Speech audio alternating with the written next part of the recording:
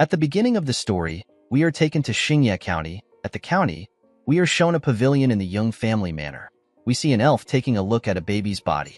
When he was done looking at the boy's body, his father asked him to tell him how the boy is. The elf revealed to the man that it will be hard for his son to live past 20 years old due to his constitution.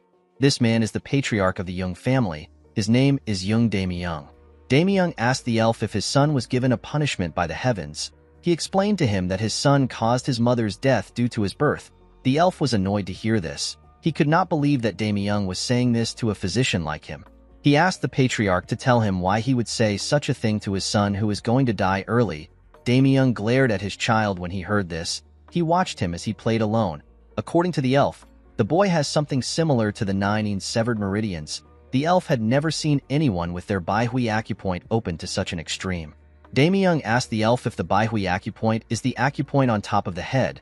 The physician told him that he is correct. He explained to the patriarch that a person will die if their Baihui acupoint is too open.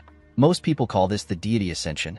Damyung reminded the elf that deity ascension is something very powerful Taoists do when they depart for the heavenly realm. The physician was surprised to hear this. He asked the patriarch if he truly believes in such nonsense. He placed his hand on his head and asked the man if he has heard about absolute martial masters using the upper meridians of their heads. The masters are actually using the Baihui acupoint.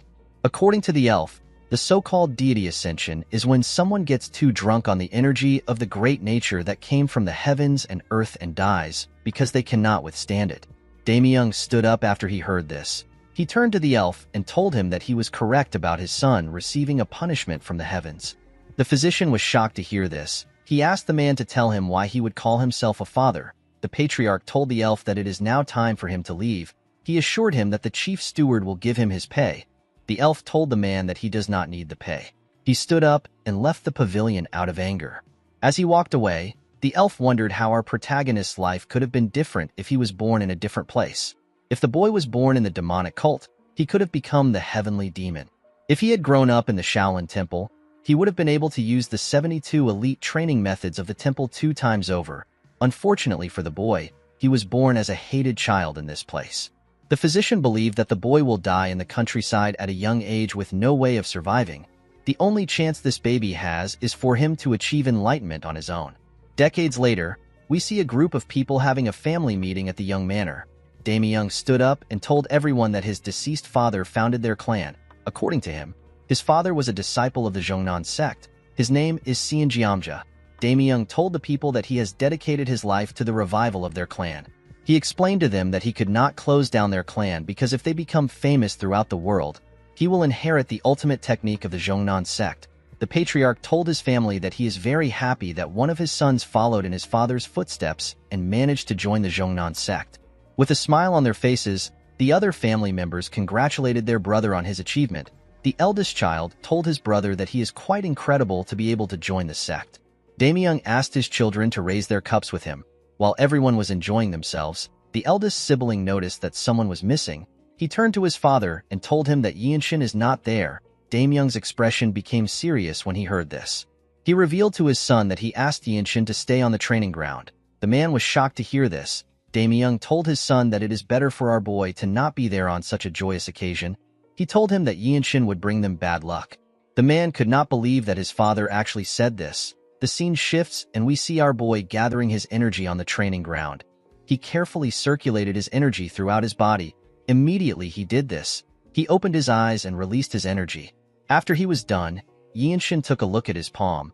He realized that he had now completely mastered the Young clan's movement art. With this movement art, Yinshin can stimulate his muscles with energy and then compress it. He realized that his body could no longer get stronger than this. Yinshin wondered if he will have a longer lifespan now that he has a stronger body. While thinking, our boy remembered his brother's reaction when he told him that he created a martial arts technique. Yinshin explained to his brother that he did not create the technique from scratch. Instead, he redeveloped their clan's exclusive martial arts. The man let out a sigh when he heard this. He asked his younger brother to not be offended with what he wants to say. He asked Yinshin to not tell anyone about what he has done. Our boy was surprised to hear this. The scene shifts and we see Yinshin telling his brother to use the martial arts he created. The boy was annoyed to hear this. He asked Yinshin if he will take responsibility if he experiences energy deviation and dies. Our boy felt bad when he heard this. When he informed his father about what he had done, the man scolded him for messing with their clan's exclusive martial arts. He asked his son if he believes that he is the clan's founder. Yinshin could not believe that his own father simply dismissed him. While sitting on a chair, our boy thinks about what it means to be a clan founder. A clan founder is someone who creates martial arts and the founder of a martial group. Our boy never believed that he was someone that was so great. He did not think it was incredible to create a martial arts.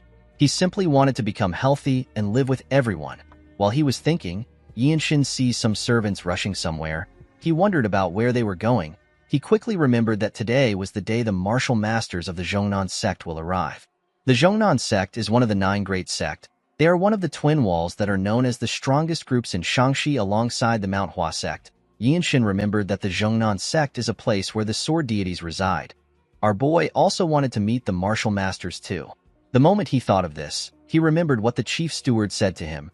Yinshin asked the man if the reason he can't show his face to the clan's important guests is because he caused his mother's death. The steward informed our boy that the order came from his father. Yinshin asked the man if he is certain. The steward apologized to our boy. Yinshin could not still believe that his father gave out such an order. He decided to follow the servants and watch from afar. He was certain that he will be able to learn something from the skilled masters. At the entrance of the manor, the servants wondered about who was coming to meet them. They were certain that the Sky Sword Dragon would not come. They believed that an elder might come to the manor. One of the servants said that it will be a blessing for their clan if an elder comes there. While the servants were talking, Damyung and his family stepped outside. Immediately they did this. Someone screamed that the martial masters have arrived. Immediately the person said this. We see an elf and 2 other men enter the compound.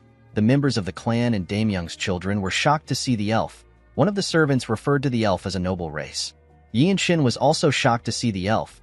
The noble race are known to be a mysterious race that can live on forever. Humans think of them as deities. Our boy and his family noticed the unique energy the elf was exuding. Yinshin noticed that the core energy condensed in her body is being exuded by her naturally. Damyung quickly regained his composure and welcomed the elf to his clan.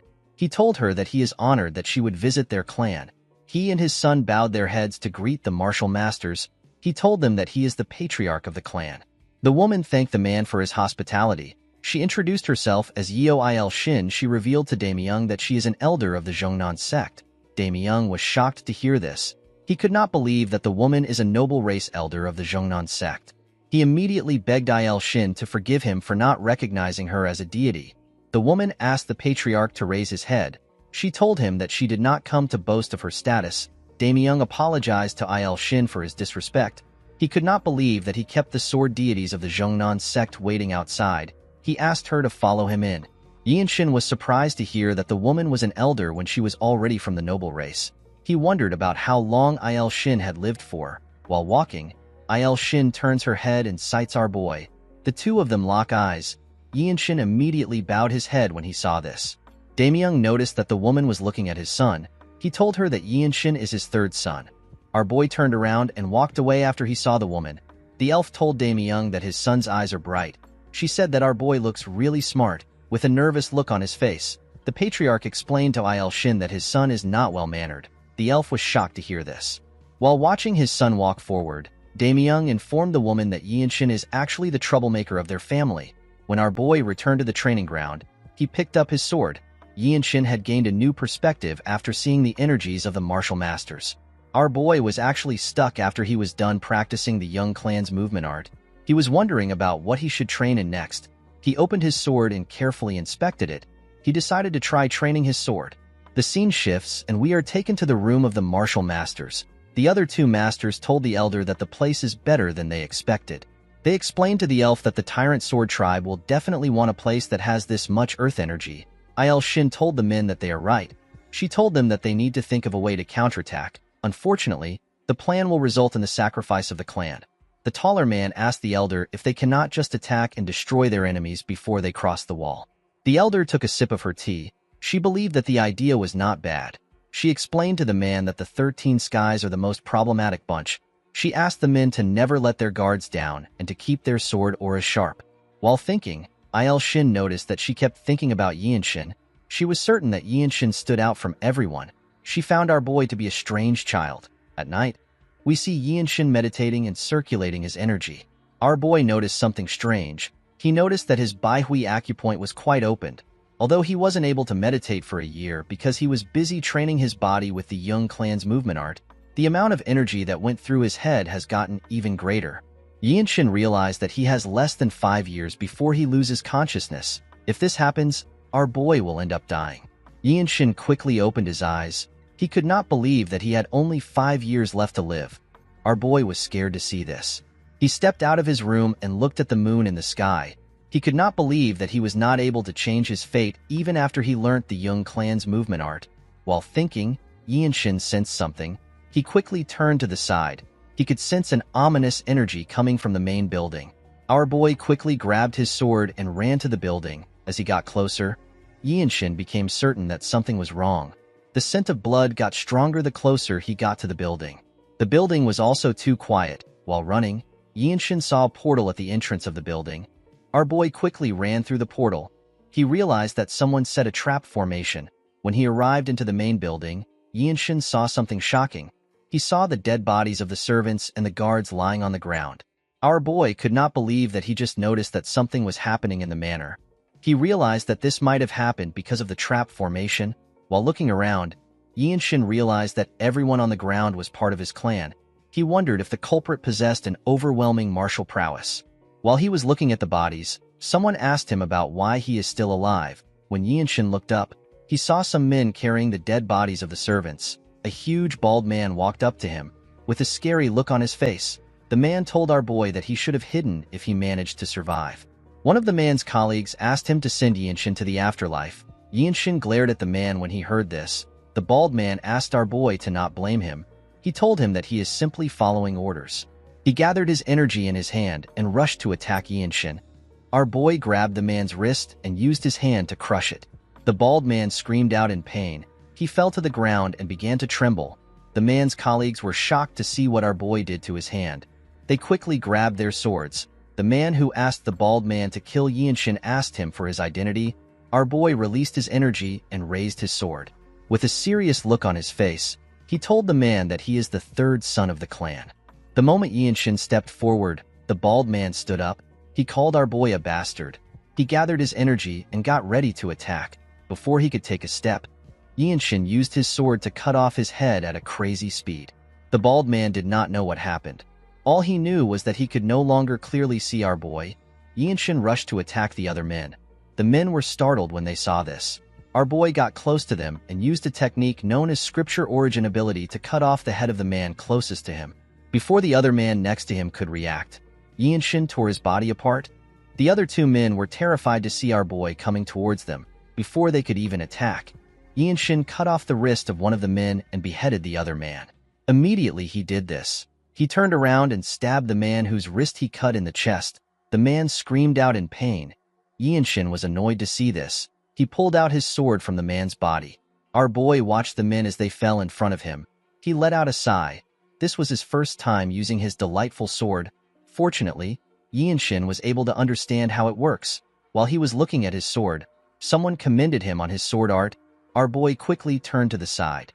He saw another group of mysterious men. A man wearing a headband tells Yinshin that the idiots lost because they let their guard down. Although the man said this, he was actually surprised by how good our boy was. He never expected someone so young to be so skilled. He asked Yinshin if he is trained in the delightful sword his whole life. Our boy asked the man if he is from the Blood Flame cult. The man revealed to him that the men on the ground are the ones from the cult. He explained to him that they are from the Tyrant Sword tribe. Yinshin was surprised to hear this. He could not believe that the Tyrant Sword tribe and the Blood Flame cult were in the same place. The 13 Skies are said to be the most cruel and powerful group in the Murim. Yinshin could not believe that the Tyrant Sword tribe and the Blood Flame cult, which are both part of the 13 Skies, were in his manor.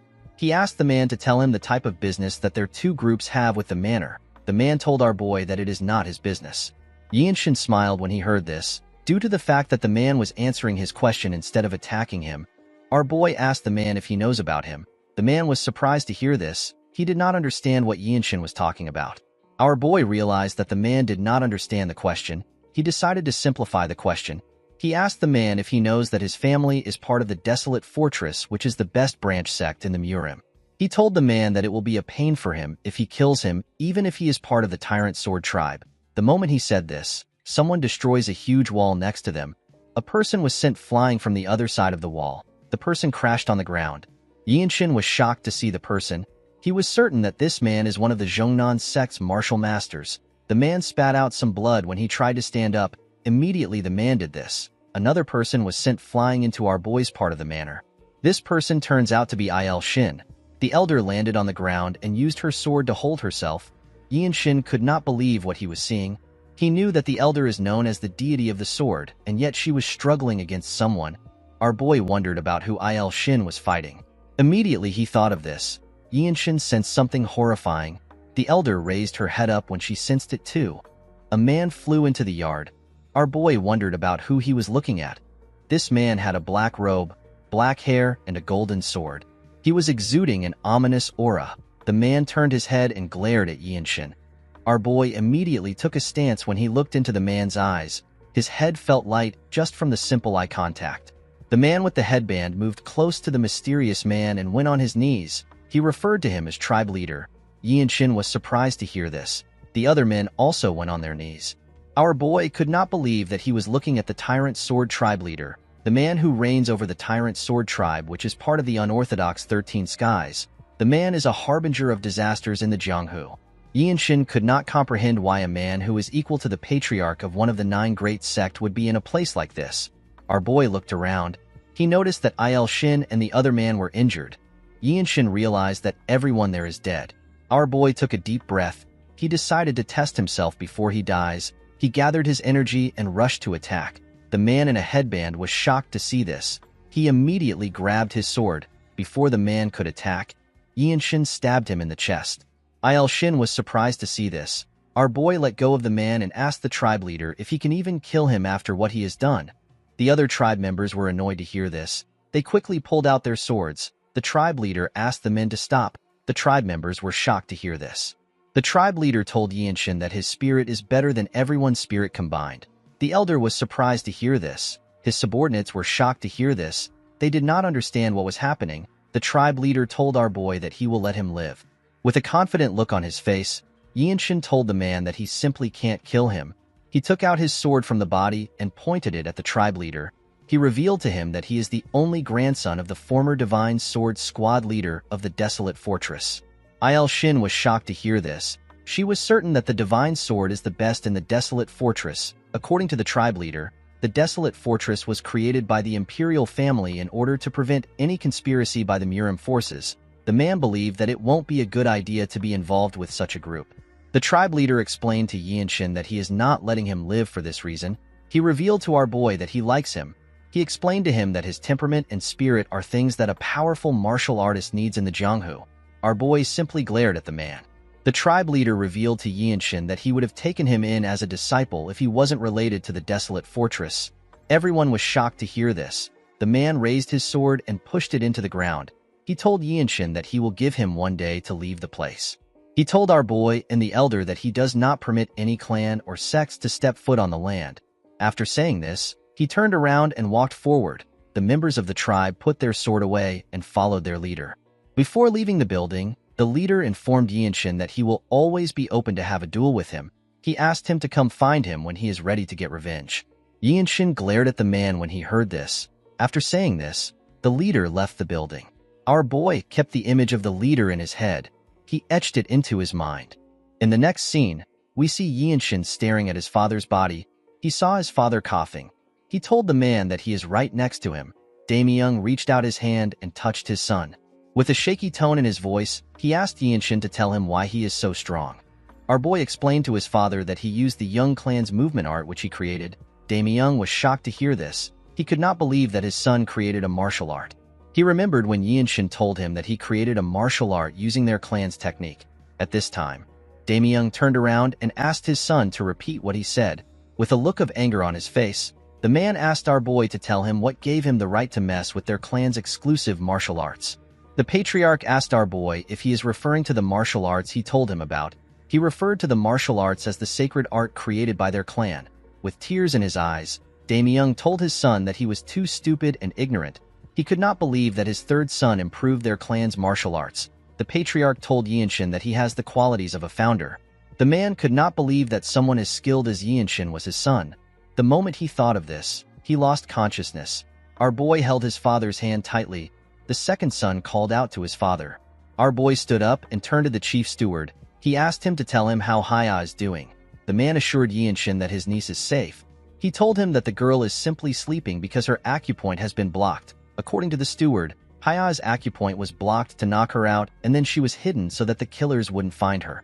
Our boy called out to his elder brother. He asked him to raise Haya in the Zhongnan sect. He explained to him that the little girl has an exceptional affinity with the 5 elements.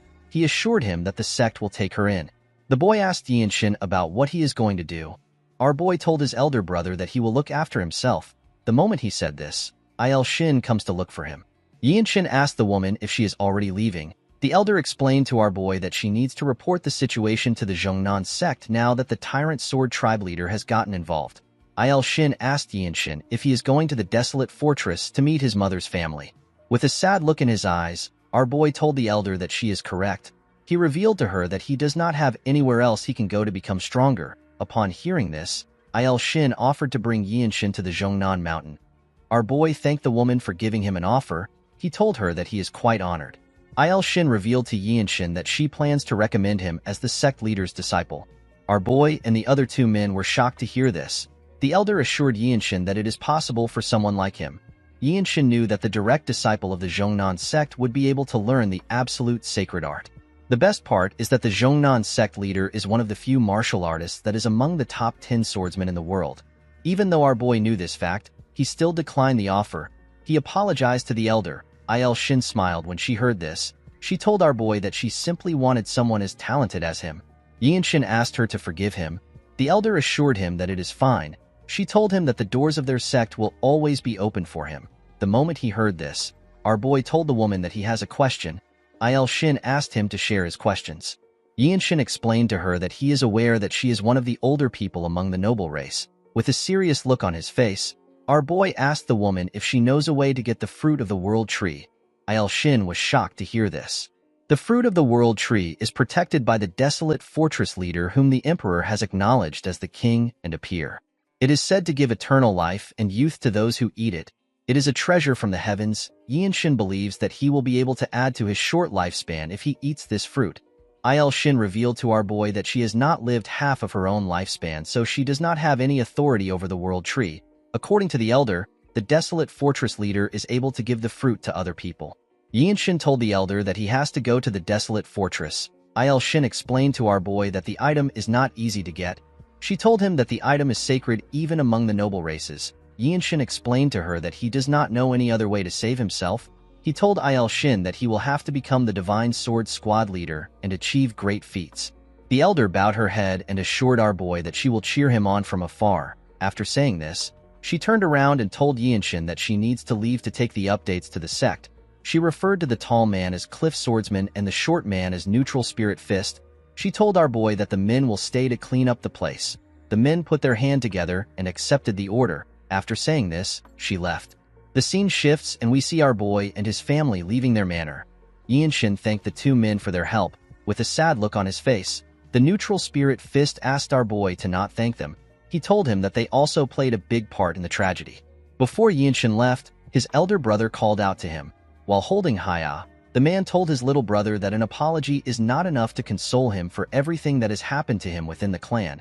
He promised Yinshin that he will be a better older brother the next time they meet. He asked our boy to survive at all cost. Yinshin revealed to his brother that he is not talented. He told him that he has to train like his life depends on it. The man assured our boy that he will do his best. Haya raised her head up to see our boy. She referred to him as uncle. Yinshin asked his elder brother to protect their niece. He turned to the steward and asked him about what he plans to do now. The steward revealed to Yinshin that there are smaller branches of their family all over Nanyang. He told him that he will look after the remaining assets since the bloodline of the family is still alive. Our boy told the man that he is heading to the desolate fortress. He told him that he hopes they can meet from time to time. Yinshin was certain that the chief steward will be of help since he knows martial arts. Before leaving, our boy asked the steward to live a comfortable life. He asked the man to take care of himself. The steward was surprised to hear this. After saying this, Yinshin walked forward. The steward watched as our boy walked away. He could not believe that Yinshin asked him to leave a comfortable life. The man realized that no other descendant of the Jung clan has ever said this to him after he was taken in by the previous patriarch. The man bowed his head at Yinshin. In the next scene, we are taken to Xiangyang. It was a beautiful and vibrant city. Yinshin went into a bar and followed an attendant to the top floor. He placed his bag on the table and looked at the city from the top floor. He was relieved to see that he had finally arrived. While he was looking around, he hears some people talk about how amazing the desolate fortress is. A chubby man tells his friends that people all over the Central Plains gather there with big dreams because of the desolate fortress. According to the man, the owner of the bar told him that he is out of liquor. The man's friend told him that it is really chaotic in restaurants these days. This is because the martial artists who came to take the entrance test are always drunk. Yinshin was shocked to hear that there is an entrance test in the desolate fortress. The moment he thought of this, someone asked him if he is also there to take the entrance test. Our boy quickly raised his head up when he heard this. He saw a martial artist in front of him. The boy's name is Hien Wenchang. Yinshin asked the boy to tell him why he is here. Wenchang apologized to Yinshin for rushing into things. He told him that he was simply fascinated to see a challenger that is younger than him. He introduced himself to our boy and told him that he came from Shangxi. He called the place a really far place. Our boy also introduced himself to Wenchang. He told him that he is from Xingye County. Wenchang was surprised to hear this. He could not believe that our boy came from somewhere nearby. He told Yinshin that his journey must have been easy. He revealed to our boy that he had to fight the Green Forest bandits and swim against the pirates of the Pirates' Fortress. He told Yinshin that the water martial arts of the pirates was really vicious. Yinshin also faced some bandits when he was traveling. However, our boy easily cut them down. He told Wenchang that his journey was quite easy. The boy looked around to see if there is anyone close to him. He moved close to our boy and told him that they can become friends and share any information about the test with each other. Yinshin asked Wenchang if there is really a test. The boy was shocked to hear this. He raised his voice and told our boy that the test is known as the Desolate Fortress Trial. According to Wenchang, the Desolate Fortress is quite different from the usual martial arts group. Just as those who want to become government officials need to be well-versed in martial arts and literature, there is a test just for joining the Desolate Fortress. Yinshin asked the boy if that is why many people are gathered here. Wenchang explained to our boy that it does not matter if he has any foundations. The moment he joins the organization, opportunities and teachings will be provided to him. Due to this, every martial artist comes to try their luck. There are countless people who have learnt various martial arts just to pass the test. The Desolate Fortress is the strongest martial arts group in the world. It is also a place of martial arts that causes everyone's hearts to race. Most people would say that if you want to take on the world with just one weapon, you need to go to the Desolate Fortress, since the imperial family that rules over the Central Plains would make their move in order to control the martial arts groups. All the elixirs and advanced martial arts gathered from all over the world are waiting in the fortress. Wenchang explained to Yinshin that some people believe that the great sects with traditions are better than the Desolate Fortress. With a smile on his face, the boy said that these people do not know what they are saying. He said that martial arts groups created by commoners can never be stronger than the Desolate Fortress. Our boy took a sip of his drink and told the boy that he understands. Wenchang revealed to Yinshin that most people are not able to pass the test in one try. Yinshin simply told the boy that he understands. Wenchang explained to him that the people that usually pass are the next generation leaders of reputable martial arts clans that are rising in the world and trying to gain fame. With a smile on his face, Wenchang asked our boy if he will take the test with him tomorrow. Without making a single reaction, Yinshin told the boy that he accepts his offer. Wenchang became nervous when he heard this. He did not understand why our boy would not even react to what he has been saying. Wenchang told Yinshin that he is quite easygoing. As he continued talking, our boy stopped listening. Yinshin was happy to hear that he can join the group as long as he can pass the test. He did not want to ask his mother's family for help because he did not know where they live or what they look like. The next day, we see Yinshin and Wenchang walking into the fortress to take their test. The participants were given a tag containing a number. Our boy was given number 13. After accepting his tag, Yinshin looked around. He was in a ring with other participants and 2 examiners. According to Wenchang, the participants will pass the exam if the supervisor accepts their plaque. However, if he tells you to return it to the reception, you will fail. The second exam is a tournament. Our boy asked Wenchang if there is a third exam. The boy told Yinshin that the third exam is an interview with the Lord of the Desolate Fortress. Yinshin was shocked to hear this. He asked his friend if he is certain. There are several martial artists who come to Xiangyang just for this chance. To have a conversation with an absolute master like the Lord is an incredible opportunity.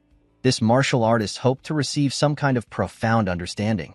Yinshin told the boy that he understands. Immediately he said this. The supervisor announced that the first exam is about swift sword arts. According to him, the participants are to demonstrate one swing with the fastest technique they have. The supervisor will watch and judge the technique by himself. Wenchang raised his hand and offered to go first. The supervisor accepted his request. The idiot actually volunteered because he was nervous. Yinshin believed that the test was simple since they simply needed to show a fast sword technique to pass. Wenchang took off his robe. The moment he placed his hand on his sword, Yinshin and the people watching the event took a close look at him. Yinshin noticed that Wenchang had a well-polished spirit. He could tell that the boy is strong. He was even stronger than some of the bandits our boy saw on his way here. Wenchang took a stance and released his energy. He took a deep breath and swung his sword. The audience were shocked to see the boy's demonstration. One of them said that the boy feels different. He said that he only saw an apparition. Wenchang stared at the supervisor in fear of his response. The man told him that his technique was not bad. He asked Wenchang to give him his plaque. The boy was happy to hear this. He thanked the man. The supervisor asked the next examinee to step forward. Wenchang walked past Yinshin and wished him good luck. Our boy put himself together and walked forward. The audience were surprised to see this. They never expected such a young kid to actually be an examinee. One of them said that Yinshin has a lot of guts. Wenchang smiled when he heard this. Another man said that Yinshin must be from another province, and he is trying to use this opportunity to show his swordsmanship in front of a martial artist of the desolate fortress. This is because a single piece of advice is precious. Yinshin took a stance and placed his hand on his sword. He nodded at the man to tell him that he is ready. The supervisor nodded back at him. He asked Yinshin to begin. The moment he said this, Yinshin took out his sword. No one knew when he swung his sword. All they could feel was the wind pressure. The supervisor was shocked to see this. Every single person in that place was shocked. They did not know what they just experienced. Wenchang's mouth was left open. He did not expect such a young boy to be this skilled. The audience did not even know when our boy swung his sword. As he watched Yinshin put his sword back into his sheath, the supervisor said that the future of the desolate fortress has arrived. Everyone was shocked to hear this. The man asked Yinshin to hand over his plaque. He took a careful look at our boy's number. He asked him to be on his way. Yinshin bowed his head and turned around. Our boy picked up his robe and walked out of the ring. Everyone cleared a path for him. Wenchang moved close to Yinshin and asked him if he is the son of a famous family. Our boy asked him if this will change anything. He reminded Wenchang that all that matters in the desolate fortress is your martial arts, talent, and effort. Wenchang was surprised to hear this. He asked Yinshin if he really plans to finish the desolate fortress trial. With a serious look on his face, our boy told his friend that this is why everyone came here, including him. Wenchang realized that Yinshin was serious. He told him that he is right. He thanked our boy and told him that he needs to go now. Yinshin watched his friend as he walked away. He hoped that his kind and talkative friend will pass the second exam. The scene shifts and we see Yinshin meditating in a room. While circulating his energy, our boy thinks about the fact that the second exam is a tournament where different people will compete with each other with their martial arts. Yinshin recalled that the exam will take place in 3 weeks. He realized that he needed to train more seriously. Our boy decided to train his young clan's movement art, the rapid sword arts, and the scripture of origin ability, which is an amplified chi movement technique. 3 weeks later, we see Yinshin and other participants arrive for their test. The supervisor asked the examinees to wait outside until they are called. The moment he said this, he went into a building. At the entrance of the building, a guard stood to watch everyone. While staring at the logo on the guard's clothes, one of the participants said that he is feeling discouraged. According to the man, the white martial arts outfit signifies an elementary-level martial artist. The man asked the person next to him to tell him why the guard's energy would be so strong. The other man told him that even just wearing the white clothes means that his future is secured. Yinshin also stared at the guard. While he was looking at him, Wenchang called out to him. The man ran to meet our boy. He told him that he has gotten taller. Yinshin smiled when he heard this. He told the man that he also looks better. With a serious look on his face, Wenchang told his friend that he wants him to remember that winning is not the important thing in this exam. He explained to him that it is enough to have only one fight in the 2 rounds. He told him that a single round is enough to catch the eyes of the desolate fortress masters who will be watching. With tears in his eyes, Wenchang told our boy that catching the eyes of the masters is actually the hardest part. The boy was able to say this because he had experienced it before. Yinshin asked his friend if a person can win a match and still fail the exam. The boy told him that he is correct. While biting his nails, Wenchang told our boy that the problem they have is that the supervisors are going to have a higher standards today. Yinshin was surprised to hear this. He asked the boy for the reason. Wenchang revealed to him that the White Qilin is competing in today's tournament. Our boy was shocked to hear this. He asked his friend if he is referring to the White Qilin from the Namgung family. The White Qilin wiped out a notorious group of bandits before he was even 15. He also beheaded the Shrouded Assassin, a swordmaster of the unorthodox faction. According to Wenchang, there are rumors that the White Qilin defeated all the up and rising fighters at the 8 Great Family Dragon and Phoenix tournament when he was 18. Yinshin was surprised to hear this. He asked his friend to tell him why someone from the Namgung family would join the desolate fortress, especially when it is someone that already has martial dignity and everything else. Wenchang revealed to Yinshin that the White Qilin cannot become the patriarch because he is the child of a concubine. According to the boy, if a person rises to the position of the desolate fortress captain, they are on the same level as one of the patriarch of the 8 great families. In fact, the person will have more power than the patriarchs. This is because the desolate fortress maintains the order of the Jianghu in the center of the Central Plains. While they were talking, the guard called our boy's name and asked him to step out. Yinshin told Wenchang that he hopes to see him again in the desolate fortress. The boy was shocked to hear this. Immediately he said this. He walked up to the guard. Inside the building, we see a referee and different supervisors staring at Yinshin and his opponent. With a creepy smile on his face, our boy's opponent pulled out his sword. Immediately he did this. The referee asked them to begin the fight. The man began to laugh. Yinshin did not understand why he was laughing. With a disgusting look on his face, the man referred to our boy as a moth that is struggling. He asked Yinshin if he is curious about his identity. Before the man could introduce himself, Yinshin attacked him and gave him a huge scar on his face. Our boy attacked the idiot with his sword sheath, and yet he managed to knock him out. The man was dragged away after Yinshin knocked him out. A young man smiled when he saw how our boy defeated the man. He stepped out and told Yinshin that he will be his next opponent. Our boy turned around to see the handsome young man with light blue hair. The supervisors from different squads were excited to see the fight. Among the supervisors, we see 2 men wearing blue clothes. The man with black hair told his colleague that he is curious to see who will take the handsome man. He told him that the squad leaders will fight over the handsome man. His colleague told him that the man is stronger than them.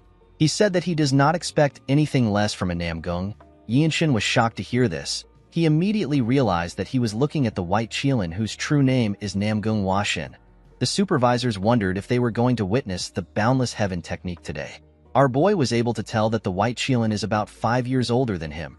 Although the man was strong, Yinshin did not believe that he was at a level which he could not reach. Thanks to his family's martial arts, our boy was more physically fit than Huashin. However, he was below him in other aspects. Huashin bowed his head and introduced himself to Yinshin. He told our boy that he mainly trained in the boundless heaven martial arts and the infinite steps. Immediately he said this, he drew out his sword. Yinshin bowed his head and revealed the martial arts he uses to Huashin. The man noticed something strange. He asked Yinshin if he is not going to use his sword. The moment he said this, our boy grabbed his sword and took a stance. The White Qilin smiled when he saw this. He released his energy and covered his sword with it. The main essence of the technique which Yinshin has been practicing is unpredictability. Our boy will give his opponent an unexpected main attack in the midst of an unpredictable rhythm. Yinshin believed that he will be able to make the White Qilin let his guard down if his technique works. All the supervisors focused their attention on Huashin. The referee asked our boy and Huashin to begin the duel. Immediately he said this. Yinshin attacked the White Qilin. Unfortunately for him, Huashin was able to block the attack and his sword got broken. Huashin was shocked to see our boy's attack. He never expected it to be so fast. All the supervisors could not understand what they just saw. Although they expected Huashin to win, they had never expected to see such a scary, delightful sword. The 2 men in blue were more shocked than the other supervisors. Huashin took a look at his sword. He turned to Yinshin and told him that he lost. Our boy was surprised to hear this. Everyone else was also surprised to hear this. The 2 men did not seem surprised to hear the result. In fact, they were more shocked by our boy's delightful sword. The man with blonde hair noticed that Yinshin was 5 years younger than the White Qilin. He realized that our boy could not yet use true energy with his techniques. The blonde man said that he is scared of how powerful Yinshin will become in future. The referee walked up to our boy. He pointed in another direction and told him that there is another garden in the north side. He asked Yinshin to wait at the garden. Our boy bowed his head and told the white Qilin that he will love to duel with him another time. Washin said that he was also about to propose the same thing, with a smile on his face. The man told Yinshin that he is looking forward to their next duel. After hearing this, Yinshin moved to the next garden. Inside the garden, he saw some warriors already waiting there. The martial artists were surprised to see that someone as young as Yinshin passed the tournament. They believed that the white Qilin would have been the next to step into the garden. As he walked forward, Yinshin thought about his fight with the white Qilin. Our boy knew that he had no chance of winning the fight if it was dragged on. This is why he used the most extreme form of delightful sword as soon as the duel began. However, because Washin had imbued his sword with his true energy, our boy's sword broke. Yinshin believed that it was a failure on his end for rashly using delightful sword. Although he believed that this was true, Yinshin never expected the white Qilin to admit defeat. He realized that this is how a noble of a renowned family behaves. Our boy remembered how surprised the two men were when they realized that he could not use true energy with his techniques. The Young clan is a third-rate branch clan. There was no one in Yinshin's household that knew how to use true energy. If such a person existed, our boy would have learnt from the person. Yinshin drew out his sword. Now that our boy had seen it, he understood how it is supposed to be used. While staring at his sword, our boy began to release some energy. Yinshin understood that it wasn't just simple as putting energy into his sword. Instead, true energy is meant to be used as a medium to become one with the sword. The moment he thought of this, his sword began to glow. The other martial artists saw a shining, blinding light in the garden. When they turned, they saw something shocking. They could not believe that Yinshin was experiencing sword resonation. They were more shocked to see that such a young person was experiencing it. Yinshin's sword released a bright light and waves of energy. Yinshin felt like his body and his sword had become united. He raised his sword and took a stance. Our boy realized that he had reached the body-sword unification. After reaching his new state, Yinshin opened his eyes. Our boy smiled when he looked at his sword. Someone congratulated him on his enlightenment. When Yinshin turned to the side, he saw the white Qilin. The man placed his hand on his sword. Yinshin looked around. He noticed that the other martial artists were staring at him. Our boy realized that the white Qilin was protecting him because he was scared that someone might get in the way of his enlightenment. While he was thinking, Wenchang walked up to him. Yinshin put his broken sword away and thanked Washin for protecting him. He also congratulated him on passing the tournament.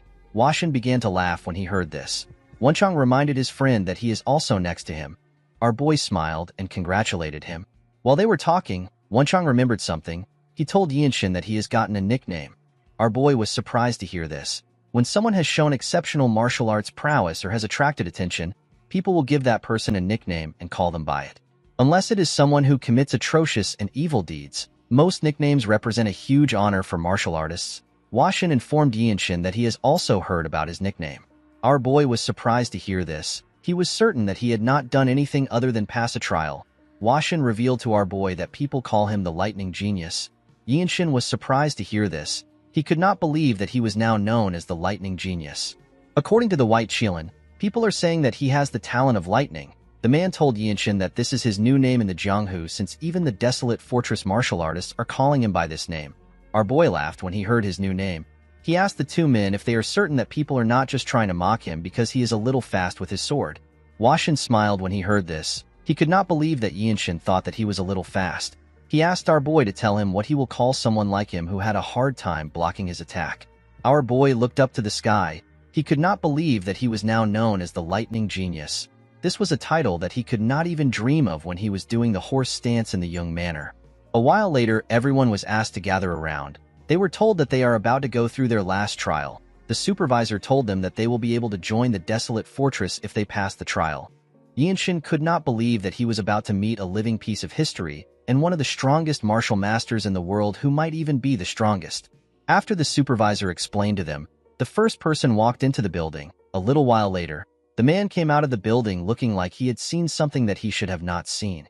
Wenchang was surprised to see the look on the man's face. The man did not say anything to anyone. He simply walked past everyone. After the man left, others went in. They all came out looking the same. Due to the fact that everyone came out quickly, Wenchang asked his friend if the leader is simply looking at faces. After a while, Yinshin was asked to step in. Our boy was asked to keep going until he gets to the top floor. When Yinshin arrived at the top, he saw a huge golden door. The door opened and our boy stepped inside. Immediately, he stepped inside. Yinshin noticed that there were some vines tied to a pillar. When he looked up, our boy saw someone sitting on a throne that was surrounded by trees. The person that sat on the throne was a woman who was a member of the noble race. This elf is the leader of the desolate fortress. Yinshin greeted the elf and introduced himself to her. She turned her head to see our boy. Yinshin was surprised to see the elven woman. The leader was a beautiful elven woman with green hair and green eyes. The leader told our boy that he is part of a certain bloodline. With a serious look on his face, Yinshin asked the leader about the bloodline she speaks of. Our boy wondered if the leader knew about his mother's family. The elf glared at Yinshin. She could tell that our boy already knew what she was talking about. She told him that he is quite bold. Upon hearing this, Yinshin admitted to her that he is the grandson of the former Divine Sword Squad leader. The leader revealed to our boy that his grandfather is about to join the Elder Council. She told him that he is a very obstinate man. While looking at Yinshin, the elf told our boy that he has an injury. Yinshin was surprised to hear this. He told her that she does not need to concern herself with it. He assured her that they are nothing but trivial issues. The elf explained to our boy that the issues are not trivial. She told him that he simply covered the wound with his trained body. She told him that he has only lived for 15 years. She apologized to Yinshin for commenting on his issue. She told him that an outsider like herself should not be getting involved in such things. The leader smiled and stood up from her chair. She told Yinshin that she likes him. She explained to him that she finds it interesting that he doesn't bow to anyone even though he came here because he has something he wants. Yinshin was surprised to hear this. He did not know how the leader was able to find out that he wants something. He wondered if she has found out that his Baihui acupoint is abnormally wide open. Yinshin decided to ask her his question. He asked the leader if he will live if he eats the fruit of the world tree. The woman told our boy that it is possible for him to get what he wants. Yinshin asked the leader if he can actually get it. The elf explained to him that it depends on what he does. Yinshin was relieved to hear this. He told her that this is enough for him. He thanked the leader for her response. The moment he bowed his head, our boy remembered something. He asked the leader if he is now a martial artist of the desolate fortress. The elf smiled when she heard this. She told our boy that he is. She told him that he can leave now. She referred to him as the next Divine Sword Squad leader. Yinshin was surprised to hear this. As he walked back downstairs, our boy remembered her words. He wondered if the leader was trying to tease him or if she really sees potential in him. Yinshin realized that the leader might also be telling him that he will be able to get the fruit of the world tree if he becomes the next Divine Sword Squad leader. The scene shifts and we see Yinshin, Wenchang, the White Qilin, and another man. These four were the only people that managed to pass the test. The four of them were being escorted by a staff.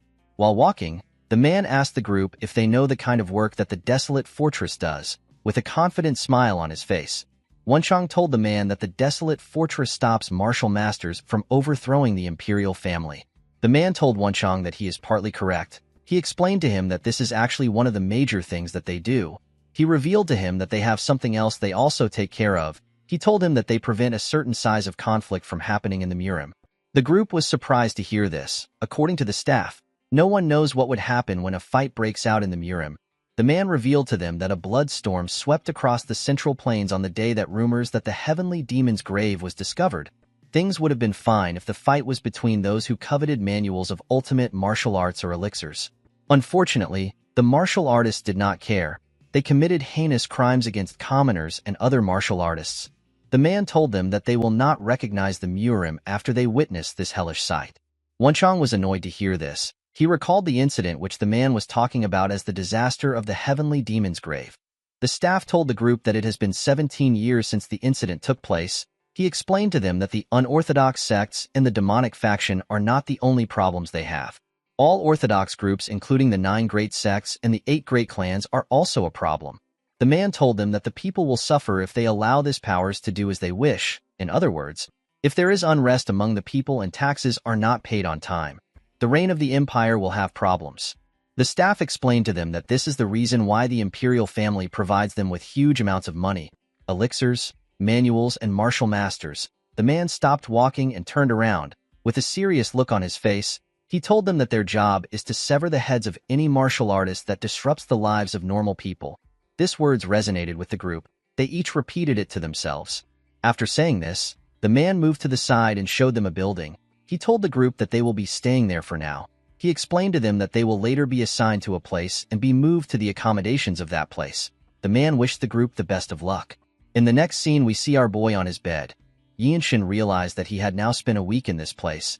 He never expected it to take so much time for him to be assigned to a place. While our boy was thinking, someone knocks on his door and asks him if he can enter. Yinshin asks the person to step in. The person turns out to be Wonchang. The boy seemed to be happy. Yinshin asked him to tell him what happened. Wonchang revealed to our boy that the place they are going has been decided. He told him that they are going to the Radiant Demon Squad, which is a combat squad.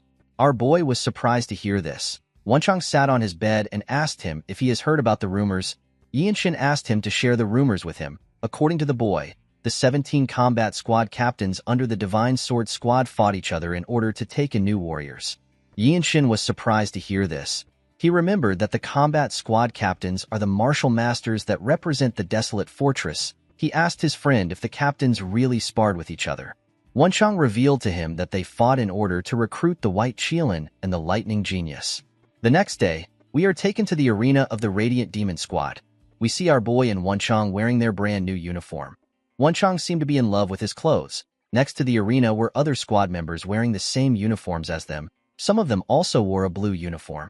In front of the two boys was the captain of the Radiant Demon Squad. His name is Ma Jin. The man wore a black uniform. Yinshin had heard that Ma Jin is the strongest among the captains. After seeing him with his own eyes, our boy was able to tell that it was true. Ma Jin moved close to them. With a terrifying look on his face, he called our boy the Lightning Genius. Yinshin answered to the man's call. Ma Jin continued to glare at our boy. However, Yinshin did not falter. He simply looked at his captain. Ma Jin smiled when he saw this. He commended our boy for having a backbone. He told him that people like him do not die easily. According to the captain, the combat squad under the Divine Sword Squad is basically like one of the sects in the Central Plains. He told the boys that they will both learn the martial arts of the Radiant Squad and execute missions. He pointed his hand to the back and told them that the people behind him are their seniors. Wonchang raised his hand and told the captain that he has a question. The captain asked him to speak. Wonchang thanked him for allowing him to ask a question.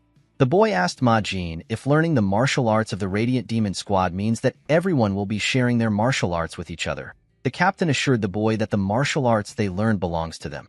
He told him that only the Radiant Squad martial arts will be taught. Wonchang was relieved to hear this. He was excited to learn the famous Radiant Demon arts. Ma Jin told the boy that he needs to work hard at learning the martial arts if he wants to survive.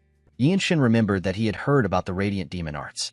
The Radiant Demon Squad is one of the more famous squads amongst the 17 squads. This is because they were able to fight the Plum Blossom Swordsmen. These are the 24 elite swordsmen of the Manhwa sect. The Radiant Demon Squad fought this people without any casualties. This incident gave more credibility to the gossip mongers, saying that the desolate fortress is the strongest in the world. The captain explained to the boys that although the desolate fortress is affiliated with the imperial family, it is not treason for a martial artist of a desolate fortress to be attacked. He told them that this is the reason why they must learn whatever they can in the squad and continue to grow stronger. Yinshin asked the man to tell him why it is not treason for them to be attacked by other martial artists. The captain explained to him that there are eccentric people in the Murim. A lot of these people have lost their minds because they learned demonic arts. Some martial artists are exceptionally skilled in mobility arts, and they could mess with government officials before escaping to the high mountains and deep valleys. This is why the dignity of the imperial family isn't applied to them, since they are not government workers. Instead, they actually have to fight martial artists. The captain told the boys that they will die if they do not become stronger. He turned around and pointed at a squad member. He told Yinshin that the guy who got slashed by the Namgung's strongest swordsman will be able to give him a better explanation. With a smile on his face, the guy in a blue uniform said that the King-style sword arts was actually quite scary. Our boy remembered that the King-style sword arts is known to be one of the strongest style of swordsmanship in the world. It is a supreme martial art only learned by the main descendants of the Namgung clan. Ma Jin was annoyed to see the guy sitting on the ground. The man was scared to see the look on his captain's face. He quickly stood up. Yinshin remembered that the Namgung's strongest swordsman is said to be the strongest swordsman in China. He could not believe that his senior came back alive after fighting someone so strong. The man told our boy that he wants to start with him. He said that he wanted to see Yinshin's swift sword art, which is said to be exceptional. Yinshin moved to the side and placed his hand on his sword. Everyone was surprised to see this. They were surprised to see the amount of energy Yinshin was exuding. The man smiled when he saw this. He took out his sword. He took a stance and introduced himself as Chung Myung. He told our boy that he was born and raised in Xiangyang. Our boy also took a stance and introduced himself. Myung told him that he has never heard of his town. Myung explained to Yinshin that anyone can feel wind being produced even if it is by a 10-year-old that is using a tri-sword technique. This is how you can find out how a person swings their sword while fighting. Our boy did not understand what the man was saying. The man pointed at our boy and told him that he must be quite talented for him to have reached this point at such a young age. While releasing his energy through his sword, Myung asked Yinshin to show him his talent. He asked him to show him how talented he is with his sword. Our boy accepted this challenge. Immediately he did this. He raised his sword. The other members were shocked to see the energy Yinshin was exuding. They realized that he had sword resonance. Even the captain was shocked to see this. While his sword was glowing and vibrating, Yinshin glared at Myung. He put all his focus on his senior. Yinshin could feel his senior's breathing with his energy detection. After staring at him for a while, our boy found his opportunity. He quickly rushed to attack him. The moment he got close to him, he took out his sword and used his swift sword arts to attack Myung. To Yinshin's surprise, Myung managed to block his attack when his sword was about to damage him. He did not know when his senior raised his sword. Our boy stepped back and stood his ground. He remembered that he was fighting a man that fought against the strongest swordsman of the Namgung clan. He realized that he should have expected this. Yinshin immediately rushed to attack Myung. The senior raised his sword and swung it at our boy. Yinshin dodged the attack by going low. He quickly turned around and swung his sword at Myung. Unfortunately for him, his senior managed to block his attack. Although the senior seemed to be surprised that our boy attacked him this way. While Yinshin was struggling, Myung disappeared in front of him. Our boy was shocked to see this. He immediately realized that Myung was going to appear soon. As he expected, the senior appeared behind him. He swung his sword at our boy.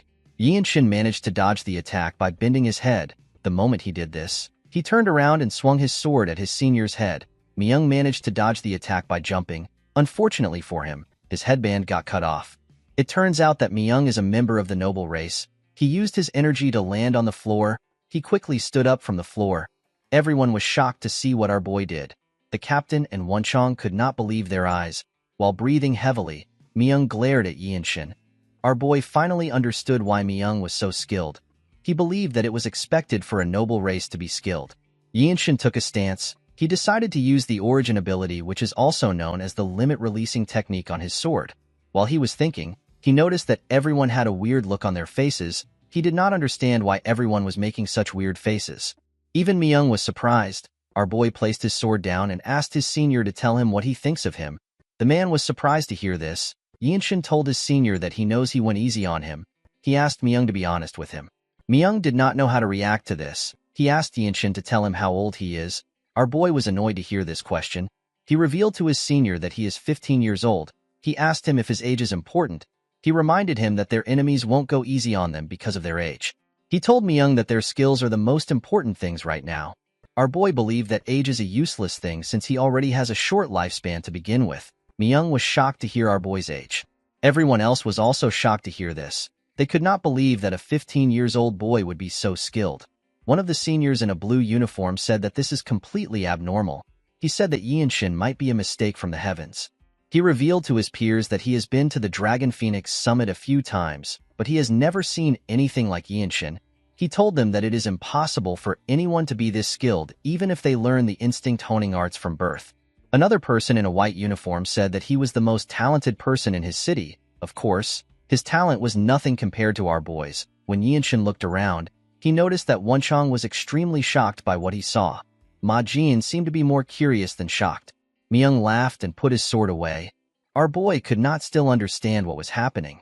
In the next scene, we see the seniors laughing when they heard someone scream. It turns out that the captain had punched Wonchong with his hand, which he had covered with his energy.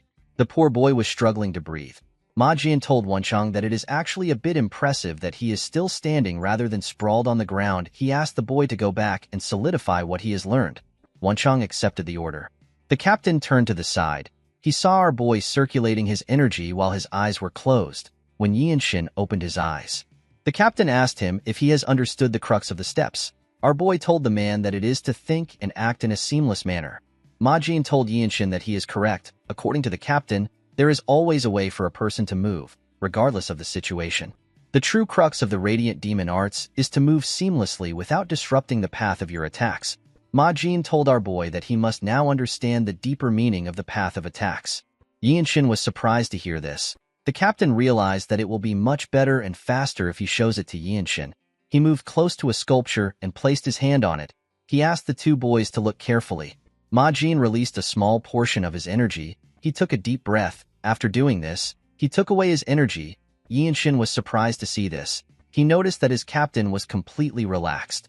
The captain raised his other hand. He clenched his fist and used it to destroy the sculpture in one strike. The seniors seemed to be impressed with their captain. Yinshin and Wenchang were shocked to see what he did. Ma Jin explained to the boys that using the strongest attack at the perfect time is the path of attack.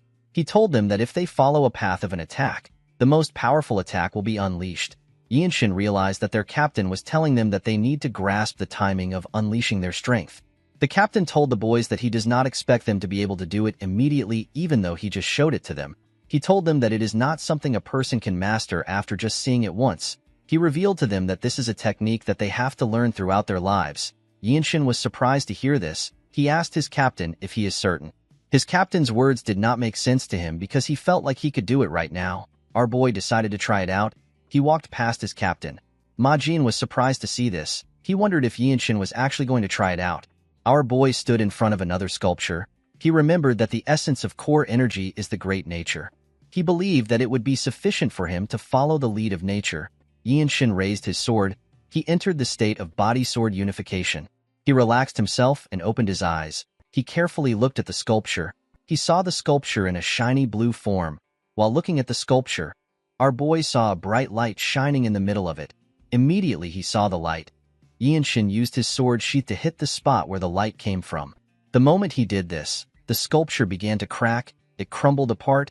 Our boy smiled when he saw this.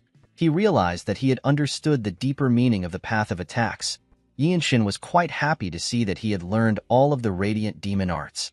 He simply needed to continue training to be able to use it in a real fight. While he was smiling, he turned around. Everyone was completely lost. They could not comprehend what they just witnessed.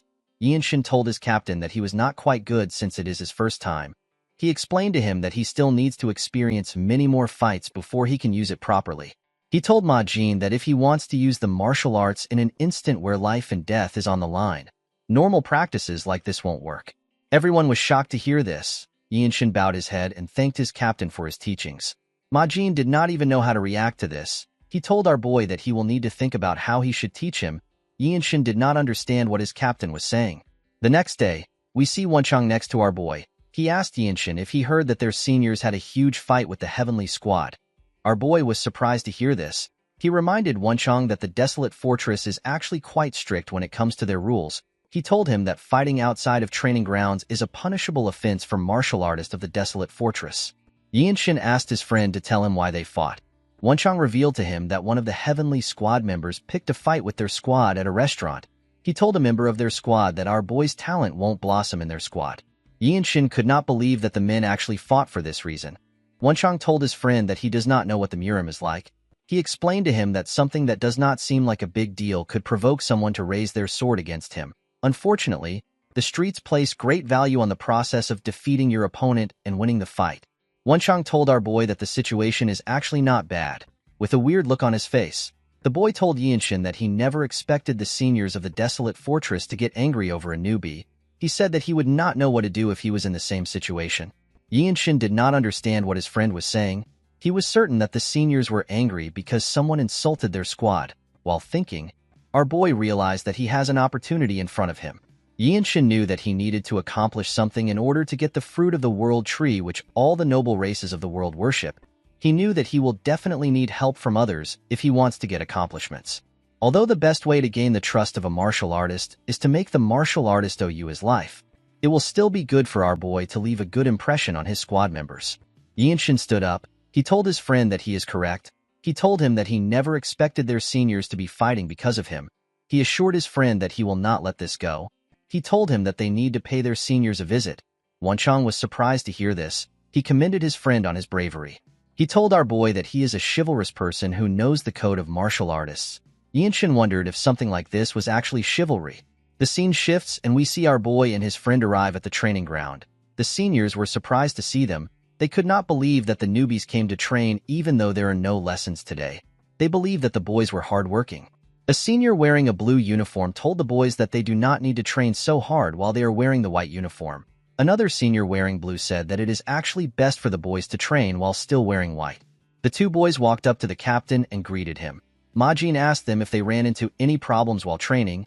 Yinshin revealed to his captain that he wishes to have a spar. Ma-jin asked our boy to look around and choose someone to spar with. Our boy told the man that he does not want to spar with anyone in their squad. With a serious look on his face, Yinshin told Ma-jin that he wants to spar against the Heavenly Squad. Everyone, including Wenchang, was shocked to hear this. Upon hearing this, Ma-jin realized that our boy has heard about what happened yesterday. The captain told Yinshin that he does not need to get worked up over it. Our boy told his captain that he wants to see the heavenly sword arts which he has admired for a long time. Ma-jin told Yinshin that it is too late for him to say something like this. He believed that our boy was too agitated. The captain actually liked the fact that our boy got worked up because of his seniors. Yinshin bowed his head and explained to his captain that he wants to show everyone that the Radiant Demon Arts is a great martial arts. He begged Ma-jin to give him a chance. Yinshin actually wanted to gain fighting experience with the Radiant Demon Arts. He also wanted to observe and advance martial arts and leave a good impression on his seniors. Our boy wanted to kill 3 birds with 1 stone. Ma-jin reminded Yinshin that he did not learn the same kind of martial arts as the Heavenly Squad, and he has never fought in battle with them before. He told Yinshin that his opponent has no reason to go easy on him, even if it is a spar. With a fired-up look on his face, Yinshin assured his captain that this is exactly what he wants. Everyone was shocked to hear this. The seniors began to praise Yinshin. They told him that he has a spirit that is befitting of a martial artist of the desolate fortress. They told him that he can become the next captain of their squad if he survives this spar. Upon realizing that he could not persuade Yinshin, Ma-jin told him that he will send a message to the Heavenly Squad. Our boy was happy to hear this. In the next scene, we are taken to the arena of the Heavenly Squad. Yinshin stood in front of his opponent who was from the Heavenly Squad. Some of the Heavenly Squad members were shocked to see that a white robe actually challenged a blue robe. A white robe told his seniors that the fight is actually supposed to be a guidance fight for the sake of learning. A blue robe asked his colleague to tell him how long Yinshin will last in the fight. The man told his friend that our boy will last for 10 bouts at best. The man believed that it was impossible for a newly joined white robe to last 10 bouts against a blue robe, while our boy and his opponent were staring at each other. The captains of their squads also stared at them. The captain of the Heavenly Squad is known as Han Chulmak. Chulmak and Ma-jin were not happy to see each other. Chulmak pointed at Yinshin and told Ma-jin that he will give our boy one of the Heavenly Squad's elixirs if he lasts for 10 bouts. Ma-jin was surprised to hear this. He told the man that an elixir might be too much to bet with. Chulmak asked the captain if he is scared that he will lose. Ma-jin asked the man to not provoke him. He reminded him that the desolate fortress's elixirs are valuable and they are not something that should be used frivolously. Chulmak was annoyed to hear this. He explained to Ma-jin that the honor of their squads is on the line. He asked him if this is not important to him. Ma-jin let out a sigh. He decided to accept the deal. Chulmak happily sat down when he heard this. He told Ma-jin that they need to trust their own people as leaders of the group. Ma-jin smiled when he heard this. Yinshin's opponent moved close to him and asked him if he just joined the organization. Our boy bowed his head and introduced himself to the man. In the desolate fortress, people start as white robe warriors before advancing to a blue robe warrior. However, not everyone becomes a blue robe warrior. There are some people who take more than 10 years to become blue robe warriors. The blue robe warriors are people who won't lose to even the pinnacle martial masters who represent major sects. The man revealed to Yinshin that he has trained in the heavenly sword arts for 20 years. He told our boy that although swords are said to have no eyes, the sword of masters do have eyes. With a serious look on his face, the man told Yinshin that this does not mean anything to him. He assured our boy that he will not show him any mercy. Yinshin told the man that he has no problem with this. The man was surprised to see how calmly he spoke. He drew out his sword. He then released his energy. Everyone focused their attention on the man. Yinshin smiled when he saw this. He was curious about the kind of sword style that a blue robe of the Heavenly Squad uses. Our boy quickly removed this thought from his head. He believed that he did not need any of this unnecessary thoughts. He told himself that the sword style the man used is irrelevant. He said that he will simply use his own style of martial arts. The man covered his sword with his energy. He told our boy that he will let him have the first attack. He asked him to come at him. Yinshin activated the limit-releasing technique. He quickly rushed to attack the man. He swung his sword at him when he got close to him. the man managed to block the attack. He realized that our boy was quite fast. Yinshin raised his sword and began to attack the man fiercely. The man could only block our boy's attacks. The captain of the Heavenly Squad and his squad members could not comprehend what they were seeing. Chulmak could not believe that a white robe was this fast. Ma Jin smiled when he saw the look on his face. He knew that anyone would be shocked to see this level of skill from such a young boy. Although he knew that Yinshin is skilled, Ma Jin knew that it will be impossible for our boy to win if he doesn't make use of this opportunity. While fiercely attacking him, Yinshin moved closer to the man. The man was startled when he saw this. Before he could react, our boy continued his rain of attacks. The man could barely keep up with the attacks. Yinshin realized that he has gotten stronger after entering the desolate fortress. His body was now on a different level. It was trained with the Jung clan's movement art and the principles of martial arts. Our boy carefully moved to the side. The more inclined the sword trajectory is, the more back muscles it uses. When taking a step forward and turning with core energy, a rotational force is created. With this rotational force and his well-trained body, Yinshin used his sword to land a heavy hit on the man from the side. Everyone was shocked to see this. Before the man could regain his stance, Yinshin moved closer to him. He used the rotational force to knock the man's weapon out of his hand. Our boy could not believe that he had learned a new move. Yinshin put his sword to the man's neck. The man realized that he had lost. Our boy took a deep breath and glared at the man. The Heavenly Squad members could not comprehend what they just saw. Chulmak was quite annoyed. Ma Jin was happy to see the look on his face. The referee announced that our boy won the fight. The Radiant Demon Squad began to cheer when they heard this. While the man was doing his best to fix his hand, Yinshin put his sword into his sheath. Our boy knew that he was lucky. He only won because he had an overwhelming momentum due to the fact that he took the man by surprise. Our boy was certain that the results would definitely be different if he fought the man again. Yinshin bowed his head and thanked the man for giving him the opportunity to observe such a high-level swordsmanship. The man smiled when he heard this. He turned around and went to pick up his sword. He revealed to Yinshin that he was surprised by his sword trajectory and his rotational force. He told our boy that he possesses a martial prowess that is beyond his years. He explained to Yinshin that he has an incredible talent for swords. The man now understood why our boy is called the Lightning Genius. He could not believe that Yinshin actually possessed a martial prowess that is unfathomable even though he is so young. He told our boy that he is envious that the Radiant Squad found a treasure. The other people in the arena could not still believe their eyes. Ma Jin stretched out his hand to Chulmak. The man was annoyed to see this. Yinshin decided to name his new technique as the Energy Accumulation Discharge.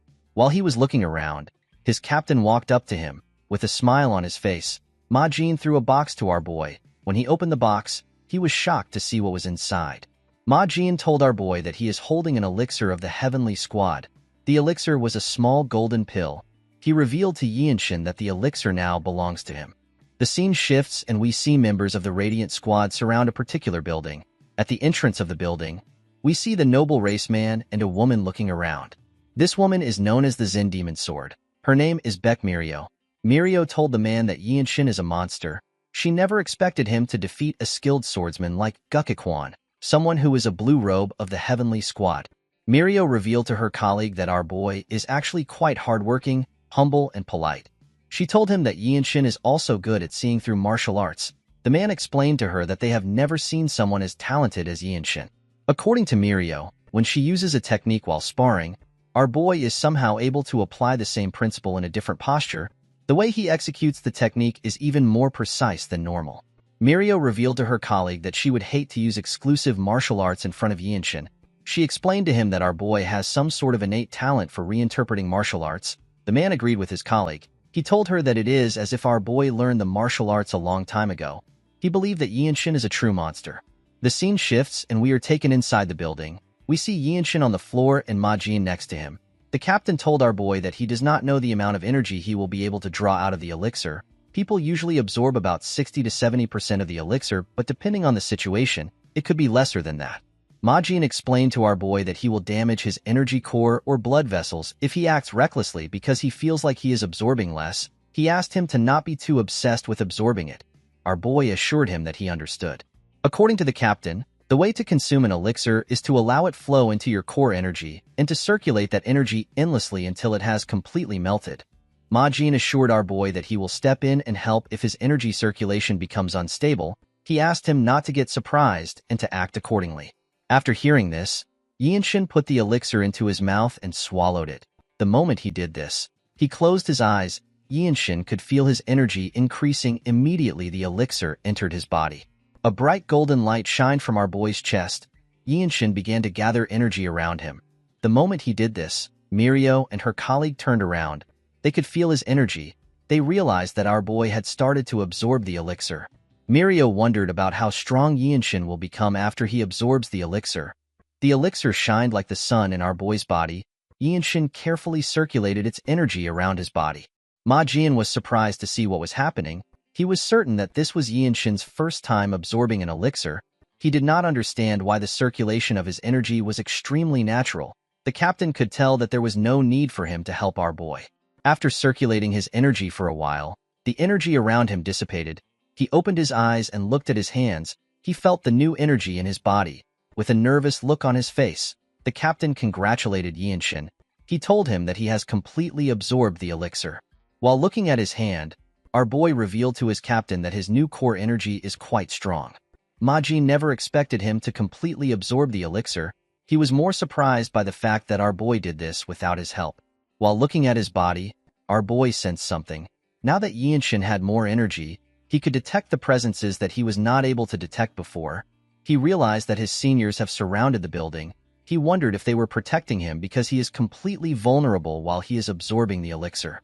Our boy turned to his captain and revealed to him that he was being protected while he absorbed the elixir. With a serious look on his face, Yinshin asked his captain to tell him why everyone is being nice to him. Ma Jin smiled when he heard this. He revealed to him that they are not taking special care of him. He assured him that this is done for everyone in the Radiant Demon Squad. He explained to Yinshin that things like this become natural once you risk your life a few times in the Jianghu. He reminded our boy that it is better for their squad if he becomes stronger. At night, we see Yinshin meditating in his room. Our boy realized that the amount of energy he had before cannot be compared to what he has now. Yinshin decided to go to the training ground. He wanted to see how much stronger his martial arts had become. While he was walking to the training ground, the Zen Sword Demon called out to him. Our boy was surprised to see the woman. Mirio asked him if he came out because he could not wait to test himself. Yinshin told her that he did. The Zen Sword Demon revealed to our boy that she realized something after seeing his fight. Yinshin was surprised to hear this. He congratulated her for learning something. The woman told him that she only learned a small move. She apologized for interrupting his plan to train. She asked him if he would like to spar with her. Yinshin bowed his head and told Mirio that he can always train alone anytime. He told her that it is a rare opportunity for him to be able to spar with the Zen Sword Demon's palm strike technique. The woman put her hand together and asked Yinshin to simply call her Mirio. After greeting each other, the two put some gap between themselves. Yinshin pulled out his sword and said that he will be making the first move. With a smile on her face, Mirio took a stance.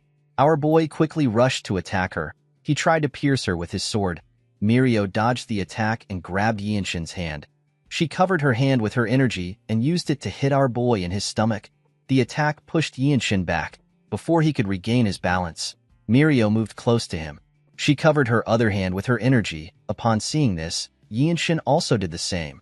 When Mirio attacked him, he used his hand to block the attack. Unfortunately for our boy, he was not strong enough to completely block the attack. He got pushed back. Mirio told Yinshin that he is quite scary. While looking at his hand, our boy asked his senior if she trained to use the one-inch strike. The woman told him that she did. According to Mirio, a swordsman that has learnt the Radiant Demon art can't only use a sword. The one-inch strike is very useful in close combat. In order to deal with the energies mixed in the body, a person needs to first destroy the enhanced protection energy with the one-inch strike. The Zen Sword Demon explained to Yinshin that after using core energy in the burst discharge to increase tension, the one-inch strike becomes really efficient. Our boy glared at his senior when he heard this. He asked her if he is allowed to say something. Mirio asked him to speak freely. He revealed to her that he has been more sensitive to detecting energy ever since he was young. He told Mirio that the way she used her core energy attracted his attention. The woman was surprised to hear this. She asked Yinshin if he was really able to see the movement of her core energy. Yinshin told his senior that he can't see her core energy. Mirio asked him to tell her how he was able to know the movement of her core energy. He explained to her that he was simply able to see the flow of the bus discharge and the waves of core energy that were generated outside. Mirio found this hard to believe. She explained to our boy that even purple-robe martial masters do not have energy detection skills that is on this level. In the desolate fortress, there are white, blue, black, and purple robes. Purple-robe martial masters are at the top of the hierarchy. The Zen sword demon realized that she was talking to a genius. She decided to take Yianshin's advice. Our boy revealed to her that her palm strike is more suited for puncturing technique rather than the one-inch strike. While remembering the fight, Yianshin told her that the technique may seem more suited for the one-inch strike. He told Mirio that her technique will be more powerful if she was to use it with the puncturing technique. Mirio seemed to be offended when she heard this. She asked him if she looks like an idiot that can't use something as simple as a puncturing technique. She asked him if he believes that this was the reason why she did not use the technique. Yianshin realized that she was angry. He apologized to her for saying something that upset her. To his surprise, the Zen sword demon turned around and apologized to him. She also thanked him. Yianshin watched her as she left the training ground. The scene shifts and we see Mirio in her captain's office. She revealed to him that Yianshin has figured out her martial arts. She asked him if he has ever told our boy about the origin of her martial arts. Majin asked the woman to stop spouting nonsense. He told her that he can never share something so important. The Zen sword demon was surprised to hear this. She wondered about how Yianshin understood her martial arts. Majin asked his subordinate if our boy figured out that she tweaked the heavenly demon sacred art, which is a lost martial arts. Mirio told him that Yianshin probably found out about it. Majin smiled when he heard this. He stood up and told his subordinate that Yianshin is special. He assured her that it would be hard to find anyone like him in the Jianghu.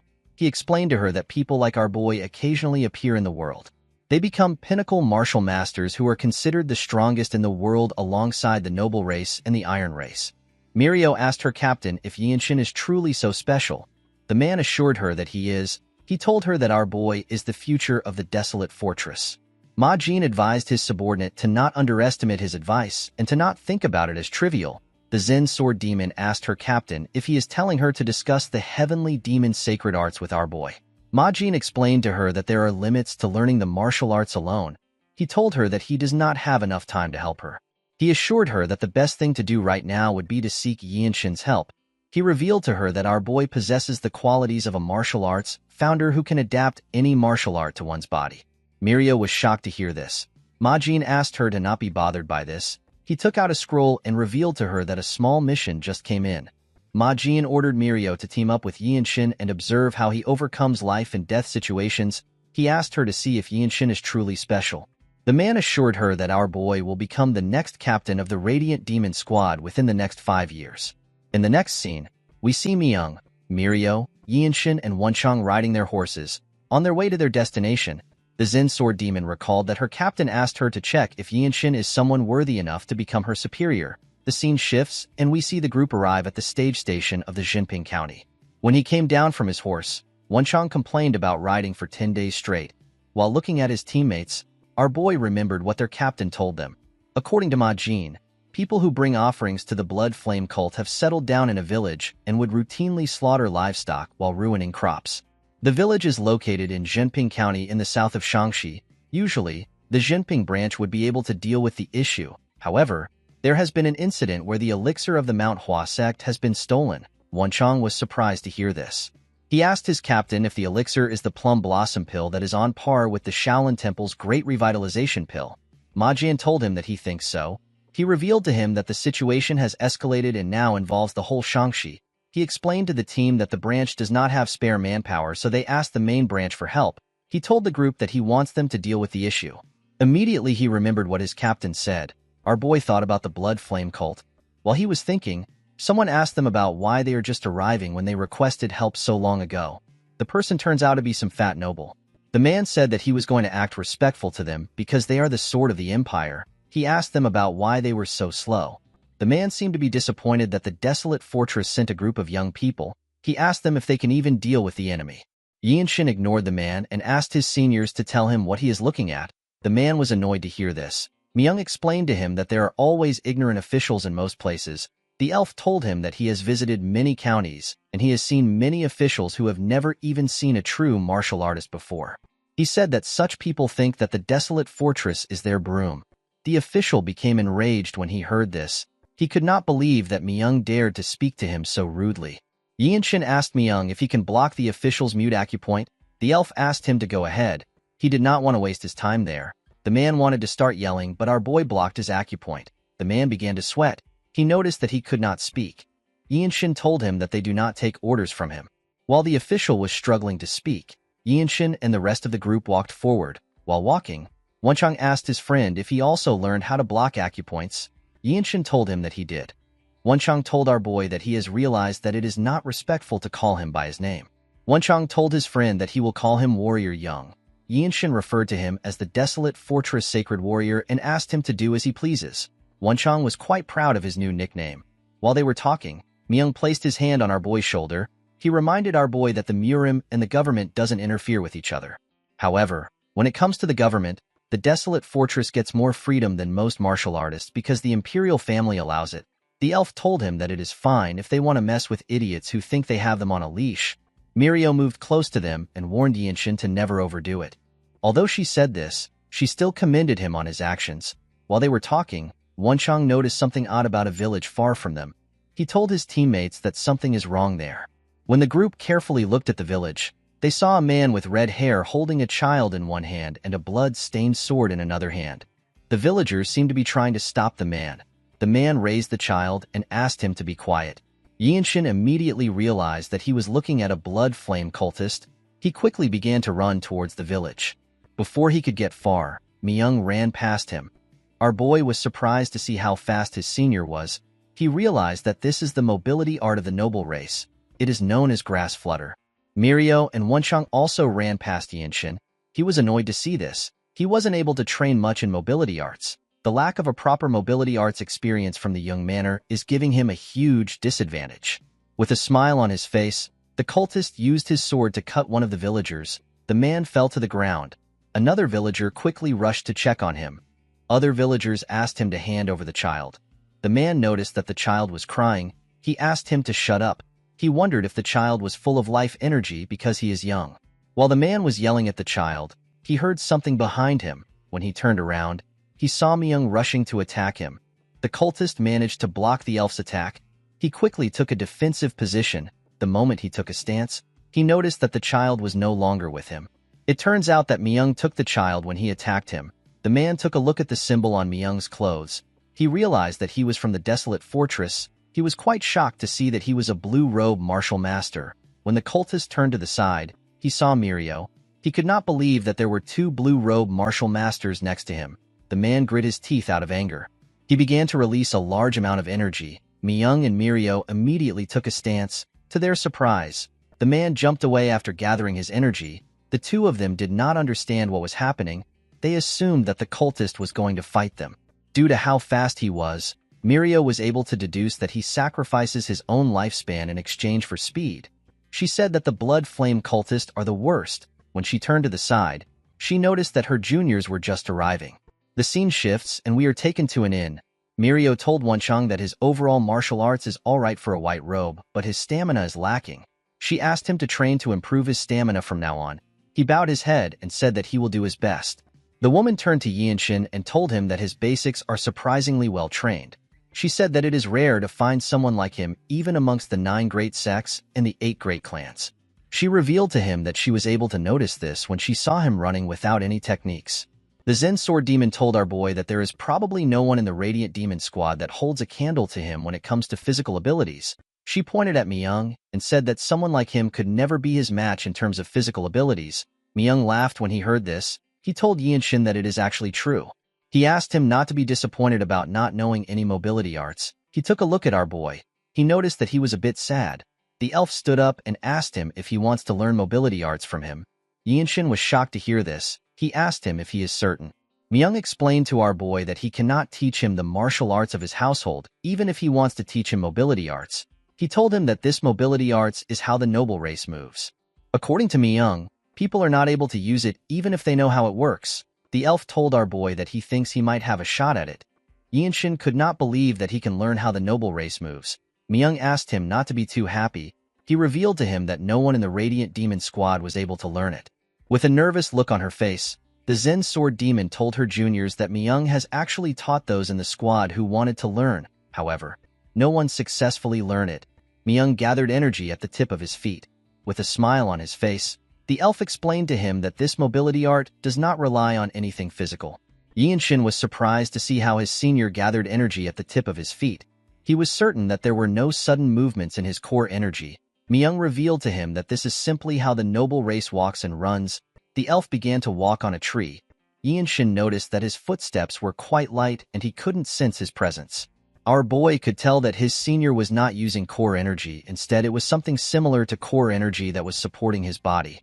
After looking around, Myung carefully jumped down from the tree. Even when he was coming down, he looked like a leaf falling from a tree. With a smile on his face, Myung asked his junior if he understood the technique. Our boy explained to him that he is thinking of what he can do to use core energy to create wind. He told him that he does not have authority like the noble races. Myung was shocked to hear this. He asked Yinshin if he was able to tell that it is the energy of nature just by watching it once. Our boy asked his senior if this wasn't the reason he showed him the technique. The others did not even know how they were supposed to react to this. Yinshin thanked his senior for providing him with some good ideas. Our boy began to think of ways to recreate this mobility art. Mirio and Myung were shocked to see this. Wonchang realized that this was going to take a lot of time. He turned around and said that he will get them a place to stay. Later in the night, we see Yinshin meditating. He was thinking about the energy of nature. After thinking for a while, Yinshin released some energy. Outside the inn, we see Myung sleeping on a sleeping bag which he attached to the tree. While sleeping, the elf hears someone open the door. When he looked down, he saw our boy. He stepped out and stood in the middle of the place. He looked down and gathered energy at the tip of his feet. Myung was shocked to see our boy using the mobility art of the noble race. In the next scene, we see Wonchang training outside. He seemed to be sad. He could not believe that Yinshin had only been there for a month, and he had already learnt the noble race's mobility art. Myung explained to him that our boy has the qualities of a martial arts founder. He revealed to him that even their captain could not learn the mobility art. He eventually chose to focus on his own mobility art. Mirio remembered what her captain said to her when she heard this. She remembered that Ma Jin asked her to see if Yinshin is qualified to be her superior. While she was thinking, Wonchang asked her if it is all right for them to send our boy out alone. Mirio reminded him that the cultists are people who got scared and hid for a month. She told him that it is simply a reconnaissance mission. She believed that Yinshin is enough for the mission. The scene shifts and we are taken to the mountains. We see Yinshin running with his mobility art. He noticed that his body was much lighter. The proportion of speed and the amount of effort he is using cannot be compared to what it was previously. His body felt amazing. While searching the mountains, our boy finds a cabin. After discovering the hideout of the cultists, Yinshin decided to return back to the inn in order to inform the others. Before he could leave, he saw something horrifying. He saw a cultist drinking a child's blood. The man was sucking the boy's blood through his neck. Our boy became extremely mad when he saw this. He watched the man sink his teeth into the child's skin. While he was drinking the boy's blood, the cultist noticed something odd. He saw someone standing in front of him. The person turns out to be our boy. The man placed the child down and grabbed his sword. He asked Yinshin for his identity. He quickly realized that our boy was from the desolate fortress because of his outfit. He smiled when he realized this. He grabbed his sword hilt and asked our boy if he is alone. Yinshin did not respond to him. The man assumed that he was correct. He called our boy a fool. He could not believe that he came alone even though he is a white robe. He asked Yinshin to blame his own bad luck. The moment he said this, our boy beheaded him at a frightening speed. The man did not even know when his head got cut off. It flew up and fell to the ground.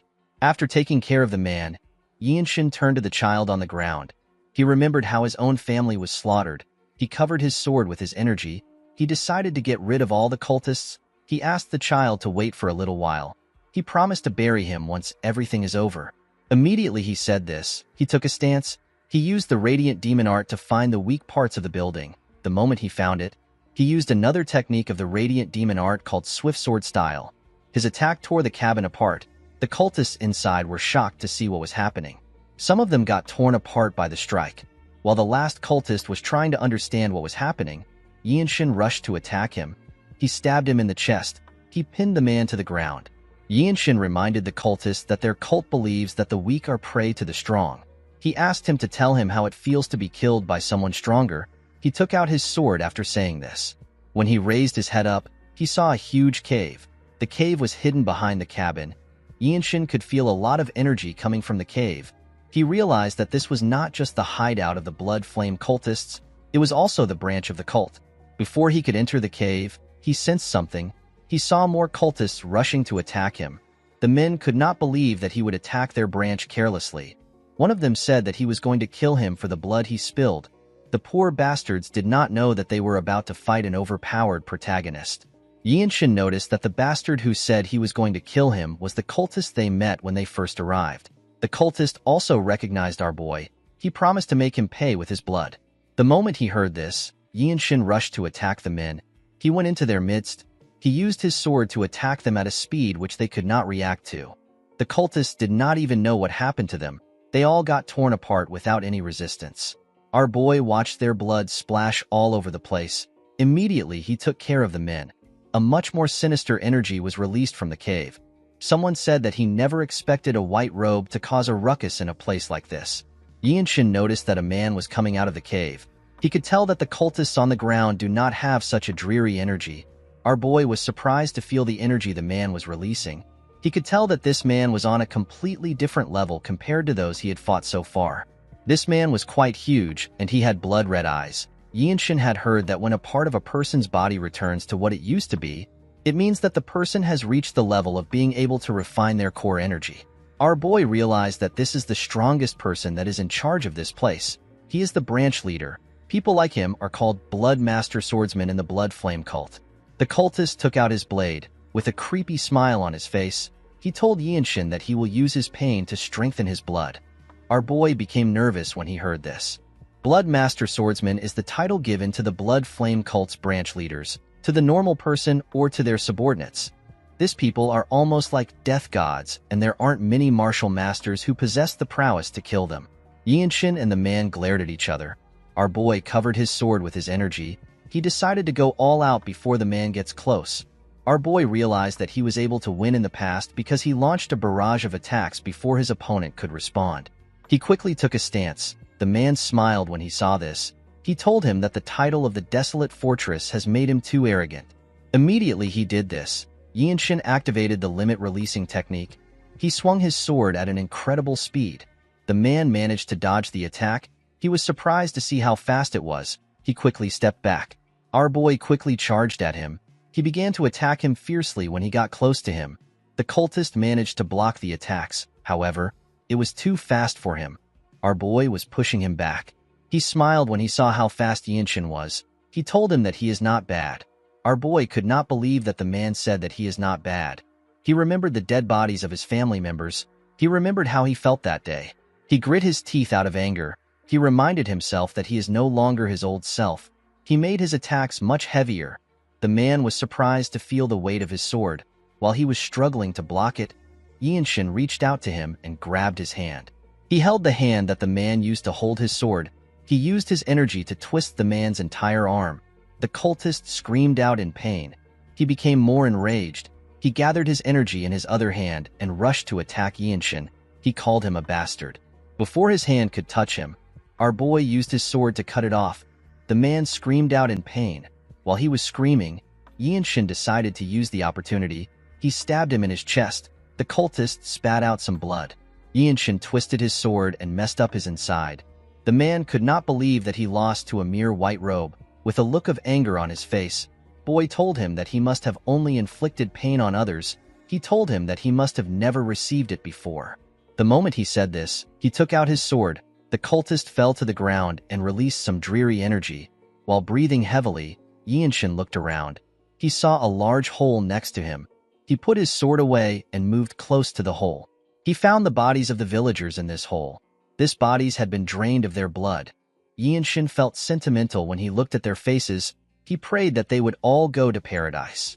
At night, we see Yinshin return to the inn. Everyone was shocked to see him. He was covered in blood and he was carrying a child on his back. The group stood up when they saw him. Our boy handed the child to Wonchong. The boy was surprised to see that the child was not dead yet. Mirio could tell that her junior fought. She asked him if he is all right. Yinshin realized that she was confused because of the blood. He assured her that he is fine. He revealed to her that the blood doesn't belong to him. He told her that he discovered the Blood Flame cult branch. Mirio was glad to hear that he is safe. The moment she thought of this, she realized that our boy said that he found the cultist's branch.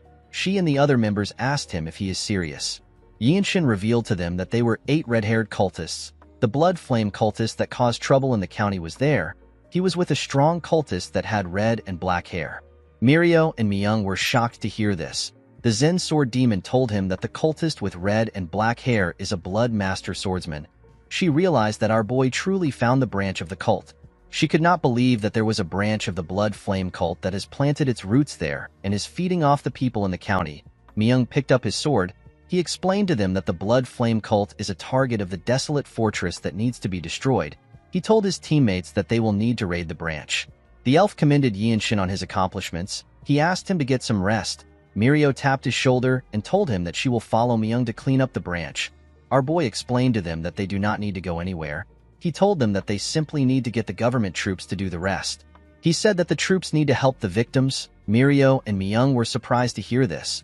Wonchong could not understand why they would need the government troops. Mirio turned around and asked Yinshin if he defeated all the cultists and the blood master swordsman. Our boy told them that he killed them all. The group could not believe what they were hearing. Myung asked him if he really destroyed a branch of the blood flame cult on his own. Yinshin told him that the mobility art he taught him really helped a lot. The seniors did not know how to react to this. The Zen sword demon revealed to him that the blood master swordsmen have strange regeneration abilities. She asked him if the fight was dangerous. Yinshin was surprised to hear about regeneration abilities. He did not experience anything like that. According to Mirio, there were some martial artists who drove them to the brink of death. However, they got stabbed in the back and died because they did not know about the blood master swordsman ability to regenerate. Yinshin picked up something and placed it on the table. The thing turns out to be the head of the blood master swordsman. Everyone was shocked to see the head. Our boy realized that things would have been bad if he did not cut off the cultist's head. With a smile on his face, Myung said that the fight is over even if the cultist has regenerative abilities. In the next scene, we are taken to the desolate fortress. We see Myung and Mirio reporting about the mission to their captain. Ma Jian never expected that a blood master swordsman would be involved in such a simple mission. He realized that the mission was not completely bad because it allowed them to see what the white robes are capable of. He asked the two to tell him how Yinshin behaved when he was faced with a life and death situation. Although she was not there, the Zen sword demon did not believe that our boy was in a life and death situation. Myung asked his captain about what he means. Ma Jian explained to them that the place must have been a branch of the blood flame cult if a blood master swordsman was there. He told them that the branch must have been a dangerous place for the white robes. He asked the two of them if they destroyed the branch in order to protect their juniors. Mirio revealed to her captain that they did not actually see anything by themselves. She explained to him that Yinshin went on a reconnaissance mission alone and annihilated the entire branch on his own. Ma Jian was shocked to hear this. With a nervous look on his face, he asked her if Yinshin went to the branch alone and killed all the blood flame cult members, including the blood master swordsman. Myung told him that he did. Ma Jian became more nervous. This result was much different from what he expected. The scene shifts and we are taken to our boy's room. We see him looking at the city from his window.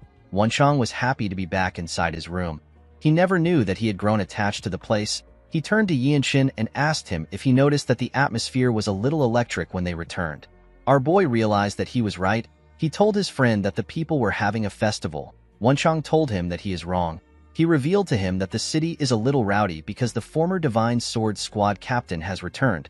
He said that the man has returned to fight for the position of Elder Council Leader.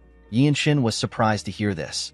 According to Wonchong, the former Divine Sword Squad captain brought a boy back with him. The boy is said to be the adopted son of the famed Desolate Ma clan. He is rumored to be extremely talented. Our boy clenched his fist out of anger when he heard this. He remembered that the Desolate Ma clan is his mother's clan. The clan never came to Xingye County before. Not even when his mother got married, even after she gave birth to him. They did not reach out once. Yinshin smiled when he thought of this. He realized that this kind of story is something a person would hear in the villages. It was as if the clan cut off all ties with their daughter who married into a household that would make them seem like they were of a lower class. The next day, we see Yinshin in his captain's office. He asked the man if he called for him. Ma Jian stared at our boy. He noticed that his energy was different. He found it amazing that his energy had changed again. He could tell that Yinshin did not annihilate an entire branch of the blood flame cult by luck. Our boy did not understand why his captain was just staring at him. Ma Jian stood up. He revealed to him that the fortress master wants to see the two of them. Our boy was surprised to hear that she wanted to see him. He quickly followed his captain. He asked him if there has been any instances where she would ask to meet white robe warriors after their enlistment meeting. Ma Jin told him that it has never happened before. Yinshin did not know how to react to this. When they stepped outside, we see several blue robe warriors greeting Ma Jin. The blue robes noticed that the lightning genius was with Ma Jin. They had heard about how he killed a blood master swordsman. They could not believe that such a young boy would be so skilled. As they walked forward, Ma Jin told Yinshin that it is natural for others to be paying attention to him. He explained to him that he is now considered a martial master in the desolate fortress because he is able to destroy a blood flame cult branch by himself. Our boy accepted his captain's explanation. Although the blue robes were impressed with his achievement, Yinshin did not think much of it. His concept of time was much different from theirs. He does not have the luxury of time. If he wants to live, he must become as strong as a divine sword captain before he turns 20. He needs to advance from white to blue and surpass black robes like his captain to become someone capable of leading 17 squads like the Radiant Demon Squad as a purple robe divine squad sword captain. The scene shifts and we see Yinshin and Ma Jin arrive at the door of the fortress master. Before his captain knocked on the door, our boy hears the fortress master tell someone that she heard he has a grandchild. The person said that the blood of a lowly place cannot flow far. Ma Jin knocked the door when he heard this. The person said that he will be glad if his grandchild doesn't bring shame to the Ma clan. Yinshin was surprised to hear this. The person said that the child next to him is his successor. Although the boy was not from the main family, he was still exceptionally talented. Immediately the man said this, Yinshin and his captain stepped in. They saw the fortress master, an old man and a young boy. Yinshin noticed that the fortress master was staring at him. Ma Jin put his hand together. Our boy was surprised to see this. He remembered that he was supposed to greet the fortress master. He quickly joined his captain in greeting the fortress master. Our boy realized that this man was the former Divine Sword Squad captain. He is a purple robe martial master that is stronger than Ma Jin. The old man turned to him and asked him if he is the lightning genius from the Radiant Demon Squad. He introduced himself as Ma Yanjiak. He said that he used to lead the Divine Sword Squad. He explained to our boy that he told the fortress master that his grandson wants to see a martial master that is his peer. Yanjiak told our boy that it is nice to meet him. Upon hearing this, Yinshin realized that this man doesn't know who he is. He carefully looked at the fortress master. Yanjiak told Yinshin that he heard about him recently. He noticed the energy which he was exuding. He told our boy that the rumors don't do him any justice. He did not expect Yinshin to be so accomplished. He found it hard to believe that he had attained so much at such a young age. Our boy put his hands together and greeted his grandfather. He introduced himself as young Yinshin of the Radiant Demon Squad. Yanjiak was surprised to hear our boy call him grandfather. Ma Jin and the young man were also surprised. The fortress master actually smiled. She seemed to be enjoying the show. Yanjiak asked him about what he is talking about. The moment he said this, he realized that our boy said that his surname is Young. He could not believe that he was looking at his grandson. He wanted to ask him again to confirm. Yinshin simply greeted him again. Ma Jin was more shocked than anyone. He asked our boy if he is truly his sister's son. Yinshin did not know what he was talking about. He could not believe that his captain is his mother's brother and his uncle. He apologized to Ma Jin for not greeting him as his nephew. He explained to him that he is not very sure about the clan relations on his mother's side. He revealed to him that even the people in his father's clan which has been destroyed have pretty much given up on him. Ma Jin and Yanjiak were shocked to hear that the young manor has been destroyed. Yanjiak asked him if he is certain about what he is saying. Due to their reactions, Yinshin could tell that they did not know that the young manor has fallen. Yanjiak turned to the fortress master. He asked her if he can speak to his grandson alone. Yinshin was surprised to hear this. Before the fortress master could respond, our boy stepped forward. He told his grandfather that his mother is not a member of their clan. He told him that he does not belong with them. He explained to him that he respects his accomplishments as a warrior of the desolate fortress. He told him that he is uncomfortable with having any other personal conversations.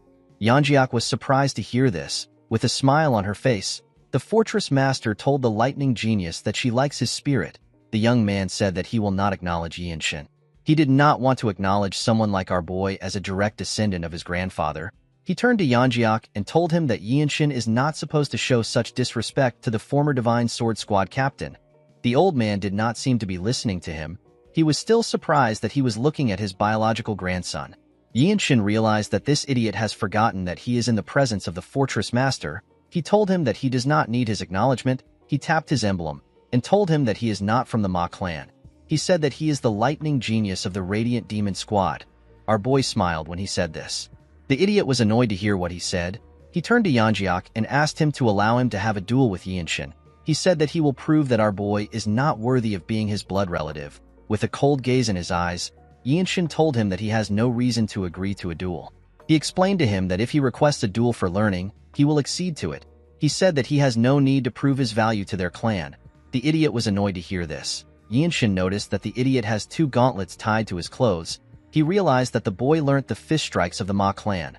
The fortress master asked them to stop talking. She said that Yanjiak is an old-time friend who journeyed with her for a long time and Yinshin is a promising subordinate.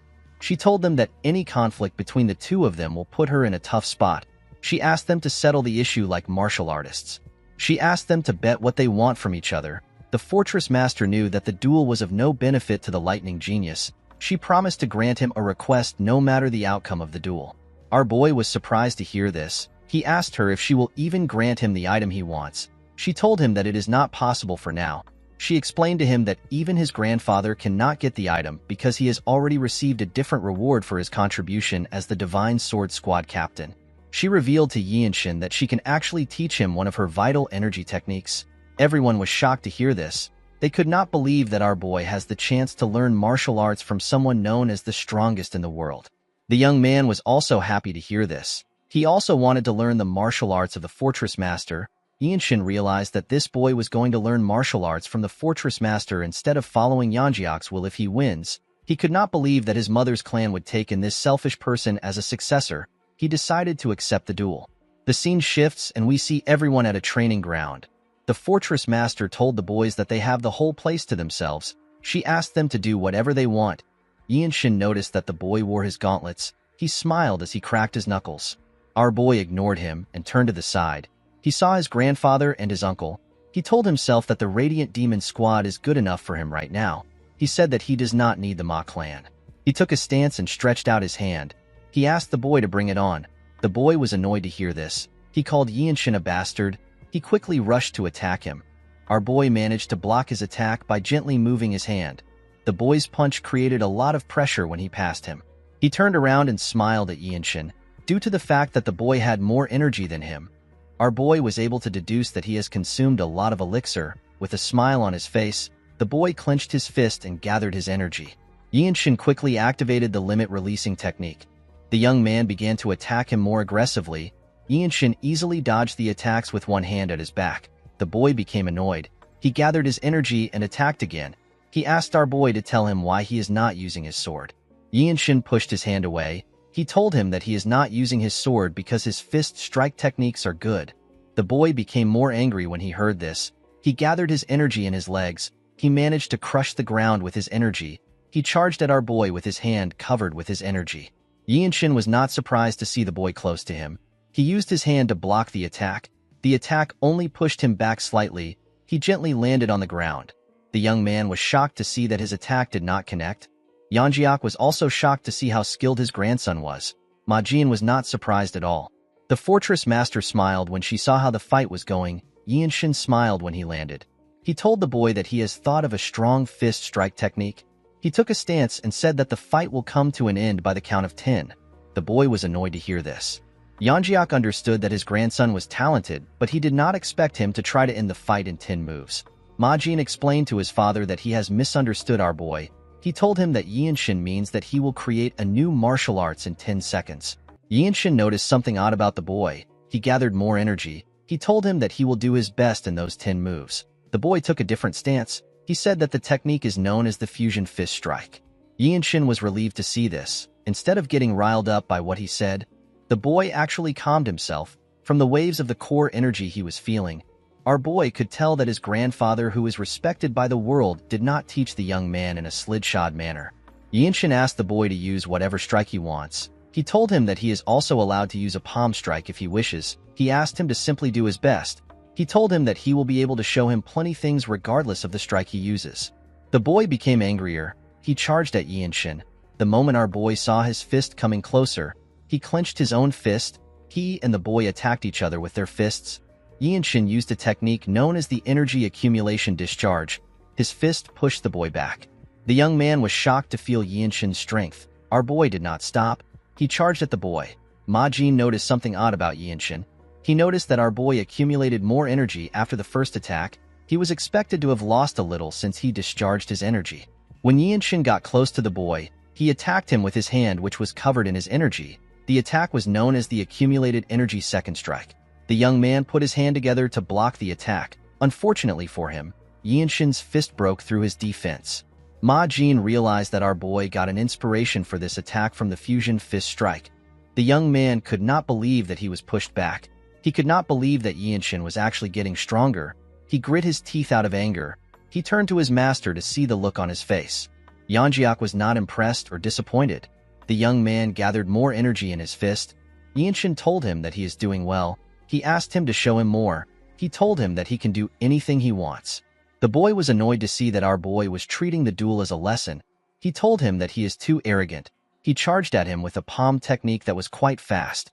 Yinshin used the accumulated energy third strike. The attack pushed the boy's palm away. Before he could fall to the ground, Yinshin grabbed his clothes. The boy was shocked to see this. Our boy gathered his energy in his palm. He found palm strikes to be interesting. The young man could not believe that Yinshin was about to use a palm strike. Our boy pulled him closer and used the accumulated energy fourth strike. The attack sent the young man flying. Ma Jin and his father were surprised to see that our boy used a palm strike. The fortress master gently smiled. The boy fell to his knees and touched his chest. He coughed out in pain. Yinshin simply glared at him with a cold gaze in his eyes. The young man became scared when he understood how powerful our boy is. Ma Jin and Yanjiak realized that our boy created a fist art that gets stronger the longer the fight lasts. They could not believe that Yinshin actually created a martial art like this in such a short time. Our boy gently circulated his energy around his body. He looked at his hands. He did not expect to create a martial art that can be called a famed ultimate technique. The fortress master told him that the fight was really good. She did not think that she would witness someone creating a martial art. Yinshin said that he is embarrassed. He asked her if he did not waste her time. The fortress master told him that he is being too humble. She asked him if he has decided on a name for his new technique. Yinshin revealed to her that the new martial art will be called the Infinite Blossom Fist Strike. The fortress master smiled when she heard the name. She realized that our boy was trying to say that the martial arts is a fist strike that blooms endlessly. She told him that it is a perfect name.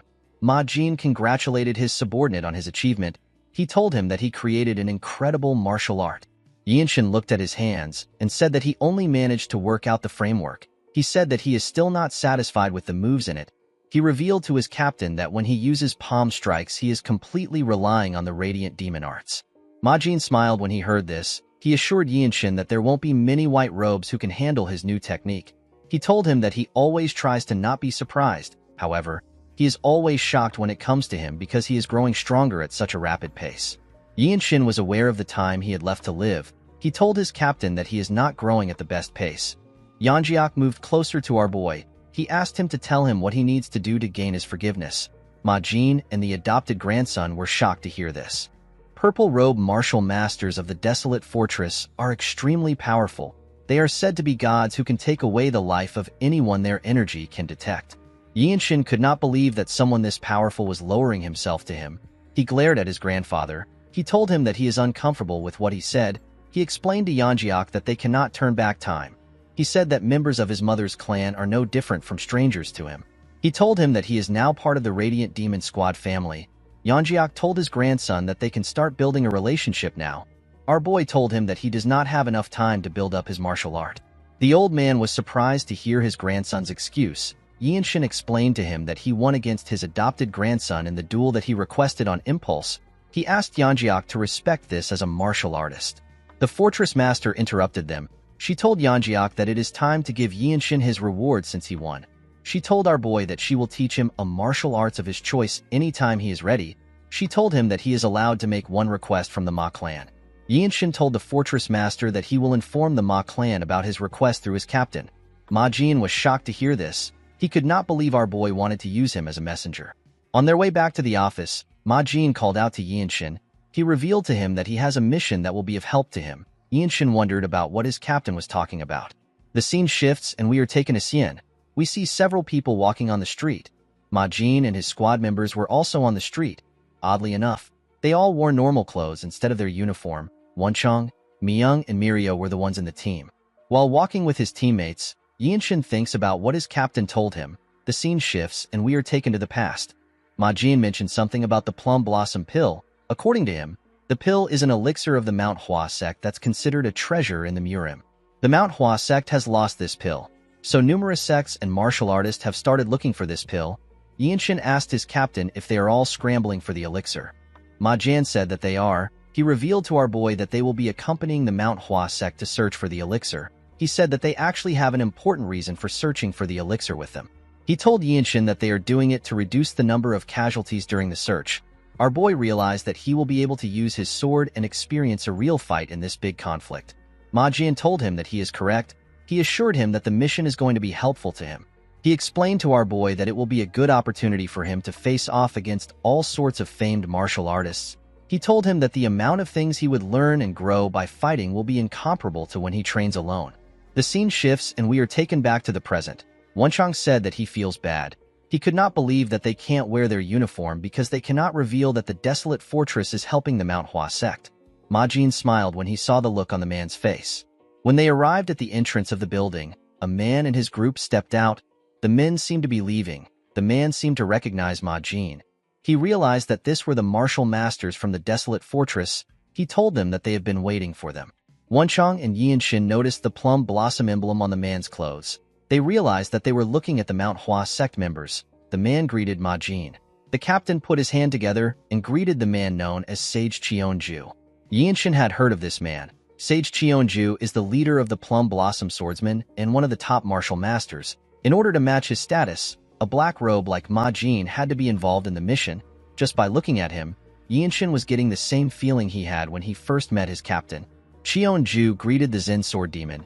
He referred to Myung as the Azure-Eye Demonic Swordsman. He told Ma Jin that he already knows who they are. He said that there is no need for introduction since they already fought together before. Yinshin was surprised to hear that Myung is known as the Demonic Swordsman. While he was looking at his senior, he saw a member of the Plum Blossom Swordsmen yawning. He looked like he was bored. Cheonju walked up to Yinshin and took a look at him. He said that he now understands the kind of mindset the desolate fortress has towards this issue. He told Ma Jin that he never expected him to bring his disciple. Yinshin realized that the man assumed he was Ma Jin's disciple because he was not wearing his uniform. Before Ma Jin could explain, Cheonju raised his sword and interrupted him. He told him that our boy is extraordinary. He asked Ma Jin if he is open to a friendly duel with the disciple of their sect leader. He assured him that it will be fun. The captain smiled when he heard this. He knew that Cheonju was trying to show them that the Manhwa sect is above them.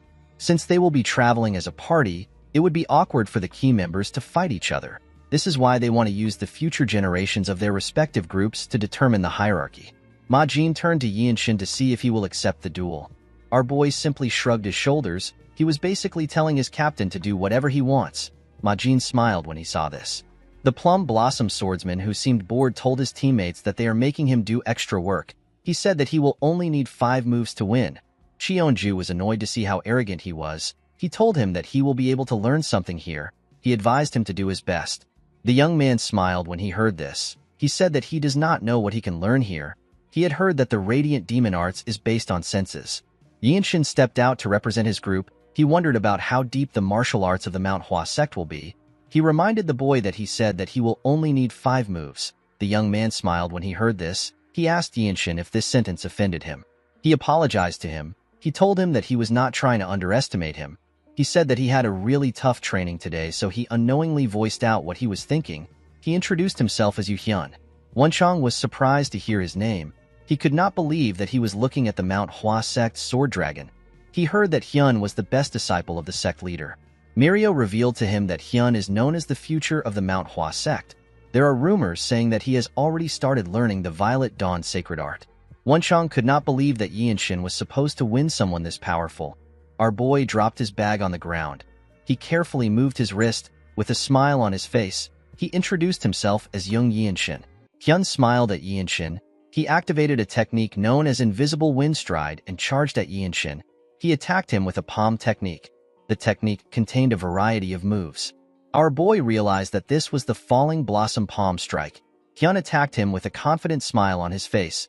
Yinshin activated the first strike of the Infinite Blossom Fist. The technique is known as Vortex. He was able to disrupt Hyun's flow with his technique. Hyun had to bend his head to dodge the attack. He was shocked to see what just happened. He wondered about what created this force. Yinshin quickly charged at the boy. When he got close to him, he covered his leg with his energy. He hit the ground with a lot of strength. He attacked Hyun with his second strike. The technique is known as the Formidable Wall. The boy had issues deflecting Yinshin's attack with the Falling Blossom Palm Strike. Our boy realized that the Falling Blossom Palm Strike of the Manhwa sect is sufficient enough to become the inspiration for the third strike of the Infinite Blossom Fist Strike. He asked Hyun to play a little longer with him. He told him that he wants to end the fight in 10 moves. Hyun was annoyed to hear this. Our boy took another step forward. He clenched his fist and gave Hyun a punch that sent him flying. Yinshin did not give the boy the time to rest. He closed the gap between himself and Hyun. He gathered a large amount of energy in his fist. His energy looked like a flower that was about to blossom. He landed multiple punches all over Hyun's body. The boy screamed out in pain. He fell to the ground and rolled over. The members of the Manhwa sect were shocked to see what happened. Yinshin took a look at his fist. He realized that he can use the last attack as his third strike. He decided to name the third strike the Flower Strike. Yinshin noticed that everywhere was quiet. When he looked up, he saw everyone staring at him. They were all shocked by what they just witnessed. They could not believe that the talented disciple of the Manhwa sect lost after 3 moves. They wondered about who our boy was. Cheonju was annoyed to hear what they were saying. He ordered one of his sect members to get Hyun. A huge man stepped out and carried the boy on his shoulder. Cheonju turned to Ma Jin. He told him that the Desolate Fortress has been raising a dragon. He asked him if the Desolate Fortress still wants to gain more control of the Murim. The captain said that he is overreacting. He told him that the Desolate Fortress won't do anything as long as no harm comes to the people of the country. Cheonju asked him to stop using excuses that make sense. He turned to our boy and called out to him. He told him that he had a good martial arts performance. Although Yinshin's last attack was similar to the Falling Blossom Palm Strike, Cheonju could tell that it was completely different. He knew that there was no way Yinshin had learned any martial arts of his sect. He told our boy that he never expected that there would be a martial arts similar to theirs. He said that the duel will provide enough motivation for their sect leader's disciple who has gotten lazy in his training. He told Yinshin that the Manhwa sect will welcome him as a guest if something causes him to leave the Desolate Fortress. Ma Jin and the rest of his group were shocked to hear this. Ma Jin turned to the sage. He told him that he has crossed the line. Cheonju raised his hand to show that he understands. He admitted that he got ahead of himself due to his greed. He apologized to Ma Jin. He told him that he couldn't help himself because there is a brilliant talent in front of him. Someone called out to Yinshin through telepathy. Our boy was surprised to hear a voice in his head.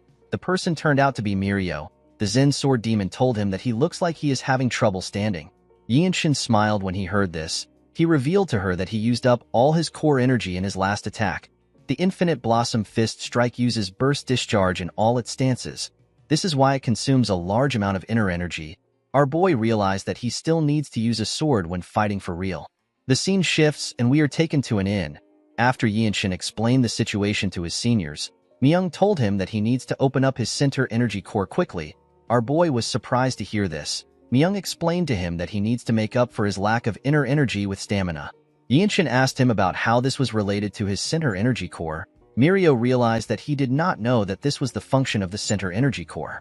According to the Zen Sword Demon, the center energy core possesses an efficacy that even the upper Dantian, which is said to house the divine in the mind, cannot bestow. She told Yinshin that it will give him a more robust inner energy. Our boy found this weird. Mirio explained to him that it simply means that there is higher efficacy. She asked him if he has heard of martial masters who don't get tired even after fighting for 7 days and nights. Yinshin told her that he has. Mirio explained to him that the masters are able to do this because they train their center energy core. It stabilizes the core energy and allows them to use energy draining skills multiple times. Even if they are hit by a powerful attack, their energy flow will not get disrupted most of the time. She revealed to Yinshin that Myung was able to fight against the Namgung's strongest swordsman because of his center energy core. Yinshin asked the Zen Sword Demon to tell him how he can open up his center energy core. The woman told him that it will naturally open as he trains his lower energy core over a period of time. She advised him to circulate energy revolving around his upper body. Yinshin referred to her as senior and asked her if there is a faster way of getting the center energy core. Mirio was shocked to hear this. She gently smiled. She could not believe that our boy called her his senior. Yinshin did not understand why she was smiling. In the next scene, we are taken to a restaurant. We see everyone turn to Mirio when she screamed the name of the battle maniac. Even Wenchang wondered why she was overreacting. Ma Jin told his squad that the battle maniac is the culprit of this incident. He is a notorious thief based north of the Yangtze River. Ma Jin said that the battle maniac was also the one who stole his martial arts manual. He said that this case actually worked out great for him. Wenchang asked the Zen Sword Demon if a thief stole their martial arts manual, with a serious look on her face. Mirio said that they had a situation in the past. Ma Jin announced to his squad that they will start destroying all the unorthodox factions signboard within Shaanxi with any connections to the battle maniac. Wenchang asked his captain about what the Manhwa sect will be doing while they are doing this. Ma Jin explained to him that while they draw the attention of the unorthodox factions, the Manhwa sect will secretly infiltrate them and check out their location. Wenchang was surprised to hear the plan. Yinshin asked his captain if they have any justification to destroy the signboards of the unorthodox factions. Myung smiled when he heard this. He realized that his junior did not know much about unorthodox martial artists. He explained to him that the Empire does not recognize the existence of the unorthodox factions. These factions even dare to collect taxes in the Empire's territory. The Empire determines whether a group is orthodox or unorthodox through a very simple method. They base it on whether the people offer money to the factions willingly or if their money is getting stolen with a blade pointed to their face. Ma Jin said that the unorthodox factions are vermin who leech off the country. The only reason they are left alone is because a new group of them will appear even if they destroy the current group. The captain told Yinshin that there is no need for justification when attacking people like them. Our boy asked him about the amount of factions they are going to attack. Ma Jin said that they will start with 6. He told them that he will take 2 factions. Yinshin said that he will also go by himself. Ma Jin asked him if he is trying to claim all the credits for himself. He told him that it is too dangerous. Our boy assured his captain that he will be able to take care of it. Ma Jin explained to him that it is a different matter altogether for him to take on an entire organization. While fighting against a group, there are way too many variables to consider. It can't even be compared to a one-on-one fight. Yinshin told his captain that he will need to experience these things by himself. Ma Jin knew that our boy was right. He told him that he will assign him a mission in the town. He revealed to him that his target will be the Mantis sect that is in a part of Xian known as Lianhu. He told him that the group is quite atrocious. They won't hesitate even when kidnapping women and children. Ma Jin told our boy that his mission is to destroy the sect alone. In the next scene, we see Yinshin walking in the forest. There was a man walking behind him. The man was guiding him to Lianhu. The man told Yinshin that he never expected him to be going alone. He asked our boy to reconsider his decision. He said that the Mantis sect is not to be trifled with. According to the man, the sect has more than 10 men who are well-versed in martial arts. It is said that even a single lower-rank member is enough to defeat a whole alley in Lianhu. Yinshin asked the man to tell him more about the sect. The man revealed to him that the sect took over the streets of Lianhu 3 years ago. They dragged at least a dozen women away to serve them as maids. They are very vicious. They were able to skillfully manipulate the local magistrate. Yinshin asked the man if there is anyone who has seen the sect members use martial arts. The man told him that he heard they use all sorts of weapons. He said that he saw the sect members a few times from afar. They had a few weird curved swords and normal swords. He said that the sect members were so fast that it was hard for people to see everything they were doing. They were able to cut off 2 heads with a single slash. Yinshin realized that these people have learned some martial arts, even though they don't have a developed dantian. He turned around and asked the man about what the government is doing if so many people have been captured. The man revealed to him that the local magistrate makes sure the Mantis sect don't run into any problems since they are in cahoots.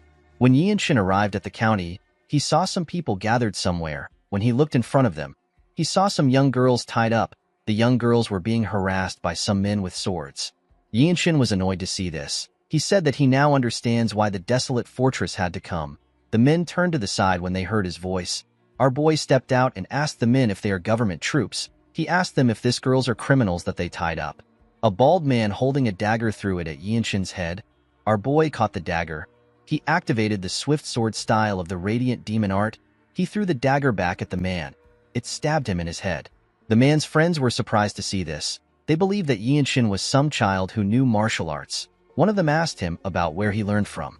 He told Yinshin that the way he threw the dagger was weird. He asked him if he learned how to throw it properly. A man in green clothes stepped out. He said that Yinshin was really fast. He asked him for the name of the martial arts he just used. Our boy drew his sword. He told the man that there is no need for him to name such a trivial trick. The man was happy to see Yinshin's sword. He believed that he would get a reward from their sect leader if he was to present the sword to him. The moment he thought of this, Yinshin used his sword to split his head apart. The man's teammates were shocked to see this. Our boy charged at them. He tore all of them apart before they could even draw their swords. Everyone, including the man who brought him there, was shocked to see how he easily took care of them. The men on the other side quickly ran to the girls. They thanked Yinshin for saving the girls. The man who brought our boy was still quite shocked by what he witnessed. Yinshin turned to him and asked him about where the Mantis sect is. The man quickly pointed to a building. Our boy walked towards the building. When he arrived at the gates, he saw the signboard of the Mantis sect. He kicked the gates open with a lot of force. The men in the building were surprised to see a young boy barge into the building. The leader of the sect was surprised to hear that a young boy like Yinshin killed their sect members. Our boy noticed that the man was oddly dressed. He wore a dragon robe, which should only be worn by the emperor. Yinshin wondered if the man was really a rebel. The leader stepped down. He asked his sect members to stay out of the fight. He said that it has been a while since he used his sword. He told Yinshin that he chose the wrong place to perform a chivalrous deed. He drew his sword after saying this. Our boy asked the old idiot for his name. The leader laughed and said that there is no point in giving his name to someone who is about to die. Yinshin revealed to him that he needs to know the name of the sect leader in order to claim the credit. The man smiled when he heard this. He quickly charged at our boy. Yinshin immediately realized that he was using a swift sword technique. He noticed that he could see the trajectory of the leader's attack. He wondered if it is because he has gotten stronger. He drew his sword and blocked the man's attack. He pushed the leader back when he blocked his attack. The man was shocked to feel the weight of Yinshin's attack. He took a careful look at our boy. He realized that he wouldn't be able to win in a one-on-one match. He ordered his men to attack our boy. They all charged at him. Yinshin carefully looked around to see the amount of men rushing towards him. He did not seem to be bothered. The men attacked him at the same time. Our boy easily dodged their attacks. He cut one of them down and turned around to block an attack. Some men tried to attack him from behind as he did this. Yinshin easily tore the men apart before their swords could touch him. They did not even know when they got cut down. Our boy looked around as he fought. He noticed that he could see the trajectories of all their attacks. He decided to attack them. He moved into their midst and struck them before they could attack him. He moved forward and continued to cut down the people in front of him. He tore apart the people around him and jumped out of their midst. He landed in front of the leader. The man was shocked to see Yinshin. All he could see behind him was the blood of his members everywhere. He was shocked to see the amount of people our boy killed. Yinshin remembered that he was asked to subdue the leader in front of the whole sect. He gathered his energy in his sword. He decided to think of the sword in his hand as a fist. He took a step forward and activated the second step of the Infinite Blossom Fist strike, known as the Formidable Wall. The technique gave him a large amount of force to jump. The sect leader did not know when Yinshin got above him. Before he could make a move, our boy swung his sword and cut him down. His sword literally cut through the man.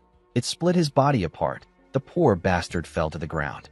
Yinshin announced that he will destroy the Mantis sect signboard. He turned around and glared at the sect members after saying this. The men were horrified to see the look in his eyes.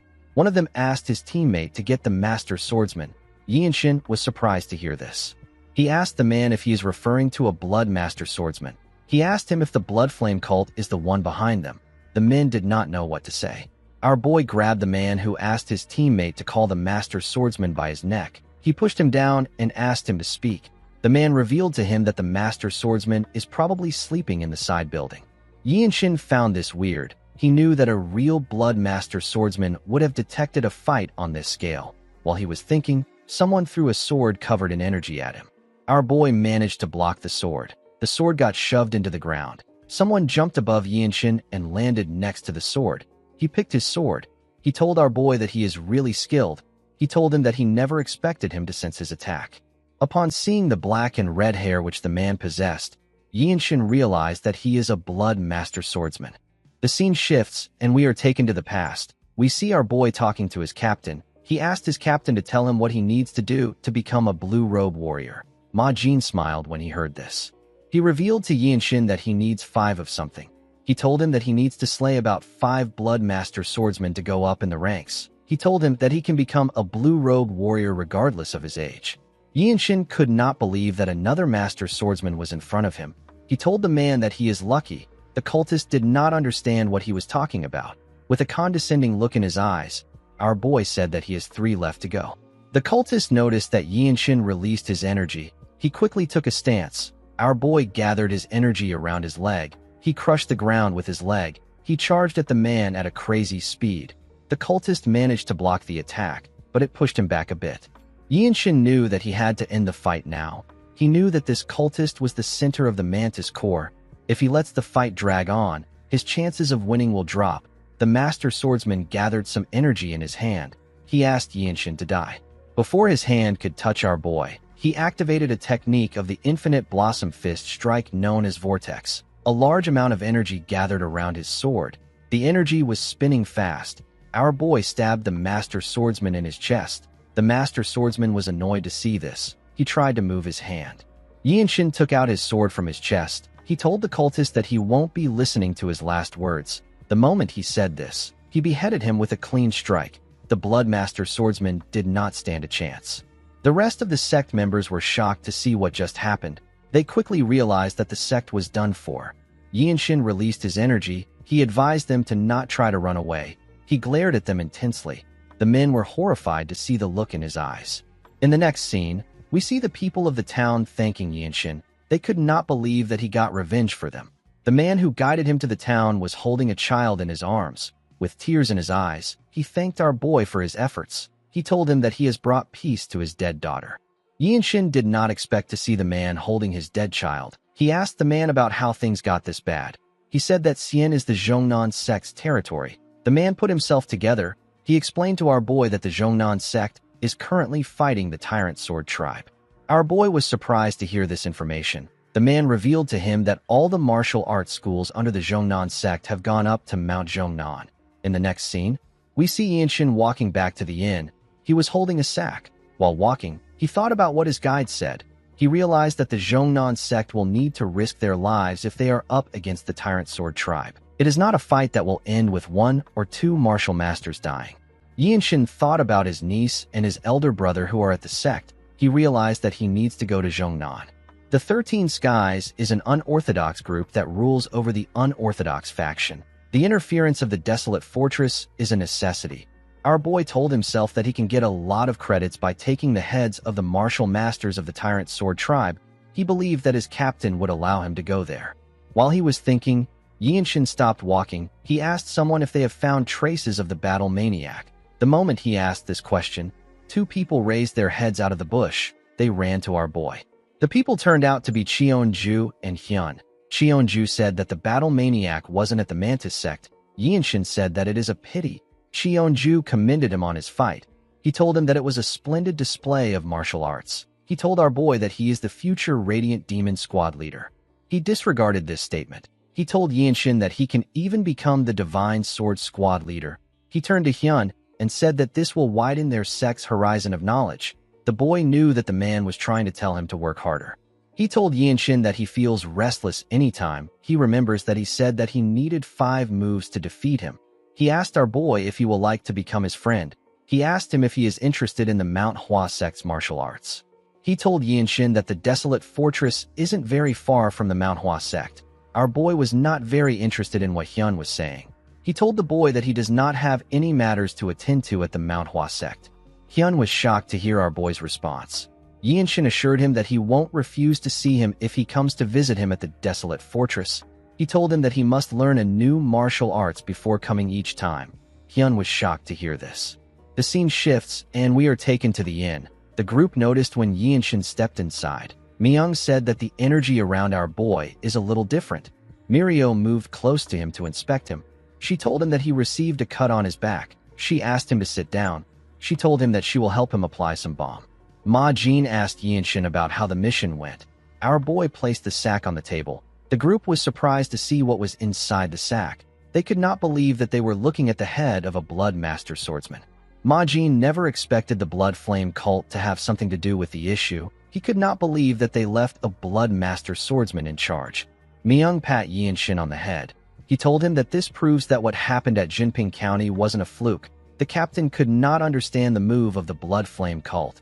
He did not know why they were placing Blood Master swordsmen in places where they are not usually seen. The Zen Sword Demon said that this is not normal. Ma Jin commended Yianshin on accomplishing a great feat. He told him that problems might be following him around. He could not believe that our boy resolved all his problems and returned with information that could be of aid to the Murim. Yianshin told his captain that he has something to say. Ma Jin asked him to tell him. Our boy revealed to him that he wants to go up to Mount Zhongnan. He explained to his captain that he is worried about his niece. Ma Jin told him that they were also just informed about the situation. He told our boy that Mount Zhongnan is currently very dangerous. He explained to Yianshin that the Tyrant Sword Tribe is completely different from the Blood Flame cult. They are not a normal, unorthodox group.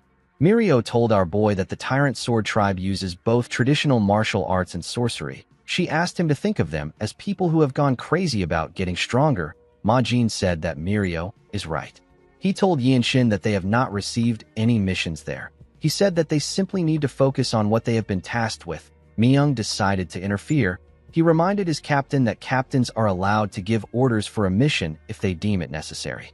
Ma Jin and Mirio could not believe that Myung decided to speak up now. Ma Jin decided to be honest with our boy. He explained to him that he does not want to send him to Mount Zhongnan without knowing if he will be able to make it back. Yianshin was surprised to hear this. His captain explained to him that anyone in the desolate fortress who knows how talented he is will worry about this fact. Myung told our boy that it is natural that people want to recruit him. He reminded him about the incident where he was invited by the Manhwa sect. Both Mirio and Wenchang knew that Myung was right. Yianshin asked his captain to tell him why he is incapable of separating personal and business matters. He asked his teammates if this is the level of trust he has built in their squad. He reminded them that he has shown them what he is capable of. He begged his captain to let him go. He asked him to record the mission as a solo mission. Upon seeing the look on Yianshin's face, Myung told his captain that our boy has made a checkmate move. Mirio hit him in the back when she heard this. After thinking about it, Ma Jin told our boy that he is right. He decided to give Yianshin a condition that would grant him the right to leave. He asked our boy to take on one of his attacks. Mirio and Myung were shocked to hear this. Ma Jin told our boy that it is simply one attack. He told him that he can dodge or block the attack if he wants. He assured him that he will let him go if he is able to do this. The Zen Sword Demon believed that this was a bit too much. She called out to her captain. Ma Jin told her that one must be at least this competent in order to stand at the top of the martial arts world. He promised to give Yianshin a separate reward if he is able to handle one of his attacks. Our boy accepted his offer. The scene shifts, and we are taken outside the inn. We see the members of the Mount Hua sect standing together. Cheonju thanked Ma Jin for granting them permission to witness his duel. After thanking him, he moved close to his team. He told Hyun that it is a precious opportunity to see the technique of the Radiant Demon Squad captain. Hyun found this to be weird. He reminded Cheonju that a black robe warrior of the desolate fortress should be on the same level as him. Cheonju told him that he is right. He explained to him that Ma Jin is very strong when it comes to close combat. He told him that the captain is even stronger than him. Hyun was shocked to hear this. Cheonju told him that Ma Jin's nickname is Hell Slaughterer. It means that he completely rules the battlefield.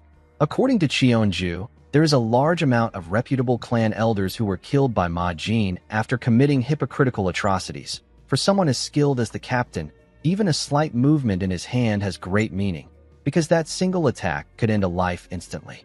Hyun could not believe what he was hearing. Unlike the martial artists of the 9 sects who seek the ultimate principle of swordsmanship, Ma Jin's martial arts were trained for the sake of fighting. Cheonju admitted that even our boy will have a hard time in this fight. He said that no one around his age can take on an attack from a master like Ma Jin. Yianshin glared at his captain. He asked him if he can give him some time. Ma Jin asked him to take as much time as he needs, because he was going to be using a move that a white robe warrior can't handle. Ma Jin advised Yianshin to sharpen his senses as much as possible. There are less than 30 black robe martial masters in the desolate fortress. However, our boy believed that he did not need to be nervous. He closed his eyes and took a deep breath. He released his energy and placed his hand on his sword. He told himself that he simply needs to show what he has learned. When he opened his eyes, we see that it is covered with his energy. Our boy was able to see the energy around his captain. He told Ma Jin that he will let him have the first move. The man smiled when he heard this. When he simply raised his hand, a large amount of energy gathered around it. Yinshin was able to tell that this was a ridiculously powerful palm strike. A palm strike of this level can easily break through most fortress walls. Our boy realized that he could not block such an attack. He needed to dodge it. He quickly let go of his sword. The moment he let go of his sword, Ma Jin charged at him like a lion going after its prey. He swung his palm at him when he got close to him. Immediately our boy saw his palm. He realized that he couldn't get away with any of the mobility arts he has learned so far. The moment he thought of this, an idea came to his head. He realized that he could take a single step. He focused his eyes on Ma Jin's palm. While looking at his palm, Yinshin carefully took a step and got behind his captain. Ma Jin's attack destroyed the ground. Everyone was shocked to see that our boy actually dodged the attack. Ma Jin was not fazed. He asked Yinshin about the mobility art he just used. Our boy revealed to his captain that he simply walked because he saw a way to survive. He told Ma Jin that he will name the technique the evading swift step. Ma Jin smiled when he heard this. He stood up straight and announced that he will permit Yinshin to travel to Mount Zhongnan.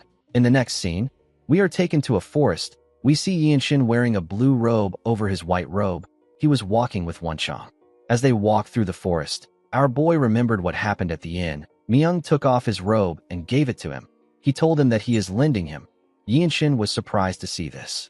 He told him that he does not understand what the robe means. The Zen Sword Demon explained to him that by putting the robe on top of his white robe, Myung is putting his honor on the line to tell everyone that Yinshin is a rising star of the desolate fortress. Mirio told him that he now has the authority to give orders to the white robes of the desolate fortress. Our boy could not believe that Myung saw him as a rising star. Rising star is a phrase used to describe a junior who is the best in their rank. Myung told our boy that he should tell anyone who questions him that the Azure Eye demonic swordsman recognizes his abilities. He assured Yinshin that no one will pick a fight with him if he says this. Mirio told Yinshin that he can also use her name. She told him that she also wanted to put her robe on him. Our boy did not expect this. The scene shifts, and we are taken to the present. Wenchang commented on the fact that there is a blue robe on a white robe warrior. He told Yinshin that it suits him. Our boy told him that it feels a little out of place. Wenchang assured him that he will get used to it soon. Our boy thanked him for encouraging him.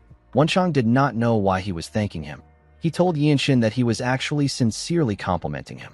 In the next scene, we see the boys arrive at the entrance of Mount Zhongnan. Some martial artists were guarding the entrance. Wenchang realized that the rumor about them fighting with the Tyrant Sword Tribe was true. He never expected to meet martial artists at this point of the mountain. He believed that they would be at the entrance of the sect. He and Yinshin moved close to the men. They were asked to stop. One of them asked them about where they are from, their names, and the reason why they are there. Wenchang showed them the logo on his shoulders. He told them that they are from the desolate fortress. The man glared at him. Our boy decided to introduce himself. He told them his name. He said that he is from the Radiant Demon Squad. Wenchang also introduced himself to them.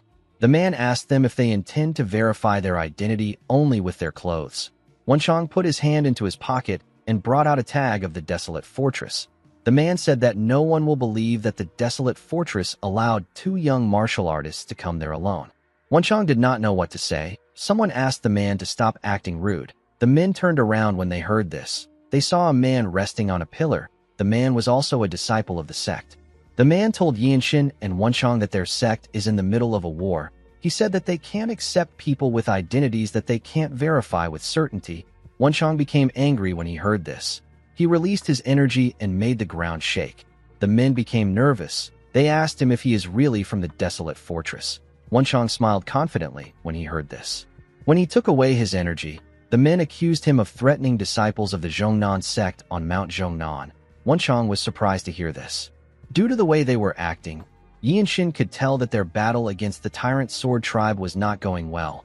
Their pride as one of the Great Nine sect is getting damaged, and now two young martial artists who boldly claim to be from the desolate fortress have appeared.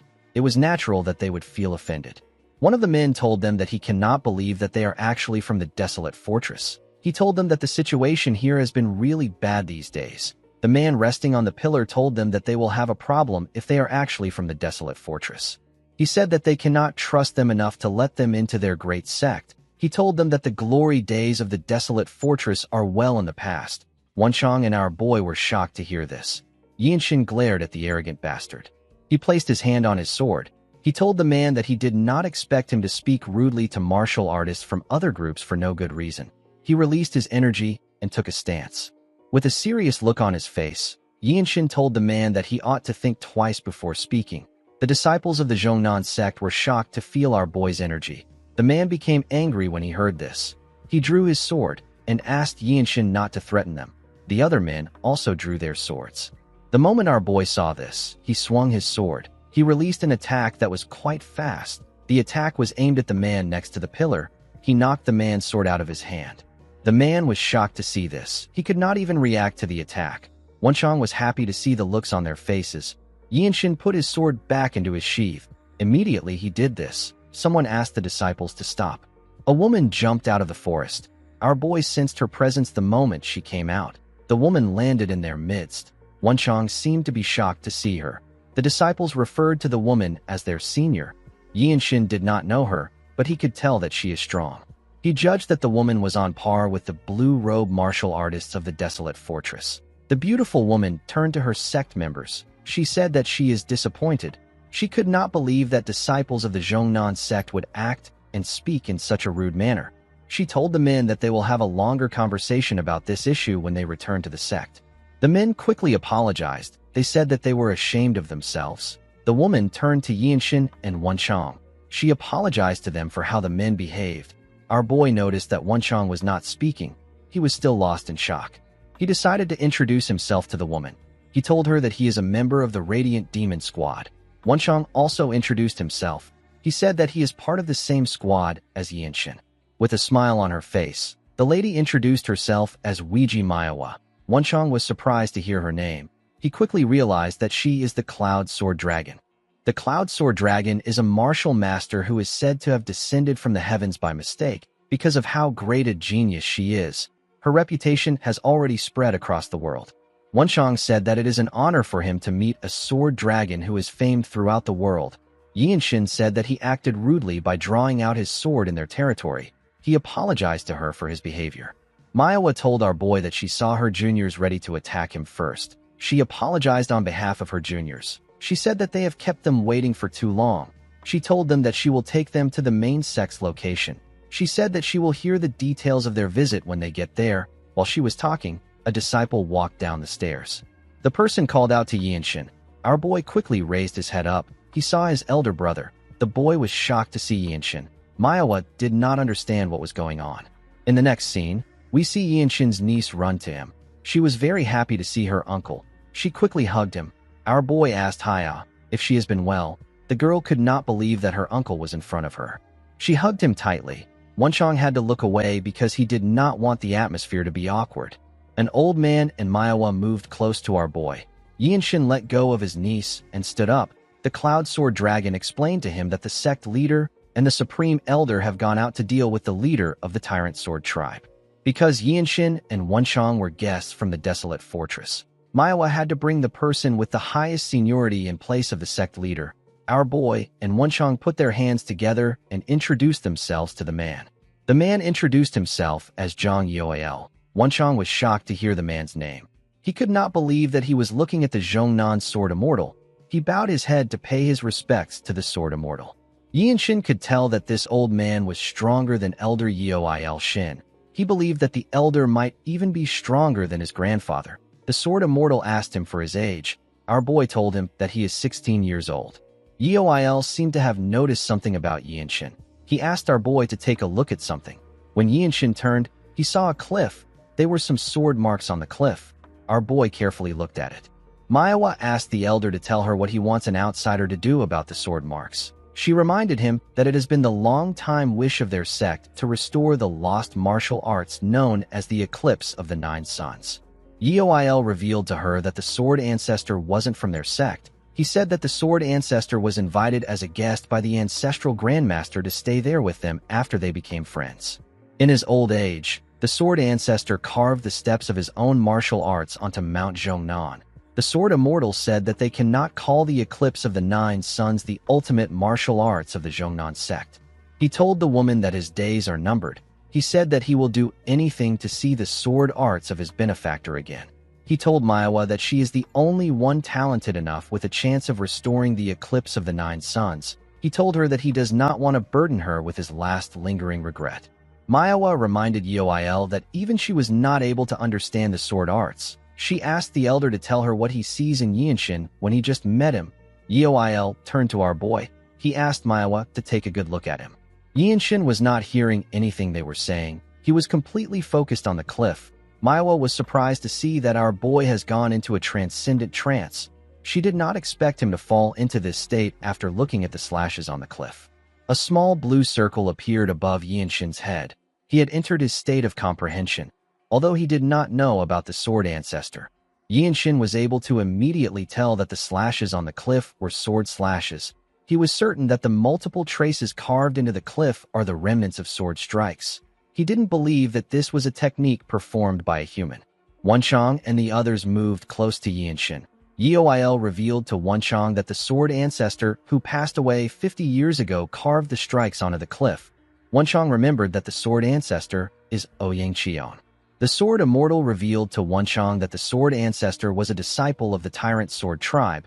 He was later expelled from the group. He told Wenchang that this sword strikes contained the very essence of all the tyrant sword tribe sword technique. He said that the only person who can match this is the fortress master of the desolate fortress. Wenchang could not believe that Ouyang Qion could be compared with the fortress master.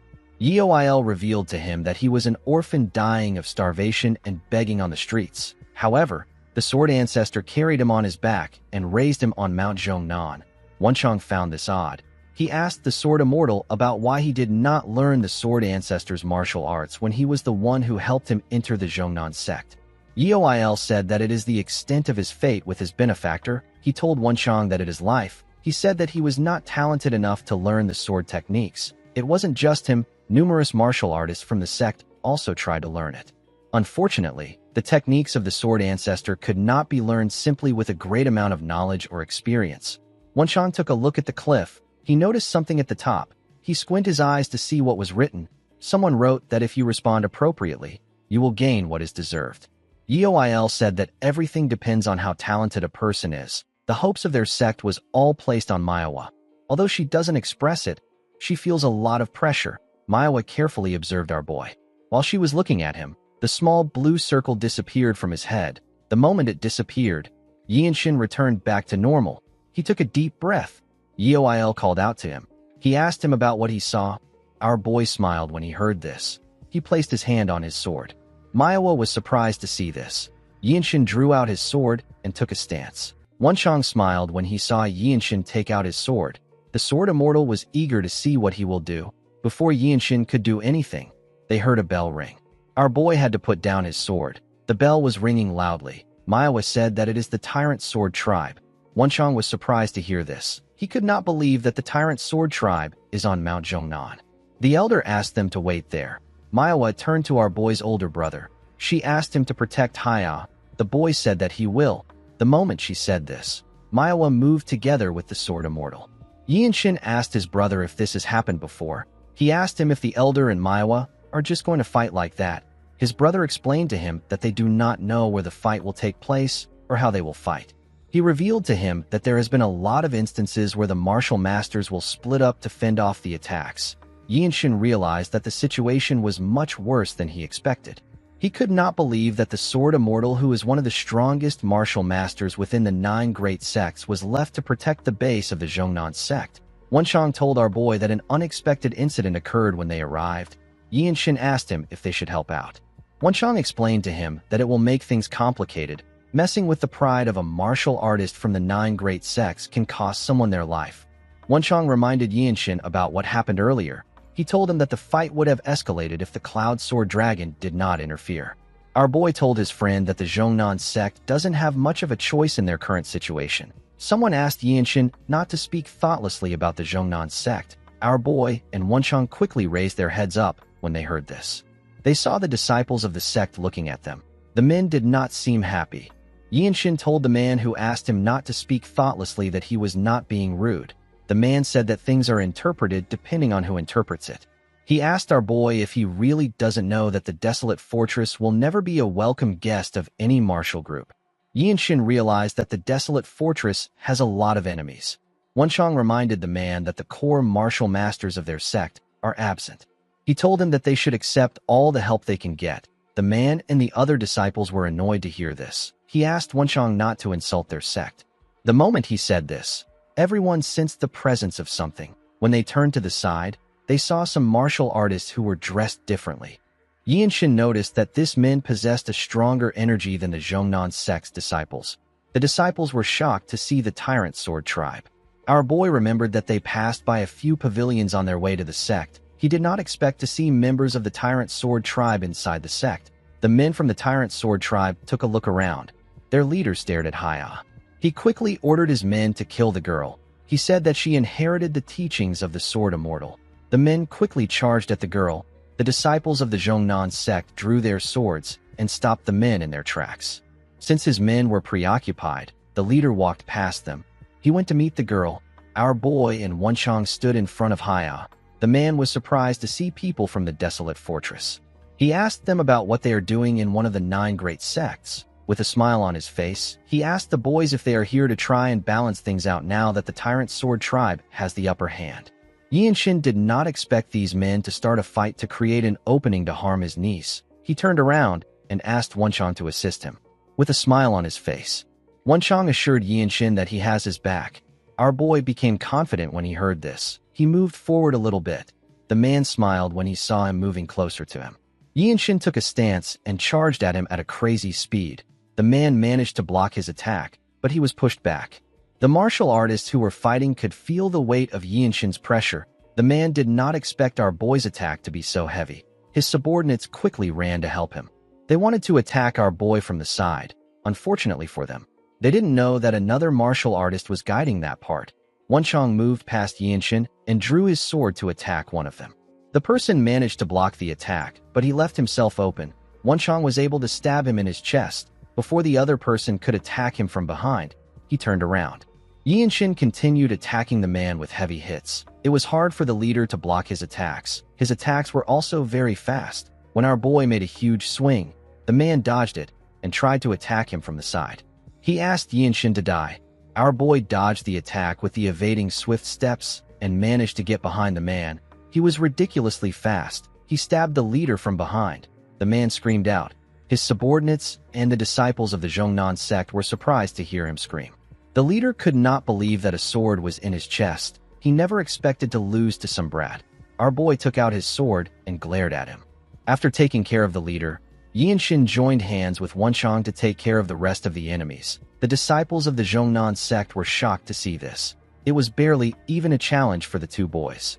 The man who spoke rudely to Yinshin saw what he did for them. He saw our boy hug his niece. The man and his fellow disciples apologized for how they reacted. They apologized for their rudeness. The moment they apologized, the Sword Immortal and the Cloud Sword Dragon arrived. Manhwa noticed the bodies of the members of the Tyrant Sword tribe on the ground. Yoil told our boy that the Zhongnan sect is in his debt. Yinshin told him that he was just protecting his family members. The elder revealed to him that his niece will one day take over from Manhwa to become the pillar of the Zhongnan sect in the future. He told him that the fact that their sect owes him a debt still stands. Yinshin thanked him for saying this. He placed his niece down and asked Yoil if he can train for a little while in this place. Manhwa and the elder glared at him. Yinshin told them that there is no need for any of them to leave. He said that he simply doesn't wish to lose the thoughts that he is right now. Yoil asked him if he achieved some form of realization. He asked the others to step back. Yinshin took a look at the sword marks. He slowly drew his sword. He was able to solidify the realization he achieved thanks to the fight he had with the Tyrant Sword tribe. Manhwa focused all her attention on Yinshin. Our boy's sword released a small golden light. He carefully took a stance. The elder was surprised to see this. When Yinshin made a single move, the energy disappeared. He let out a sigh. He realized that he couldn't gather core energy the way he wanted to. He told Yoil that he won't take away the legacy of the sword ancestor. He explained to him that the sword marks are trying to tell those who see it to keep an open mind. He said that this is his own opinion. The elder said that the traces left behind by the sword ancestor must contain courage. This means that this sword marks surpass the boundaries of martial and mystic arts. He believed that the sword ancestor must have had the same thought as Yinshin. He told our boy that his belief must have gotten through to him. He told him that he is blessed by the heavens with both luck and talent. Yinshin got an idea when he heard this. He reminded the elder that he said that Ouyang Qion came to the Zhongnan sect in his later years. Yeoil said that he did. Our boy said that the sword ancestor must have been friends with the martial masters of the Zhongnan sect. Since the sword techniques of the sect has very distinct traits, it wasn't suitable for him. Even if he learned the sword techniques, the efficiency would be very low. Manhwa did not understand what he was saying. She asked him if he can elaborate more on it. He explained to the Cloud Sword Dragon that the restoration of the eclipse of the 9 suns is completely dependent on her. He told her that he can help her a little. Manhwa was surprised to hear this. She did not expect him to help her restore the sword technique.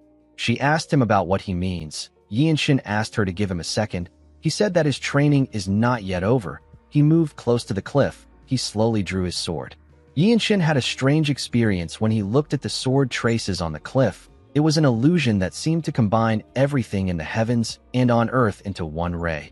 Everything served as an inspiration for him. When he raised his sword, it released the golden light again. He took a stance and began to swing his sword in a skillful manner. He realized that all he needs to do is to extend his sword faster than his opponent. Yinshin now understood the reason why martial arts like the Taiji Enlightened Sword Arts and the Plum Blossom Sword Arts are seen as the top martial arts.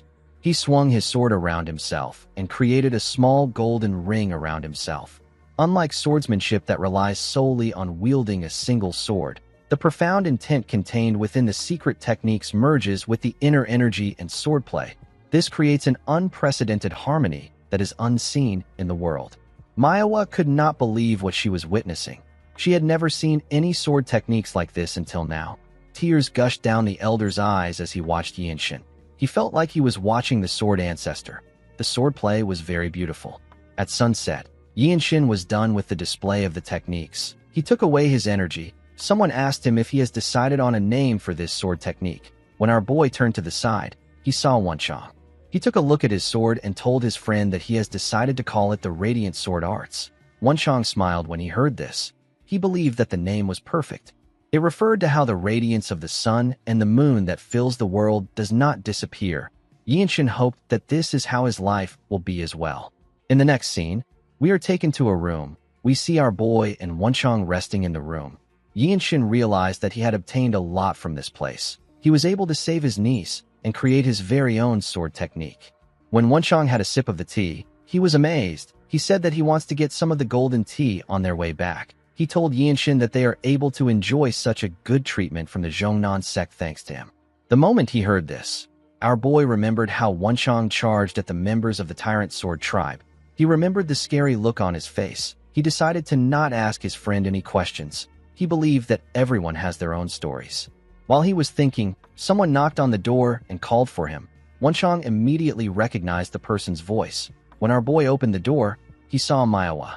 She told him that she came to listen to the rest of what he was about to say earlier. Yinshin asked her if she is referring to the sword traces of the sword ancestor. In the next scene, we see them on the balcony together. Manhwa revealed to our boy that she wishes to step out of the sword ancestor's shadows. She said that she won't be able to face her sect if she does this. She said that she wants to walk her own path in both chivalry and swordsmanship. Yinshin told her that he will cheer her on. He gently smiled at her after saying this. Manhwa felt comforted. The woman realized that she was being too shameless by asking for Yinshin's help casually. She cleared her throat and put her hands together. She told our boy that she wants him to help her restore the eclipse of the 9 suns. She promised to never forget the favor till she dies. Yinshin did not know what to say to her. Manhwa asked him if he will help her. Our boy smiled and asked her to follow him. He told her that it won't take long.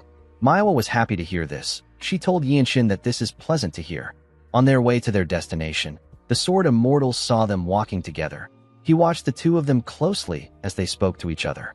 Yinshin took Manhwa to the cliff. He told her that he will teach her the steps first. Manhwa asked him about which steps he is referring to. She could not believe that our boy was able to find clues to restore the technique, and he even figured out the steps. Yinshin explained to her that the steps won't be completely identical. He told her that she will be responsible for restoring that part. Manhwa did not say anything.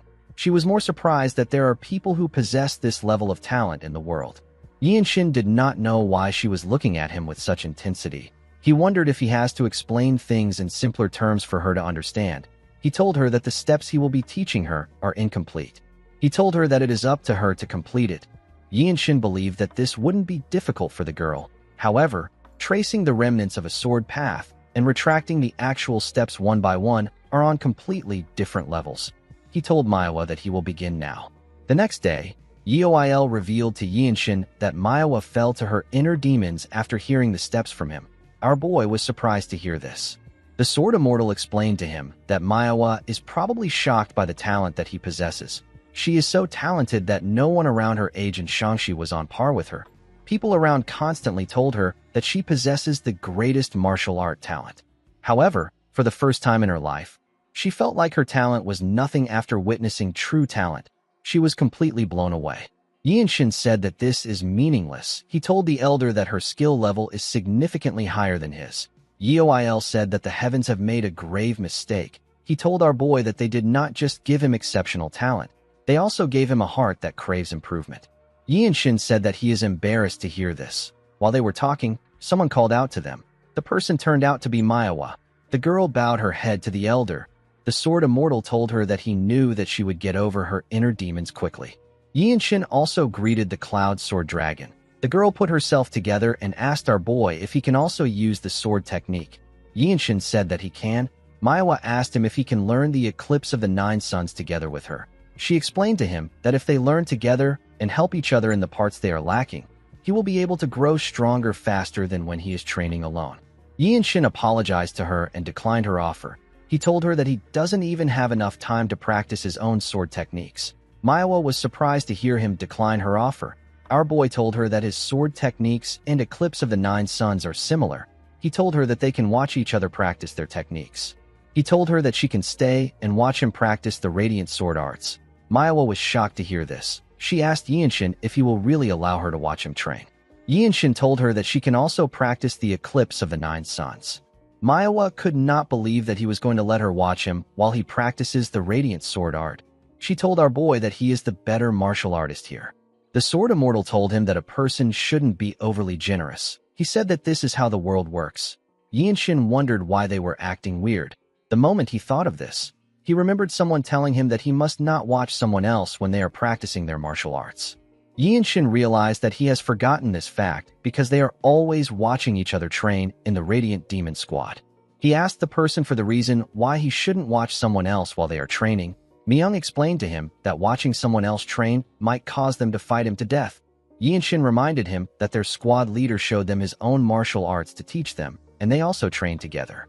Mirio explained to him that it is a different thing when the martial arts can be shown without consequence. She told him that the training of a person's personal martial arts should not be shown. She advised him not to try to look at other people's training. She told him that it is an unspoken rule in the Murim that no one should watch someone else when they are training. Yi and Shin noticed that the Sword Immortal and Manhwa were looking at him like a saint. He realized that he created a misunderstanding. When our boy took out his sword, Manhwa also did the same thing. She copied his steps and made the same moves as him. The way the core energy is used in the Radiant Sword Art and the Infinite Blossom Fist Strike are different. Unlike the Infinite Blossom Fist Strike that aims to destroy everything in one attack, the Radiant Sword Art is about seamless flow. There is no hesitation when wielding the sword, and everything felt through the blade seems to be connected to the body. Yi and Shin smiled as he skillfully swung his sword. He said that this is possible because he is the creator of the technique. He told himself that he is the creator of the Radiant Sword Art. Manhwa watched Yi and Shin as his sword shined brilliantly. At first she was making progress in the Eclipse of the Nine Suns, but she slowly got caught up in our boy's technique. Although his sword technique seemed simple, Yi and Shin was able to catch up to her in terms of proficiency. They both learned something new at the same time, yet their progress was on completely different levels. While she was watching him, Yi and Shin swung his sword at a crazy speed. Manhwa noticed this. She noticed that his speed has changed. Yi and Shin swung his sword multiple times with a simple stance. The girl watched as each of his attacks shined brightly. Our boy decided to mix in the swift sword style with the Radiant Sword Art. As Manhwa watched this, she realized something. She realized that she is not the dragon that holds the magic pearl. It is actually Yi and Shin. In the next scene, we see our boy standing in front of Elder Il Shin and another man from the noble race. The elder believed that fate works in strange ways. She did not expect the child which she saw at the bloodbath in the Jung manor to restore her husband's technique. The black-haired man in front of Yinshin is the Western Heaven Sword Supreme. His name is Ouyang Shin. He is the leader of the Zhongnan sect and the son of the sword ancestor and Yeoil Shin. Ouyang Shin referred to our boy as the lightning genius. He told him that he heard about how he restored his father's legacy and was able to teach them the steps clearly. He told him that he also heard about how he saved the Sword Immortal's disciple. He told Yinshin that he is thankful for what he has done. He asked him to let them know if he wants something from their sect. Yinshin told him that he wants to help in the fight against the Tyrant Sword tribe. In the next scene, we see the Sword Immortal watching Manhwa while she was training. He watched her as she skillfully moved her sword. She was practicing her steps and movements. While she was swinging her sword, she suddenly stops moving. She looked at her sword. Yeoil walked up to her. He told her that she is not focused. The girl apologized to him for wasting his time. The elder asked her if it is about Yinshin. Manhwa said that it isn't about him. She explained to him that her heart is the problem. It wasn't that she was jealous of our boy. She had already fully acknowledged his skills. She actually felt like the martial arts that she had honed tirelessly and built up throughout her life is suddenly meaningless. She told the elder that the radiant sword art does not pale in comparison to the eclipse of the 9 suns. Yeoil told her that she is correct. She told the elder that even though she was training at the same time as Yinshin, our boy was able to surpass 2nd star and reach the 3rd star. She already had a hard time believing that he was able to create such an advanced martial arts.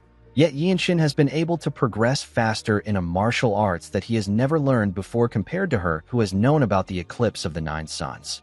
Yeoil understood what the girl was saying. He told her that Yinshin has become her goal. He explained to her that the lightning genius is on the level of a founder. He said that it is natural that our boy is progressing faster when training in a martial arts that he created. The same logic applies to object and human affairs. He told Manhwa that it is inevitable that the creator would be most suited for whatever they created. The girl said that his talent must really be one of a kind. She understood that this was a talent that she cannot catch up to.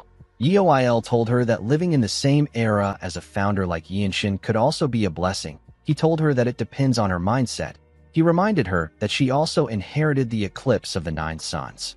Manhwa said that she did. She said that she is forever grateful for this. The elder noticed that she forced herself to say this. He told her that he did not want to tell her something before. He revealed to her that Yinshin's Baihui acupoints, which communicates with the great nature, is receiving too much energy from nature. It is to the point that even the most skilled masters would find it hard to handle. Manhwa asked the elder about what he is talking about. The Sword Immortal revealed to her that Yinshin doesn't have much time left to live. The girl was shocked to hear this. The elder told her that our boy is still doing his best to leave his mark on the world. Manhwa was surprised to hear this. The Sword Immortal looked at a mountain. He told the girl that he has respect for Yinshin regardless of martial prowess or age. The scene shifts, and we are taken to the Guanzhong Plain. We see the Zhongnan sect and its members standing on the land, and we also see the Tyrant Sword tribe and its members standing on the other side. Yinshin was with the Zhongnan sect. He stared at a man that stood in front of the Tyrant Sword tribe. The man had a sword that radiated a dark energy. The man turns out to be the Tyrant Sword tribe leader. Wenshang carefully looked in front to see the enemies. He turned around to see Yinshin. He noticed that our boy was smiling. He asked him if something is wrong. Yinshin told him that it is fine. He did not expect Wenshang to come even though he didn't have to. While the two groups were staring at each other, someone jumped out from the Tyrant Sword tribe. The man landed inside the basin in front of them and smiled. He raised his sword up and introduced himself as the 3rd disciple of the Tyrant Sword tribe leader. He said that his name is Wai Muyuk. He asked if there is anyone who is willing to fight him. The moment he heard this, Yinshin turned to Ouyang Shin. He told him that he will like to use the wish he gave him now. He said that he wants to respectfully make a request in his capacity as the one who retrieved the legacy of the Sword Master, esteemed predecessor and husband of the Grand Elder. He told the sect leader that he will like to fight on their behalf as a guest of the Zhongnan sect. Manhwa was surprised to hear this. She quickly realized that Yinshin is trying to leave his mark on the world. The sect leader granted our boy's request. Our boy put his hand together and thanked him. He went to meet Muyuk. Everyone watched him as he did this. The Sword Immortal saw Yinshin as a martial arts founder who is trying to leave a mark in history as his life burns away. He believed that Yinshin was already a magnificent young man. As our boy walked towards him, Muyuk said that the Zhongnan sect must have run out of luck. The moment he said this, he recognized our boy. He asked him if he is from the Yung Manor. He drew his sword and told Yinshin that he should have killed him back then. With a smile on his face, he told our boy that he is glad to see him again. He told him that he is confused if he thinks that things will go the same as last time. Yinshin simply glared at him. Muyuk said that he wants to know the kind of excuse that his grandfather, who is the former Divine Sword Squad leader, will make to interfere in a life-and-death match. Yinshin ignored the idiot and turned to the group behind him. He looked at the leader of the Tyrant Sword tribe. He drew his sword and glared at the man. Muyuk noticed that Yinshin wasn't looking at him. He was annoyed to see this. He charged at him out of anger. He called him a bastard and asked him not to be distracted when he is in front of him. Our boy easily blocked his attack. When their swords clashed, a small amount of energy got released around them. Yinshin held his ground and didn't get pushed back. Muyuk told him that he is not too bad. Yinshin did not care for his compliment. He told him that someone from the noble race once told him that he can tell the disposition of another person by the wind that their sword technique produces. Now that he had learned proper sword technique, our boy understood what the person was talking about. Muyuk was annoyed to hear this. Yinshin decided to use the radiant sword art. His sword shined brightly. He pushed Muyuk back and charged at him. Muyuk managed to gain some balance. Before he could attack our boy again, he charged at him at a crazy speed and made a clean cut on his neck. Manhwa and the sect leader were surprised to see this. Muyuk turned around to see Yinshin. He did not know when his head got cut off. He simply fell to the ground. Yinshin raised his head up to see the Tyrant Sword tribe leader. He pointed his sword at him and told him that he will take one of his arms. The leader simply smiled when he heard this. The Zhongnan disciples began to scream when they heard this. Their morale got boosted by the death of Muyuk. They told Yinshin that he deserves the title of Lightning Genius. They were all amazed by the radiant sword art. It was as beautiful and mysterious as they had heard.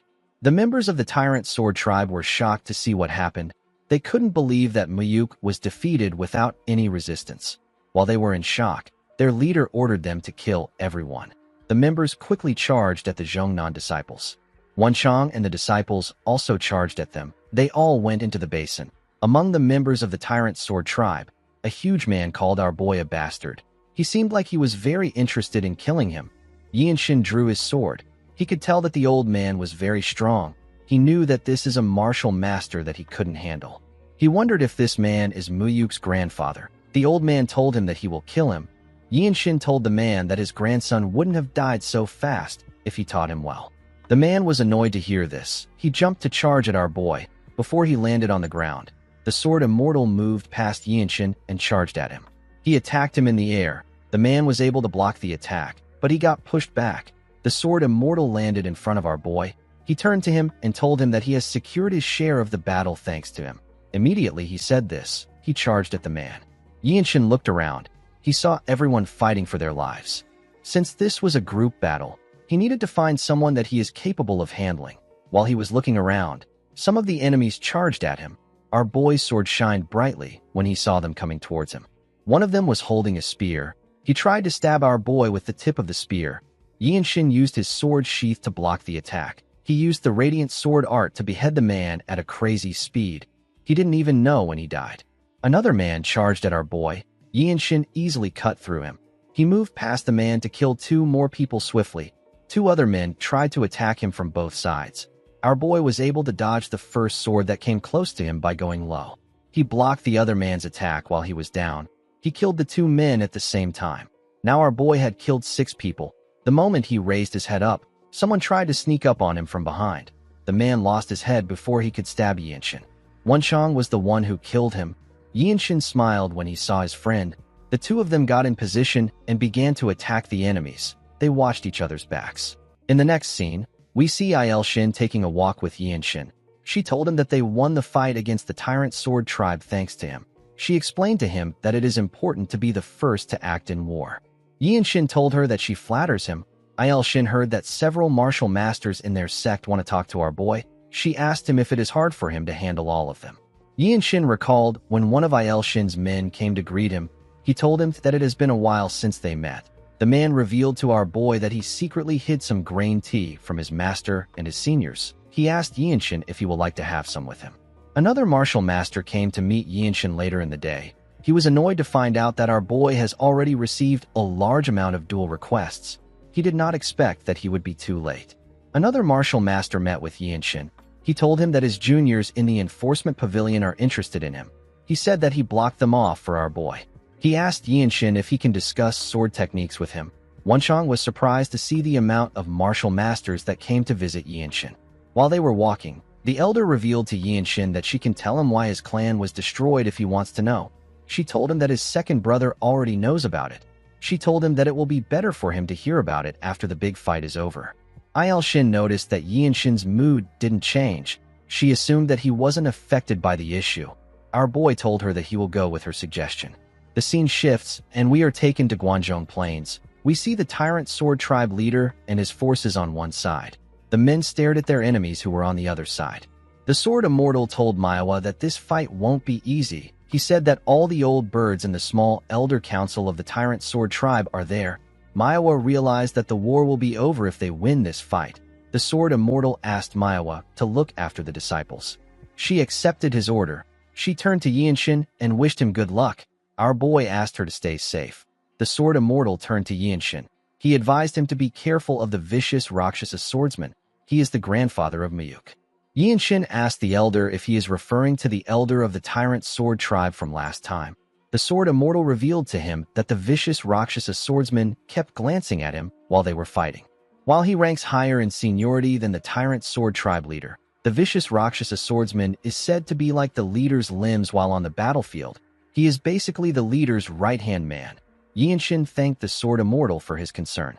While the two groups were staring at each other, their leaders raised their swords and ordered them to attack. The two groups quickly charged at each other. A disciple from the enforcement pavilion ordered the other disciples to deploy their sword formation now. The other disciples quickly began to attack the Tyrant Sword Tribe.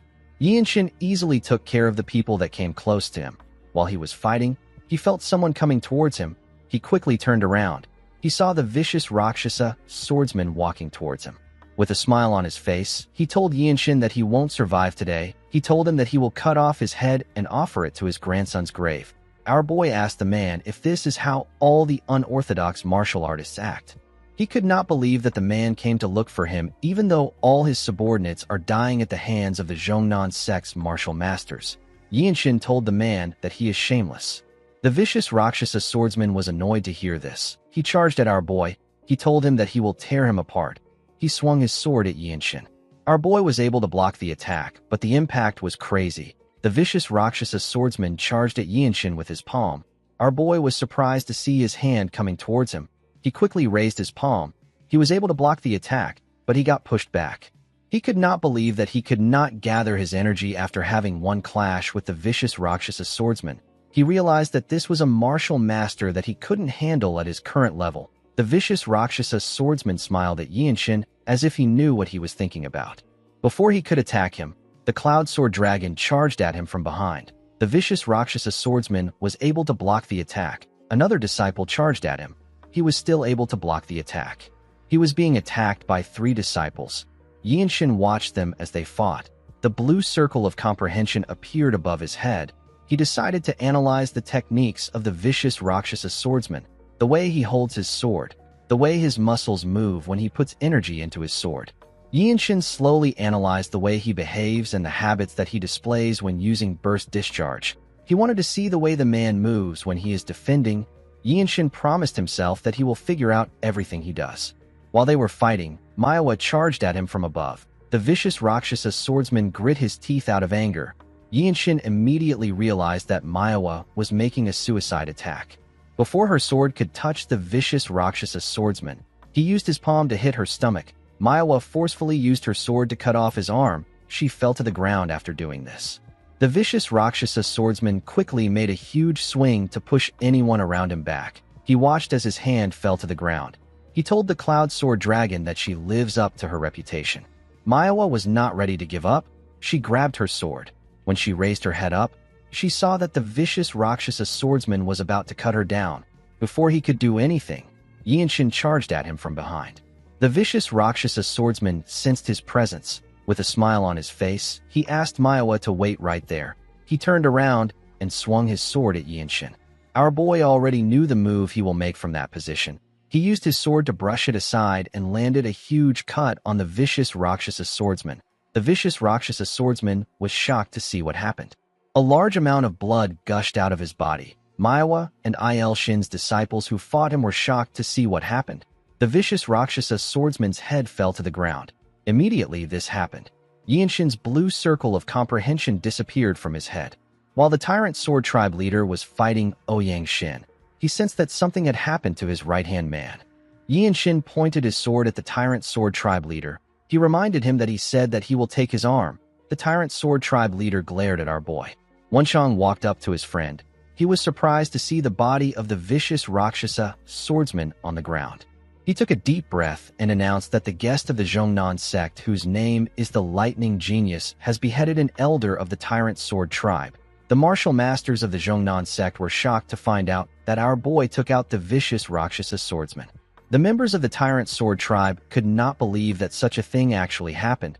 They could not believe that the vicious Rakshasa swordsman was killed by a child. Il Shin could not believe what she was hearing. She did not expect Yinshin to be the one who took out the vicious Rakshasa swordsman. Her disciple raised his hand up and announced that the vicious Rakshasa swordsman is dead. The members of the Zhongnan sect screamed out in excitement when they heard this. Their morale was boosted. They charged at the tyrant sword tribe members without any fear. They tore them apart easily. Some of them began to run. The sword immortal turned around to see Yinshin. He did not expect our boy to kill the enemy that he warned him about. He watched as his sect members charged at the tyrant sword tribe members.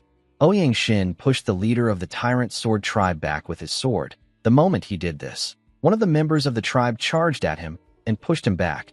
The man told the tribe leader that the momentum of the Zhongnan sect is no joke. He informed him that the situation is dangerous. He said that they must retreat for now and prepare for what's to come. The tribe leader did not like this at all. While the man was struggling to hold Ouyang Shin back, he called out to his tribe leader. The tribe leader turned around to see Yinshin. He saw our boy kill one of his members. Yinshin glared at him. He knew that the tribe leader was someone too high up for him to look at. A mere glare from him would shake a person's soul. Yinshin watched the tribe leader as he ran away. He told himself that he will defeat him in 4 years' time. The tribe leader ordered his men to retreat. The scene shifts, and we are taken to the Zhongnan sect. We see the leader of the sect give Yinshin a plaque. The plaque is known as the Floating Cloud Token. If this token is shown to the groups affiliated to the Zhongnan sect, they will treat the person with utmost respect. Ouyang Shin asked Yinshin to let him know if he ever needs his sword to fight for him. He told him that he will help him out once to resolve any issues, even if it involves political issues in the desolate fortress. Yinshin put away the token and thanked the sect leader. He told Il Shin that it is time she told him why his clan was wiped out. Il Shin revealed to our boy that everything began with the World Tree. Yinshin did not know what the World Tree had to do with this. The elder explained to him that it is a divine tree that sustains the world. All the laws of creations and existence are firmly anchored by the mystical energy of the World Tree. The land of the Jung clan was extremely fertile. The World Tree's roots spread far enough to stretch beneath the Jung estate. There is even a saying that the formidable martial power of the desolate fortress leader is maintained because she consumes the fruits of the World Tree. Yinshin asked the elder to tell him the reason why the Jung clan was annihilated. She explained to him that the Tyrant Sword Tribe and the Blood Flame Cult are both factions that are completely opposed to the desolate fortress. For them, wiping out a small clan like the Jung clan was more than justified. Coincidentally, Il Shin and her disciples were nearby when they received a letter from the desolate fortress lord. They got a request to protect the Jung clan. Unfortunately, they ended up failing. Now, Xingye County had become a wasteland at the hands of the two groups. Il Shin told our boy that she feels immense guilt towards him, his brother and his niece. Our boy did not know what to say. The scene shifts, and we see Yinshin and Wenshang outside with everyone. Our boy pat his niece on her head. The girl began to cry. Yinshin asked her to grow stronger and come find him. He told her that she will be able to visit the desolate fortress when she becomes a martial master. Manhwa asked our boy if she is also allowed to visit him. Yinshin told her that she can come if she is not on a mission. He told her that he would also like to learn martial arts with her. The Sword Immortal said that the downstream water of the Yangtze River has finally come together. He said that this is heartening. He told Yinshin that this brings joy to an old man like him who should be thinking about retirement. Our boy told the man that he looks like he will live for another 100 years. The elder told Yinshin that he hopes his wishes come true. Our boy gently smiled when he heard this. He and Wenchang bowed together. They said their goodbyes and began their journey. The scene shifts and we are taken to an inn. We see a man telling everyone that the Manhwa sect received secret aid from the desolate fortress. He said that the 9 great sects in the desolate fortress are fading away like the setting sun. He said that only the Zhongnan sect who defeated the tyrant sword tribe hold influence in Shaanxi. A martial artist sitting across the man poured himself a liquor and asked him to listen. He told him that he will give him a tip because it is his first time in the Murim. He told the man that keeping his mouth shut is the key to survival in the Murim. The man was annoyed to hear this. He stood up and asked the martial artist if he is calling him a first-timer. He picked up his sword and asked his friend if he said anything wrong. He said that the desolate fortress must be weak since they were unable to defeat the battle maniac. The martial artist gently smiled when he heard this. The man's friend told him that he heard that the azure-eyed demonic swordsman lost an eye. The fat man said that a blue-robed martial master from the desolate fortress isn't worth anything. With a smile on his face, he told his friend that it is just an empty reputation. Immediately he said this. Someone threw a chopstick on his table. The man was shocked to see the chopsticks. The martial artist and the women with him quickly raised their heads up. With a serious look on his face, Yinshin asked the idiot to tell him more of what he just said. Wenchang raised our boy's robe to show the man the symbol of the desolate fortress that was on it. The man was shocked to see that our boy came from the desolate fortress. The martial artist and the women stared at Yinshin. Wenchang smiled when he saw the look on the man's face. The entire inn became quiet. Everyone was cautious of our boy and Wenchang. Yinshin walked up to the man. With a scared look on his face, the man told Yinshin that he had no intention of insulting the desolate fortress. Yinshin glared at him. He told him that he doesn't care about that. He placed his hand on his sword and asked the man to tell him about how the azure-eyed demonic swordsman lost his eye. The man became nervous. He quickly revealed to our boy that it was done by the battle maniac. He said that the Blood Flame cult is backing the battle maniac. According to the man, several Blood Master swordsmen and one emissary from the Blood Flame cult clashed with the Radiant Demon Squad. The azure-eyed demonic swordsman got injured while protecting a family of commoners. Yinshin glared at the man with a scary look on his face. The man became terrified. He bowed his head and told our boy that he is sorry. Our boy decided to let him go. He asked him to continue eating and pay the innkeeper for the table. The man thanked Yinshin. Every martial artist in the inn focused their attention on Yinshin. The man who sat with the women knew that our boy could afford to act arrogant with his level of martial prowess. He realized that Yinshin was a martial master from a prestigious sect who carries himself with dignity. Before Yinshin and Wenchang could sit down, the man walked up to them and asked Yinshin if he is the lightning genius. He told our boy that he recognized him as the next star of the desolate fortress. He said that he was able to recognize him because he is not the White Qilin. The man introduced himself as Jin Yul of the Jin clan from Shaanxi. Yinshin told the man his name. Jin Yul told him that he has heard about the rising star of the desolate fortress who is known for his exceptional martial arts prowess. He told Yinshin that he heard that he was active in Shaanxi. The two women smiled at our boy when they heard this. Wenchang told Jin Yul that he has sharp ears. Jin Yul believed that Yinshin and Wenchang were heading to Xian because they belonged to the Radiant Demon Squad. He asked the boys if he can move with them. Yinshin did not expect this. Jin Yul explained to them that he truly wishes to form a friendship with the martial masters of the desolate fortress. He apologized to them for being too forward on their first meeting. Yinshin asked him about how he knew where they were headed. Jin Yul explained to him that after the clash between the Zhongnan sect and the Tyrant Sword Tribe, the Radiant Demon Squad and the Manhwa sect have become the hottest topic in the Xian Murim. He told Yinshin that everyone's attention is on them. Even the small and mid-tier martial artists know about what is happening. Yinshin glared at the man. Jin Yul simply smiled at him. Our boy poured himself a drink and told Jin Yul that they will move out after a quick bite. Jin Yul and the two women bowed their heads to thank Yinshin. The scene shifts, and we are taken to the forest. We see Wenchang telling the women about how he announced that Yinshin beheaded the vicious Rakshasa swordsman. With a proud look on his face, he said that his roar was just as mighty as the Shaolin lion roar martial art. He turned around and told the women that every martial artist on the battlefield turned their heads. He told them that they should have seen it for themselves. Jin Yul told Wenchang that a martial artist of the desolate fortress won't lie. He assured Wenchang that he believes him. One of the women asked Yinshin if he really beheaded the vicious Rakshasa swordsman by himself. Our boy told the woman that they took turns fighting him. He said that the Cloud Sword Dragon, the neutral Spirit Fist, and the Cliff Swordsman had already weakened him. Wenchang told the woman that he took care of the other warriors. He said that the finishing strike was done by Yinshin's dazzling blade. Jin Yul and the women laughed when they heard this.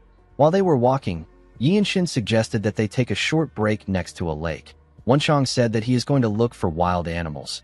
He told them that they will need the meat. The two ladies turned to him.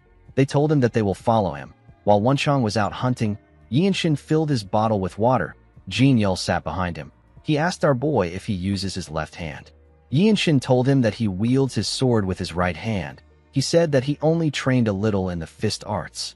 Jin Yul took out a small dagger from his clothes when he heard this. He charged at Yinshin from behind. He said that his left flank must be his weak point. He swung his sword at Yinshin with a confident smile on his face. Before his sword could touch our boy, someone cut his neck from behind. The person turns out to be Wenchang. Jin Yul's head fell into the lake. When the water touched his hair, it revealed his red roots. Wenchang and Yinshin did not seem shocked to see this. Wenchang said that he already expected the man to be an assassin from the Blood Flame cult.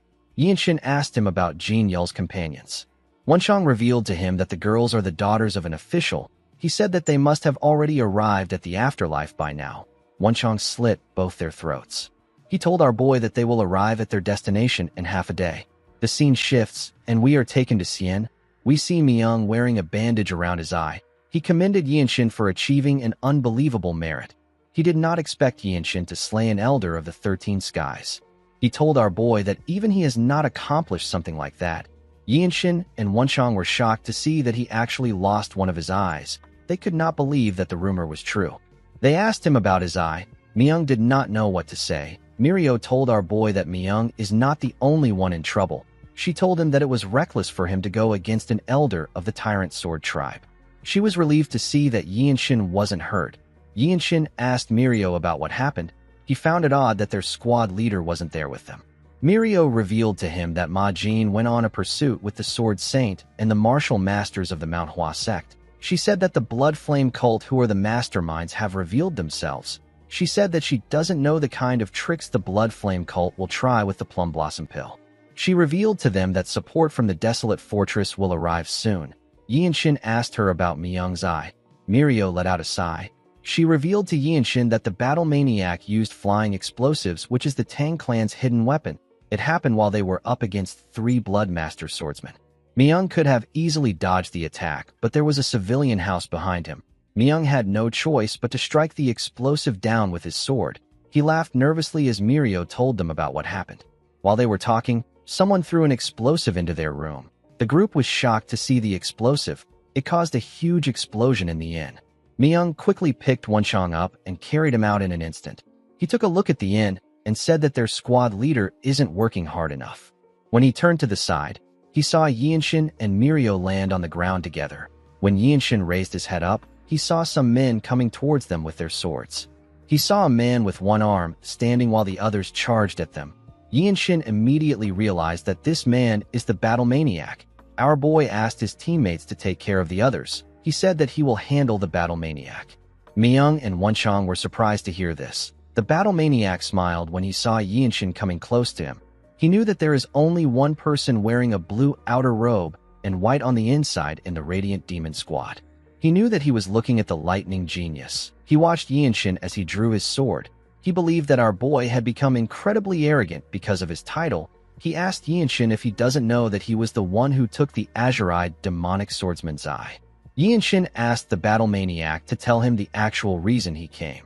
He asked him if he hasn't already taken the Plum Blossom Pill. The battle maniac took a stance and revealed to Yinshin that he came to take the head of the azure-eyed demonic swordsman.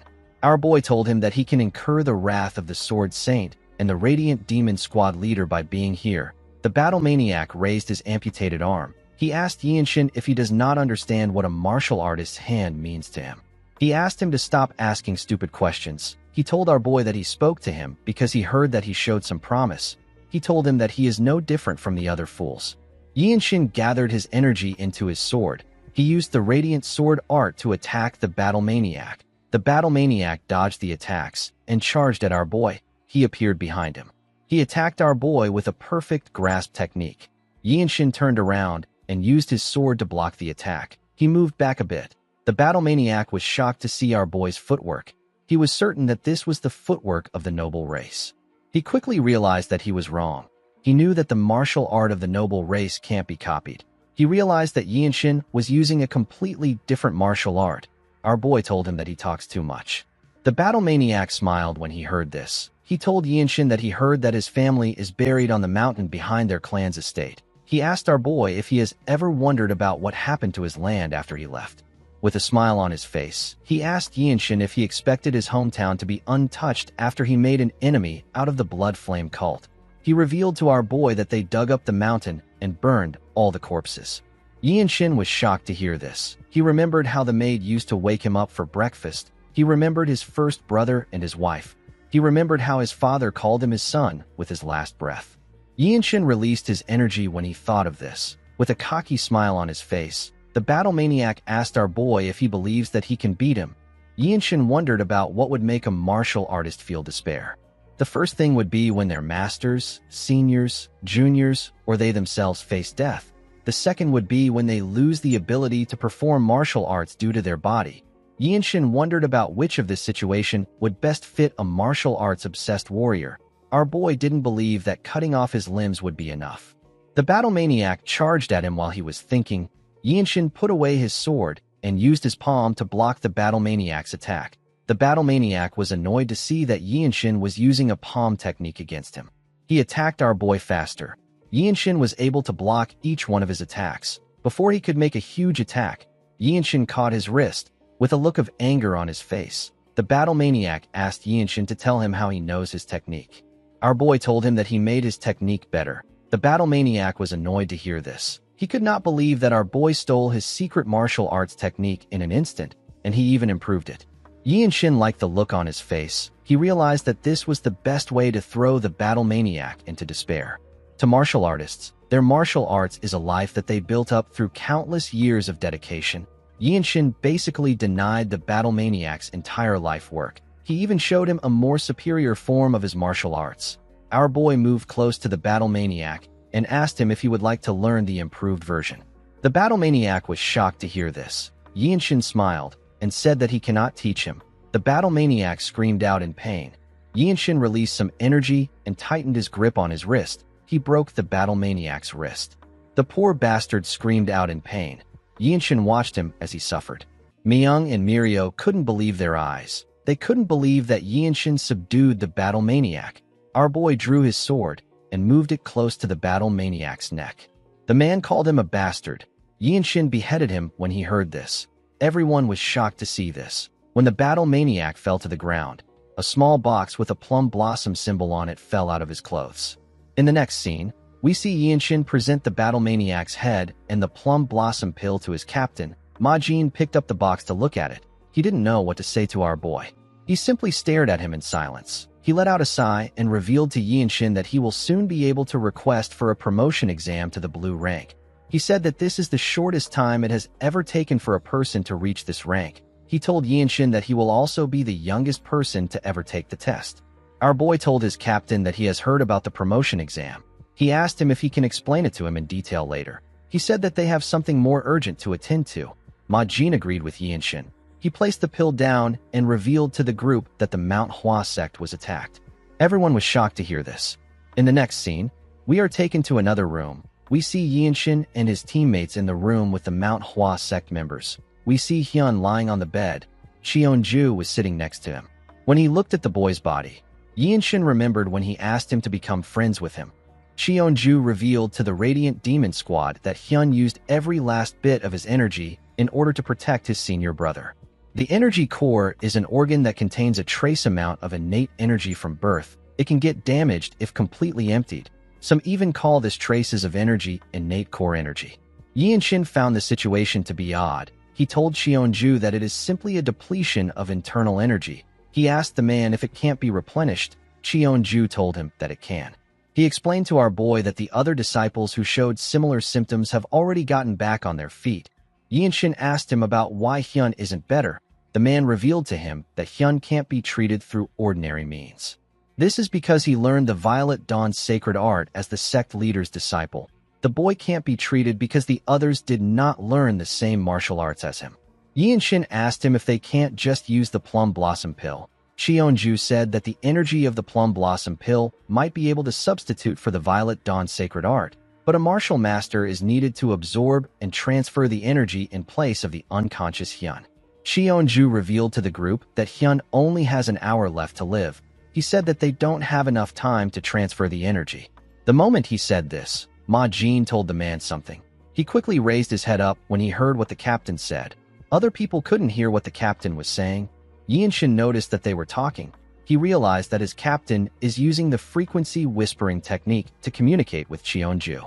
While he was looking at them, Cheonju turned to him. He seemed to be shocked about something. He quickly stood up and stretched out his hand to give our boy a pill.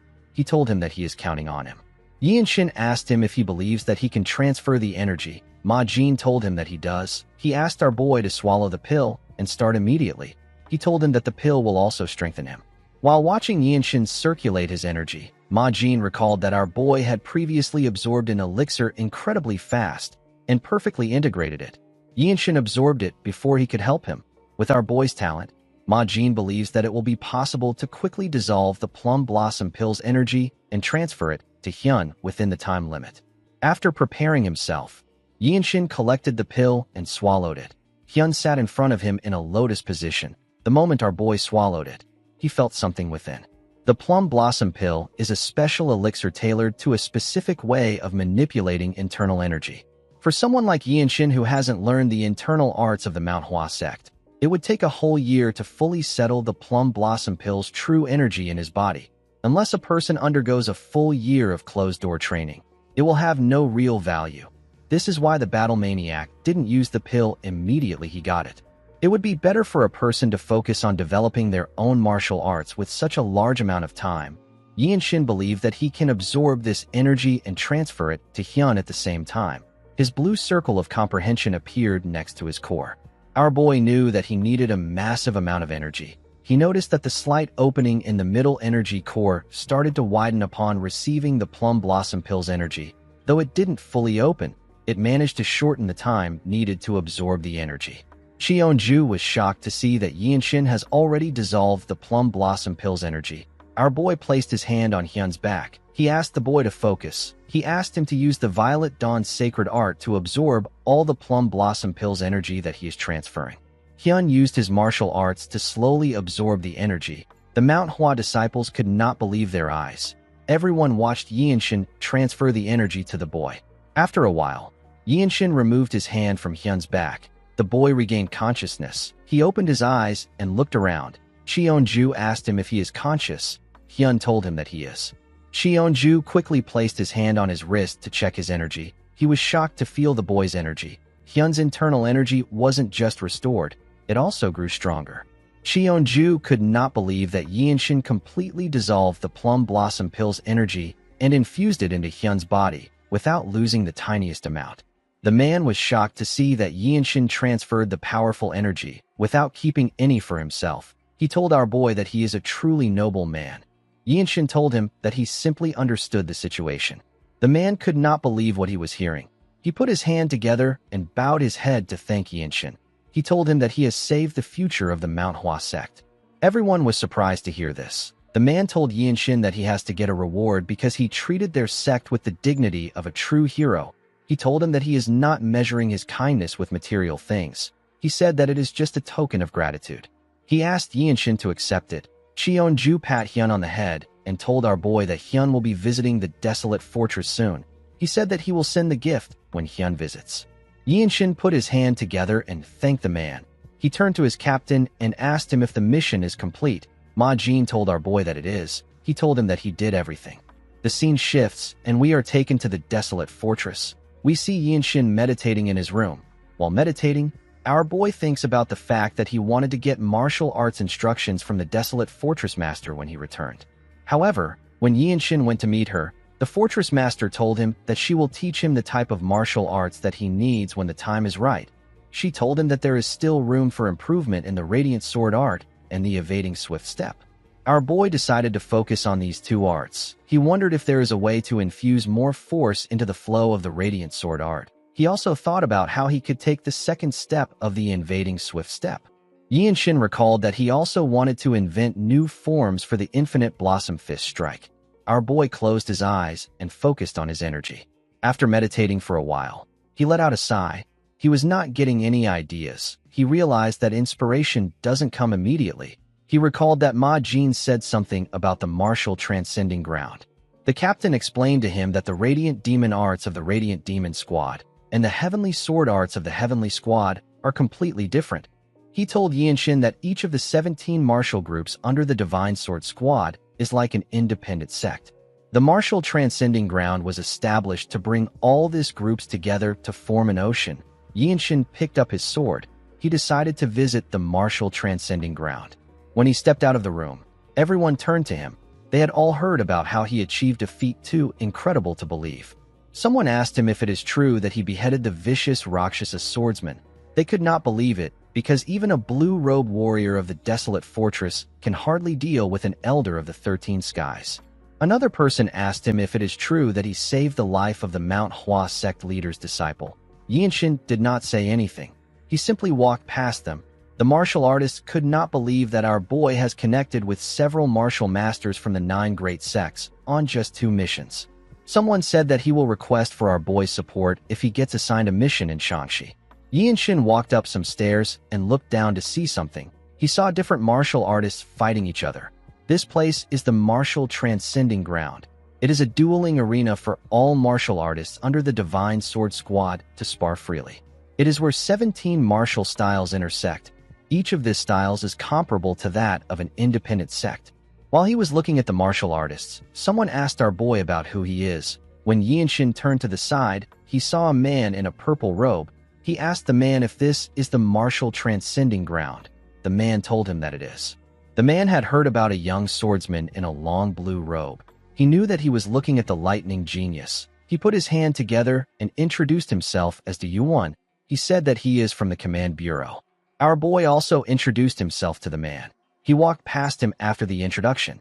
Yuan moved close to Yinshin and told him that he has heard a lot about him. He revealed to our boy that all the news from the desolate fortress funnels from the command bureau. They are the ones who sort and categorize the achievements of the martial artists. Yuan told our boy that his achievements are astonishing. He told him that he wants to share something private with him because he is happy to see him. Yinshin asked him to share it.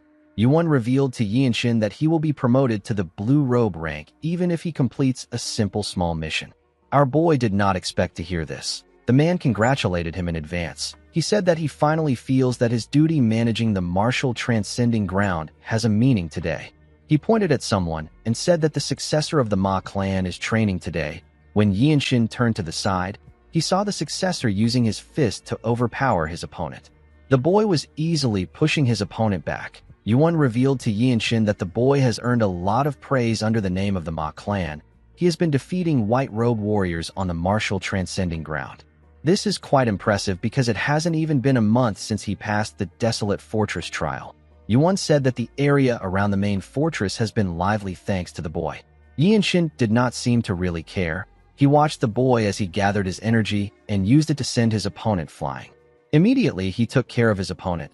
The boy spotted Yinshin. He walked up to our boy and asked him if he will join him in a sparring match. Yinshin asked the boy about who he is. The boy felt embarrassed. He told Yinshin that they weren't able to exchange names the last time they met. He introduced himself as Ma Sane. Yinshin recalled that Yuan said that Sane has been defeating white-robe warriors. He did not expect the boy to be humble.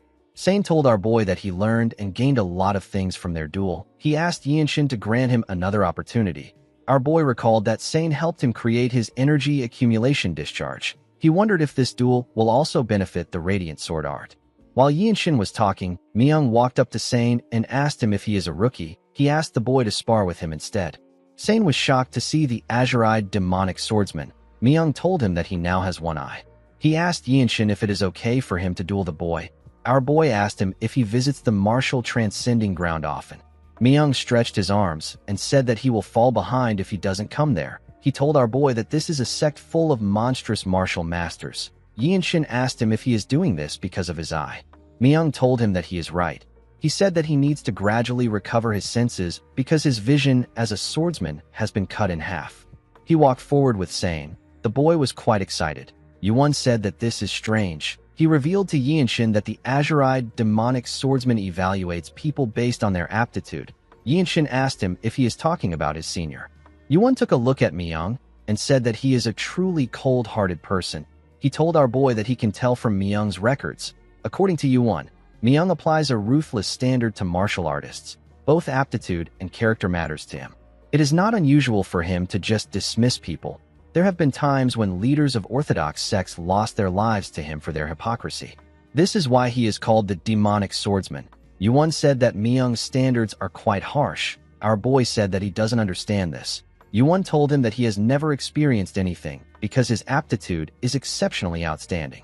He said that most blue-robe warriors are reluctant to approach Myung. Yinshin recalled that his senior has also never treated Wenchong poorly.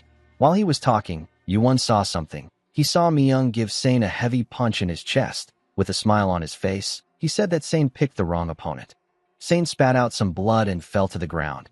He quickly stood up and sat in a lotus position. He began to meditate. He smiled as he circulated his energy. Yinshin could tell that the boy has gained some insight from the duel. Myung told him that Sane isn't just some empty-headed fool. Yinshin noticed that his senior's martial prowess hasn't diminished much even though he lost his sight. Sane, who was once nothing but an arrogant young master, has drastically changed in such a short period of time. Our boy understood that this was the power of the desolate fortress. He felt the amazing strength of the desolate fortress again. While he was looking at Sane, someone called out to him. When Yinshin turned around, he saw his captain.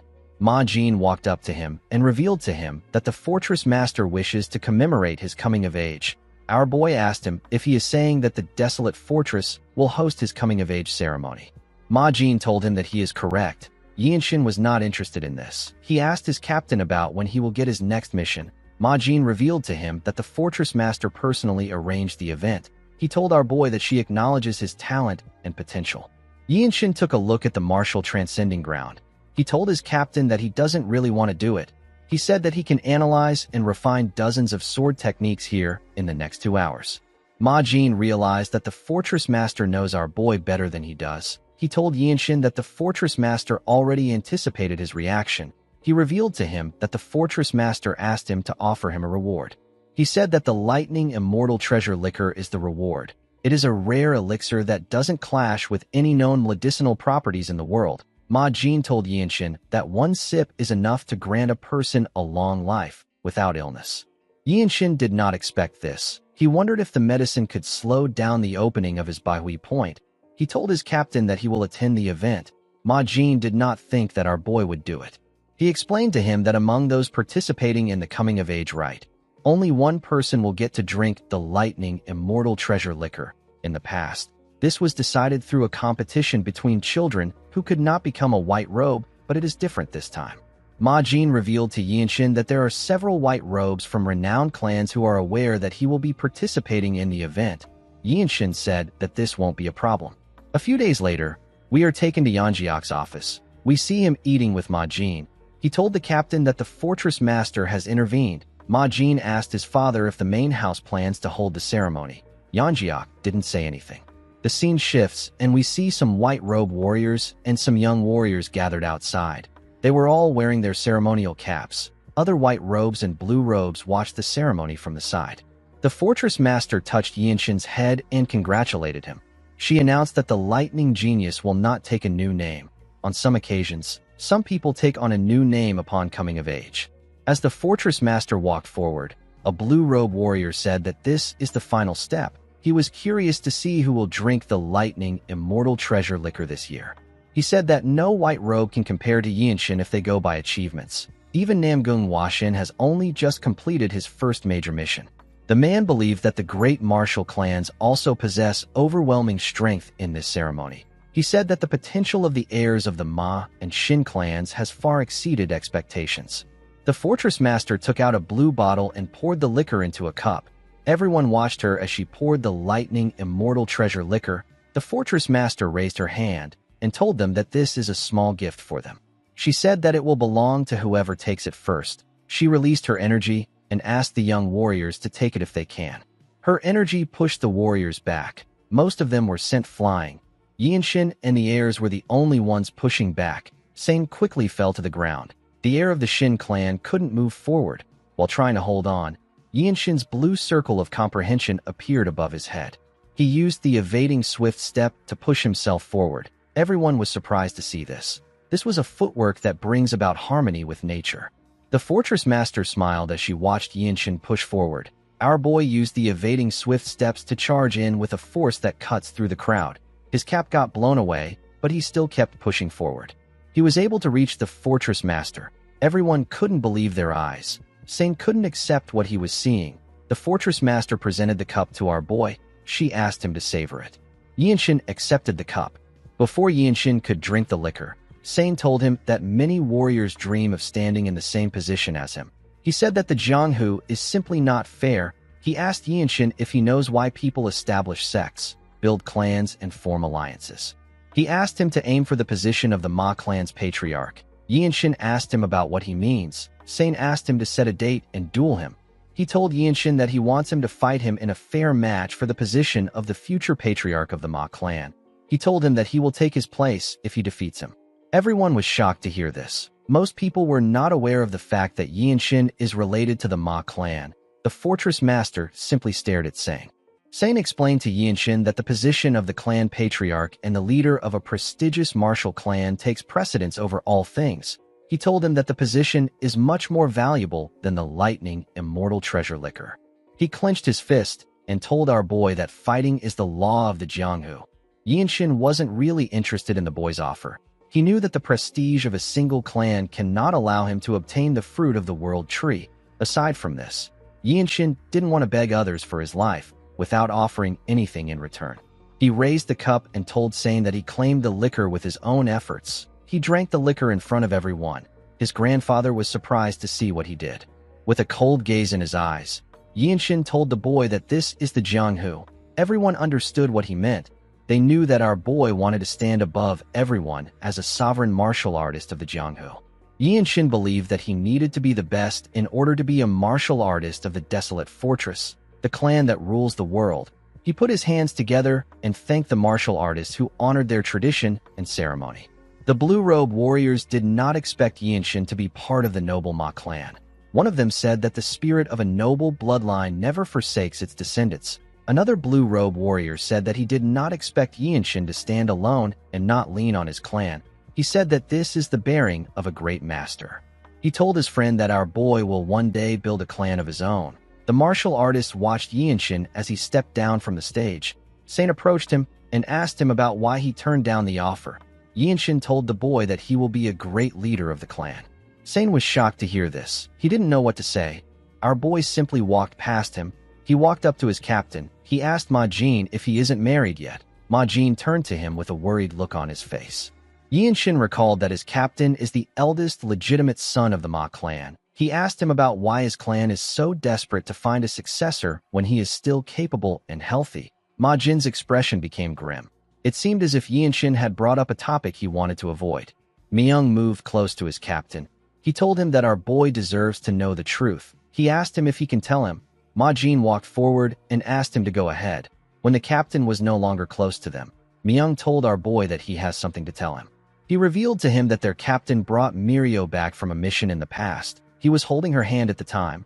Our boy asked him if he is talking about his senior. Myung assured him that he is talking about the same Mirio. He told him that she was much younger at that time. Ma Jin took Mirio from a secretive sect and said that she is destined to become a pillar in the desolate fortress. However, Mirio wasn't the issue in this story. The story is about the mission that Ma Jin took. The mission took place in Mount Tianshan. It is a battleground swarming with the remnants of the demonic cult. Myung told our boy that it is a perilous place. He said that their captain completed the mission, but he got in a fight with a martial master of the demonic path.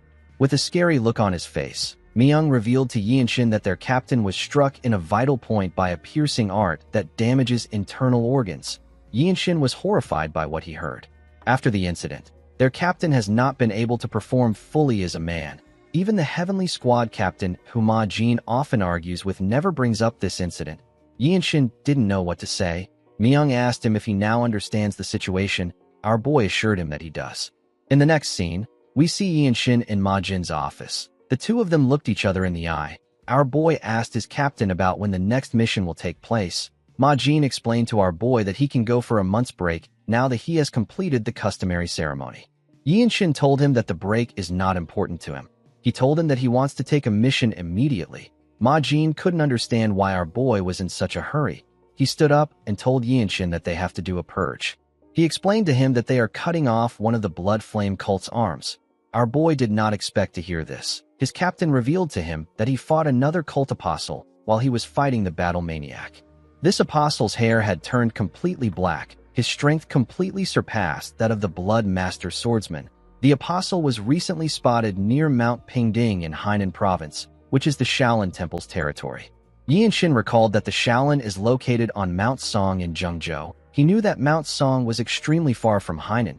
He asked his captain to tell him how Hainan is considered the Shaolin's territory. Ma Jin told him that the Shaolin is the top orthodox sect. He said that there are a few sects in the Central Plains that are untouched by the Shaolin teachings. The Shaolin has too many outer sects. The entirety of Hainan province basically falls under the Shaolin's influence. Upon hearing this, Yinshin wondered about the kind of inspiration the Shaolin's martial arts can offer him. Ma Jin told our boy that the first and second Radiant Demon units will follow him. After completing the Plum Blossom Pill mission in Shaanxi, Ma Jin created the first Radiant Demon unit. Yinshin, Wenchang, Myung and Mirio were the members of the team. Yinshin told his captain that he is fine with the mission, but the other unit members need to rest. Ma Jin smiled and told him that everyone is like him. He said that they all enjoy getting merits and wandering the Murim. Yinshin put his hands together and told Ma Jin that he is taking his leave. When he got outside, he looked around. He told himself that he will become a blue-robe warrior after this mission. In the next scene, we see the group riding their horses out of the fortress. Ma Jin's horse was at the front. Our boy noticed that there were 9 martial masters partaking in this mission. He had never seen this much people going on a mission. He knew that this was a formidable party. The scene shifts, and we see the group getting off their horses at Xingye County. Ma Jin announced that they will be resting there. Yinshin looked around his hometown. He noticed that it was empty. There was no one in the streets. Wenchang said that he did not expect the county to look like this. Our boy was a bit sad to see the state of things. When the group arrived at the entrance of an inn, they heard someone saying that the county is basically paradise now that the Yung Manor is gone. He said that the income from the woodlands is flowing freely.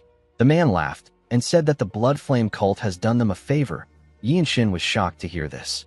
He remembered the last time he spoke to the head steward. He asked the man about where he plans to go. The man told him that the bloodline of the clan still lives on, so he needs to serve them with the remaining estate. When our boy remembered this, he told himself that the profits of the woodlands must not fall into the hands of the underworld scums. He opened the door and walked into the inn with Wenchang. He saw a huge man drinking with his friends. The man had an axe on the table. Yinshin asked the men to explain the matter concerning the land of the Yung Manor. The men did not expect to get a question like this. They all stared at our boy. Yinshin looked them in the eyes. One of them stood up and called our boy a brat. He quickly became scared when he saw Wenchang holding up Yinshin's clothes to show him the logo of the desolate fortress. The men became nervous. They couldn't believe that our boy was from the desolate fortress. The huge man among them wasn't convinced that Yinshin was from the desolate fortress. He grabbed his axe and said that our boy isn't from the desolate fortress. He quickly threw his axe at Yinshin. Our boy drew his sword and blocked his attack with a clean swing. The man was shocked to see this. He couldn't believe his eyes. Before he could do anything, Ma Jin and the other squad members stepped into the inn. Ma Jin asked if something is going on there. The man and his friends became scared. Yinshin asked him if he speaks by swinging his axe. The man became worried. He raised his hand and told our boy that it was a mistake. Yinshin knew that he couldn't spare this man even if he lets the others go. The attack he used was done with the intent to kill, yet the man used it as if it was meaningless. Our boy was certain that countless commoners must have fallen victim to this man. The huge man said that someone insulted the desolate fortress without knowing their place. The moment he said this, Yinshin beheaded him with a clean swing. The other men were shocked to see this. The members of Yinshin's squad didn't even flinch. Our boy told the men that he is going to give them another chance. He asked them to tell him about the situation of the Jung clan. With a nervous look on their faces, the men said that they will tell him everything they know. They went on their knees and explained the situation to Yinshin. Our boy clenched his fist out of anger when he heard what they said. A storm of blood was said to have swept through the marketplace after the Jung manor was wiped out. Amidst this chaos, the head steward of the clan created a merchant group and grew it with astonishing skills. He wanted to leave the county, but the woodlands and assets from the destroyed Jung manor became the merchant group's foundation. Due to this, the underworld martial artists targeted them. A group called the Shinya White Martial Sect used their vast wealth to blind the local magistrate and raid the merchant group. They tore the group apart. Wenchang slammed his fist on the table. He called the men rotten bastards. Yinshin could not believe that the magistrate simply watched this happen even though he is in charge of the county. Myung moved close to our boy and told him that he will gladly help if he says the word. Yinshin raised his head up and looked behind him. He saw that the entire group was ready to help him. He thanked them for their offer. They all smiled at him. He asked his captain if he is allowed to punish the magistrate himself. Ma Jin told him that he can't do this. He said that he will investigate the magistrate himself when he returns. Yinshin asked him about what they should do about the Shinya White Martial Sect. His captain told him that an underworld sect like that shouldn't be too difficult for him to handle alone. He asked him if he needs any assistance. Yinshin said that he doesn't. Wenchang moved close to him and told his captain that he will follow Yinshin. With a smile on his face, he told his captain that they can't allow a young martial artist who isn't of age to act alone. He said that the name of the desolate fortress would be tarnished. Yinshin told Wenchang that this isn't about justice. Wenchang raised his hand and stopped him from saying anything else. He told our boy that he is taking out an underworld gang. He said that this is the work of a righteous warrior. He smiled and said that others are too afraid of getting hurt to even try this. Although Wenchang was acting playful, Yinshin knew that his friend always acts like a true hero. In the next scene, we are taken to the entrance of the Shinya White Martial Sect. Wenchang did not expect the place to be so close by. He wondered if the sect took over a local noble's manor. He drew his sword and used it to tear the doors apart with a destructive attack. He smiled when he stepped in. He saw the sect members standing outside with their weapons. He asked them if they were waiting for them. He asked them if they overheard their conversation at the inn. The sect leader smiled and called the boys fools. He told them that they have no fear. He didn't expect that only 2 of them would come there. He told them that he will turn their corpses into fertilizers for the woodlands. Yinshin ignored the man and drew his sword. He had heard that small and mid-sized sects are often out of touch with recent news. The larger sects are the ones that hesitate to provoke the desolate fortress. The sect leader smiled and ordered his men to kill the boys. His men quickly charged at them. When they got close to Yinshin, they got torn apart before they could even swing their swords. Our boy cut off their heads easily. Wenchang supported him from behind. He helped him kill the people around him.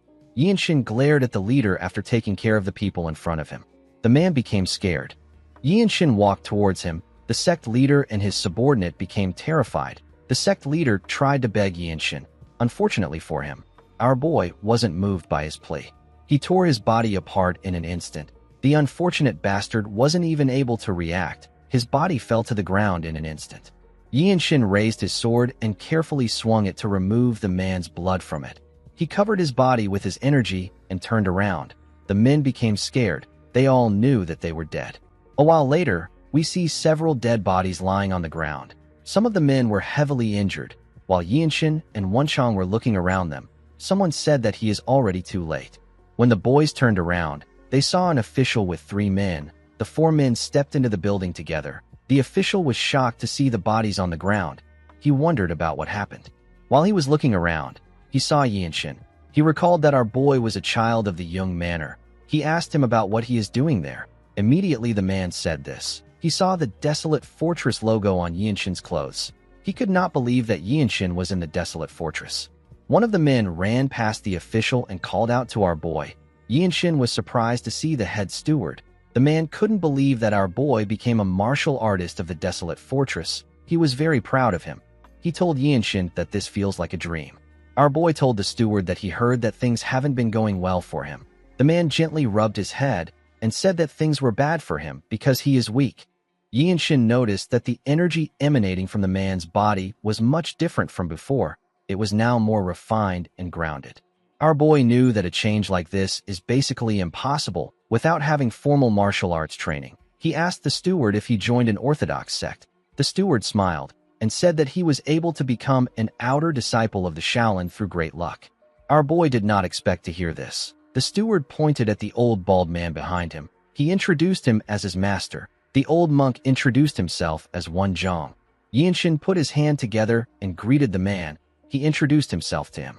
The moment he greeted him, the third man told him that his techniques are astonishing. The man, who turns out to be a member of the noble race, turned around to see Yinshin. He introduced himself as Gak Yung. Gak Yung is also known as the Little Divine Monk. He is one of the 18 arhats of the Great Shaolin Temple and a master of the Shaolin Fist Strike. Wen Zhang turned to Yinshin and asked him if he had some prior connection to their temple. Our boy told him that this is his first time meeting martial masters of the Shaolin. Wen Zhang told our boy that his physique is really interesting. He said that his body looks like it has been well tempered through the muscle transformation art. The Shaolin's 72 supreme arts are said to begin and end with the Dharma muscle transformation art. It is a very important art to the temple. It is basically a foundation for them. Wen Zhang told Yinshin that he doesn't suspect that he stole their temple's techniques, because this would be impossible. Gak Yung called out to Yinshin and told him that his actions are reasonable by worldly standards. However, from the point of view of someone who has lived only for martial arts and the Dharma in the mountains, it seems a bit excessive. Gak Yung told Yinshin that he is worried because he will definitely become a top martial master. Our boy asked the monk to tell him what he is trying to say. Gak Yung said that a true martial artist speaks through martial arts. He clenched his fist and suggested that they cross fists. He said that a favor will be granted to the one who prevails. He took out a small bottle and told Yinshin that he will give it to him if he wins. He revealed to him that there is a meridian purification pill inside the bottle. He told him that it is a secret pill of his clan that is produced at the temple's medicinal hall. Wen Zhang was surprised to see the bottle. He asked Gak Yung if he is talking about the pill that the Shaolin uses to instantly restore their energy. The monk told him that he is correct. Yinshin could not believe that he was already offering this rare and valuable pill without telling him what he wants. He couldn't see through Gak Yung's intentions. He decided to accept the duel. He said that he will give it his all. The monk laughed and thanked our boy for allowing him to meddle in his affairs. He told him that he can take the pill if something happens. Yinshin asked him about what his request is. The monk smiled and told our boy that he wants him to listen to an hour of his Dharma lecture. Our boy and Wen Zhang were surprised to hear this. Gak Yung laughed when he saw their reaction. He asked Yinshin if he believed that he was going to ask him to shave his head and join the Shaolin as an official disciple. Our boy realized that he was witnessing the famed fairness of the Shaolin monks. Yinshin and Gak Yung put some distance between themselves and took a stance. Now that he was facing him, our boy could see the gap between them. He knew that he would be no match for Gak Yung if they faced each other with internal energy. However, when it comes to their physique, Yinshin might stand a chance. The monk charged at our boy and swung his fist at him. Yinshin blocked his attack and got pushed back a little. Gak Yung turned around and attacked him with a kick. Yinshin blocked his attack. The monk made his fist faster and attacked our boy with more speed. Yinshin matched his pace and blocked his attacks with a single hand. Gak Yung jumped and tried to kick our boy. Yinshin carefully bent his back to dodge the attack. Gak Yung moved back and took a stance. He attacked our boy with the Dragon Fist Strike. He used the technique to hit Yinshin's body with a large amount of force. A bright light got released from the attack. When Gak Yung stepped back, he saw something odd. Our boy was still standing. It was as if he wasn't even hurt. Wen Zhang was impressed by Yinshin. He realized that our boy is standing in the exact same position as when the match began. With a cold gaze in his eyes, Yinshin asked the monk if he is done. Gak Yung did not expect to hear this. Yinshin and Gak Yung carefully looked each other in the eye. Our boy took a step forward and charged at the monk. He easily got close to him and thrust his fist at him. The monk was able to dodge it by moving to the side. He was a bit nervous. He quickly attacked Yinshin with multiple punches. Our boy was not able to dodge them. Fortunately for him, attacks that lack internal energy can't deal significant damage to him thanks to his movement art. Yinshin doesn't need to worry about his opponent's attacks. He can simply focus on attacking. He gently pushed the monk's hand aside and grabbed it. In terms of experience and depth of martial arts, Gak Yung can't compare to Yinshin, but he still found their match to be enjoyable. Our boy clenched his fist. He could feel a new technique coming to him. He attacked Gak Young with multiple punches. The monk was unable to dodge the attacks. He had to take it head-on. Wonjong was surprised to see our boy's attack. He wondered if he copied the Shaolin's 5 fist strikes. He took a careful look at Yinshin's style. He realized that he was wrong. The styles were only similar. Our boy's own was actually much better. While fighting Gak Young, Yinshin's eyes had a blue glow in them. It seemed like he was understanding and creating a new martial art. He made his fist strikes faster.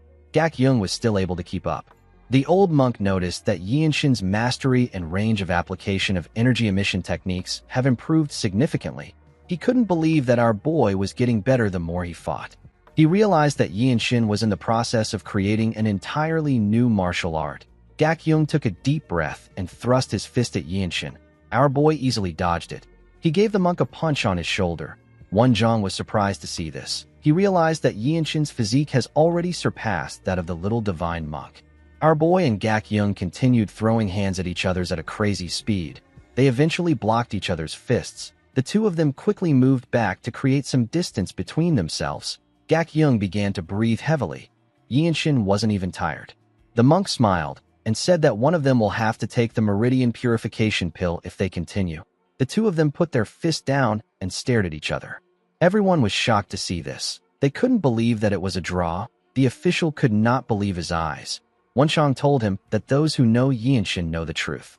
He revealed to him that our boy possesses monstrous strength even among members of the Radiant Demon Squad. The official gently turned to him when he heard this. Wonchong told him that something actually once happened in the desolate fortress. When our boy was taking a bath, the handmaidens who helped manage the bathhouse snuck out. They later returned to secretly spy on him. Wonchong found the women to be bold and fearless. He didn't think that they would do something like that. The official became nervous. Before Wonchong could tell him what happened next, the man turned to the side and said that he is not particularly interested. He ran towards the exit. Wonchong found this odd. Most people are usually interested in hearing the rest. Yinshin put his hand together and thanked the monk for the duel. He told him that he will listen to his doctrine. Gak Young did not expect to hear this. He laughed and called our boy a sincere person. He told him that he would have loved it if he was his disciple. He knew that he couldn't take our boy because he didn't win the duel. He revealed to Yinshin that he was actually afraid. He didn't expect him to gradually break through his basic techniques. He placed his hand on his chest and said that he lost. He told our boy that he will listen to what he has to say whenever he gets the chance if he listens to his doctrine. Yinshin gently smiled when he heard this. He told the monk that this will be nice. Later in the evening, we see the two of them sitting in a pavilion. Gak Young began his explanation by talking about the Bodhidharma, the first grandmaster and the founder of Buddhism in the Central Plains. While he was talking, Yinshin realized that Buddhism does not rely on words and letters. It goes beyond its scriptures. A new understanding of the world was opened to our boy. Until now, his mind was being sharpened like a sword from endless bloodshed. Alongside his terminal fate, the will to survive engulfed him. Of course, a person's doctrine does not magically erase the fear of a terminal condition. However, our boy was now able to understand the essence embedded in the martial arts of Buddhism. While Gak Young was explaining things to Yinshin, Wonjong carefully looked at them. The next day, we see the group walking out of the compound. The old monk said that destroy evil and uphold the righteousness isn't some abstract doctrine. He said that it has real tangible power. He told the group that it is a spiritual force that annihilates the corrupt power amassed by cults like the Blood Flame cult. Gak Young turned to him when he heard this.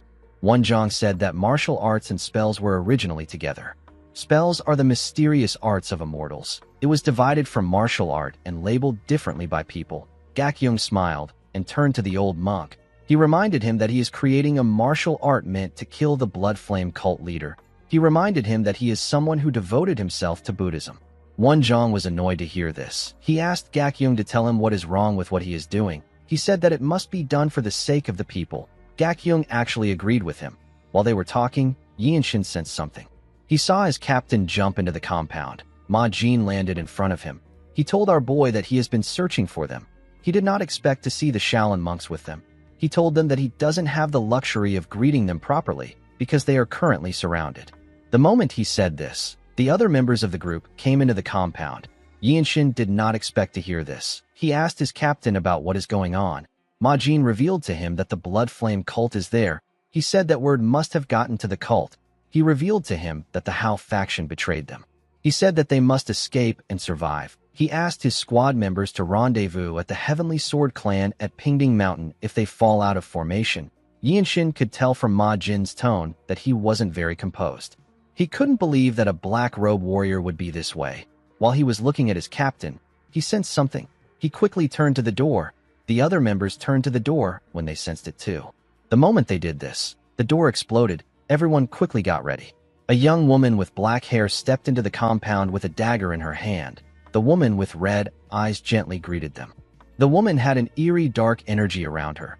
Yinshin could tell that she was in a different league from the Blood Master swordsman. He recalled that the hair of a blood flame cultist becomes blacker the more they grow stronger. While he was looking at the woman, Ma Jin revealed to his team that she is the seventh apostle. Everyone knew that the seventh apostle is a powerful warrior with exceptional martial prowess and a vicious temperament. The woman turned to Yinshin. She asked him if he is the lightning genius. She described him as the future of the desolate fortress. She gently licked her lips and told Yinshin that his nape looks really pretty.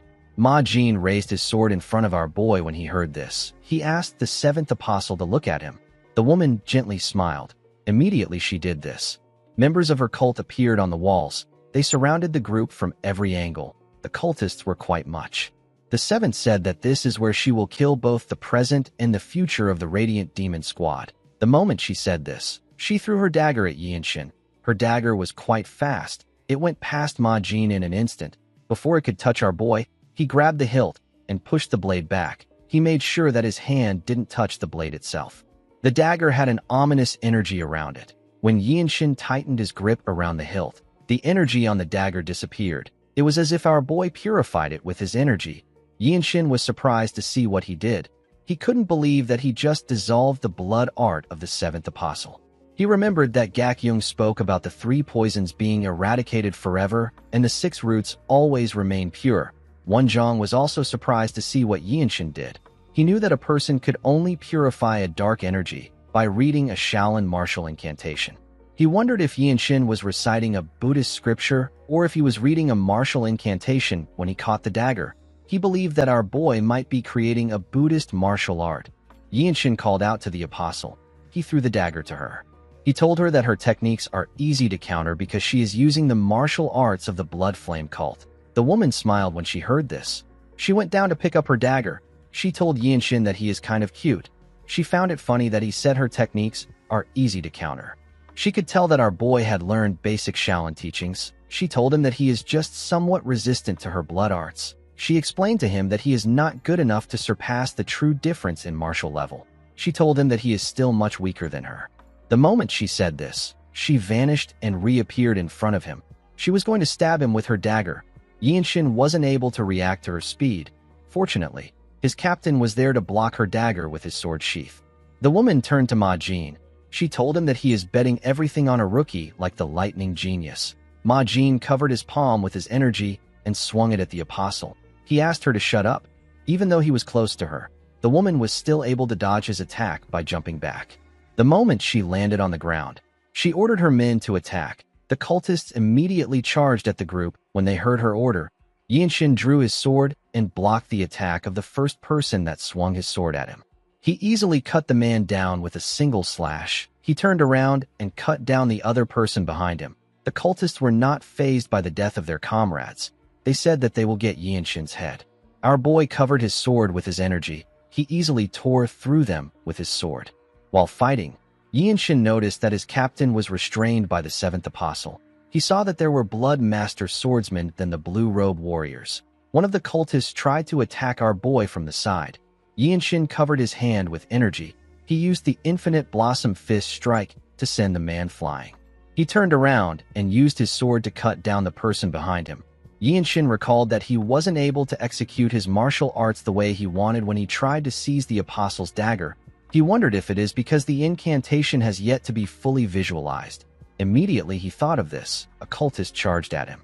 Yinshin attacked his head with a palm strike. The attack sent the man flying. He looked at the bodies around him and told himself that this is not enough. He knew that he didn't have the ability to take control of the situation like those in the true martial master realm.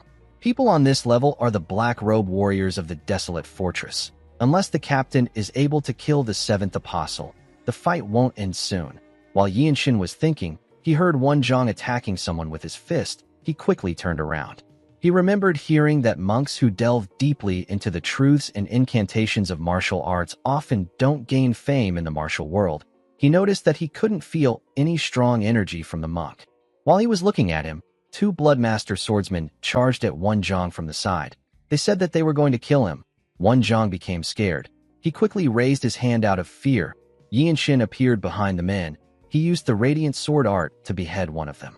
He swung his sword at the other man. The man was able to block Yianshin's sword. He was shocked to feel the power behind our boy's sword. Yianshin kicked the man in his stomach and made him lose his balance. He swung his sword at him and beheaded the man with a single strike. Wonjong was shocked to see this. He already knew that Yianshin was extraordinary, but he didn't expect him to be on this level. He couldn't believe that someone this young could use such martial arts. In the next scene, we see Yianshin riding a horse. The old monk was riding in front of him.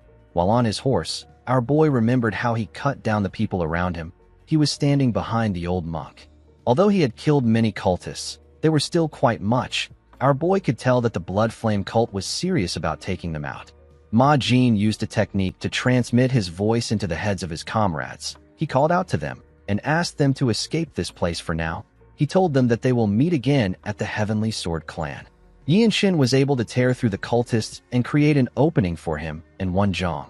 The two of them ran together. In the next scene, we see Yianshin and Wonjong arrive at the docks together. They wanted to cross the river in front of them. Wonjong saw a boat in front of them. He suggested that they get on the boat. Our boy asked him if he is talking about the flower viewing boat. He told him that it will be good for them. The old monk came down from the horse when he heard this. He moved close to the edge of the plank. He took a deep breath and screamed. He asked the people in the boat to come to them. Our boy was shocked to hear the old monk scream. To his surprise, the people in the boat heard the monk's voice. They turned their boat and moved towards their direction. When the boat got close to them, Yianshin saw the people inside. It was filled with well-dressed young people. Our boy could tell that they were children from reputable clans. He noticed that they had undergone proper martial arts training. The people inside the boat seemed confident and arrogant. A young girl stepped up and asked Wonjong if he is in need of travel companions. Yianshin wondered about which sect this martial artists were from. He told the girl that the old monk is devoted to his ascetic training. He said that the man cannot greet her. He asked her to understand him.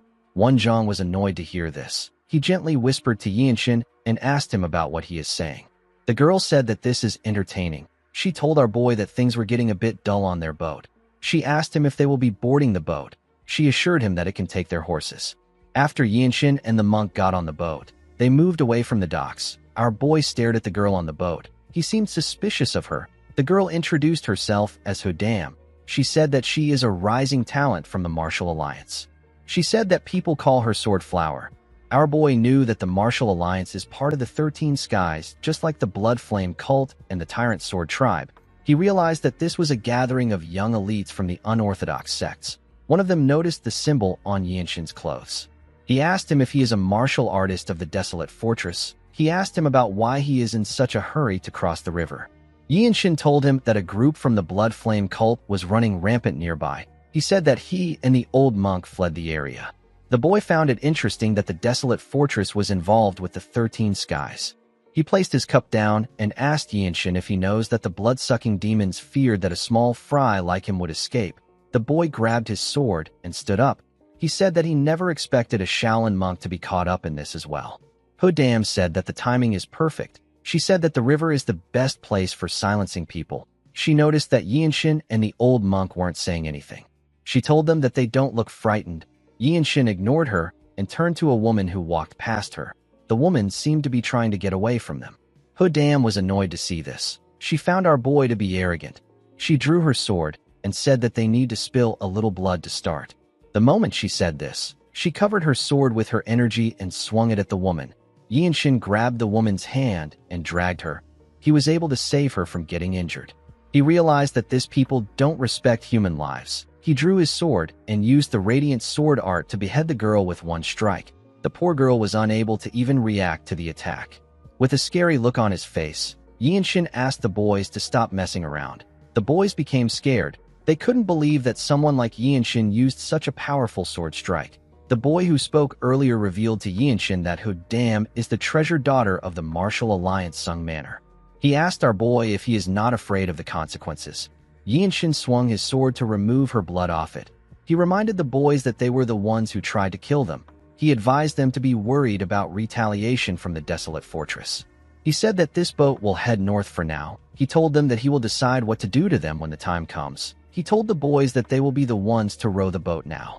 The boy with the headband asked Yinshin if he didn't hear what he said. He said that the girl is the sword flower of the Sung Manor. He asked our boy if he doesn't know who she is. Yinshin turned to the idiot and smiled. He realized that he hasn't formally introduced himself to the boys.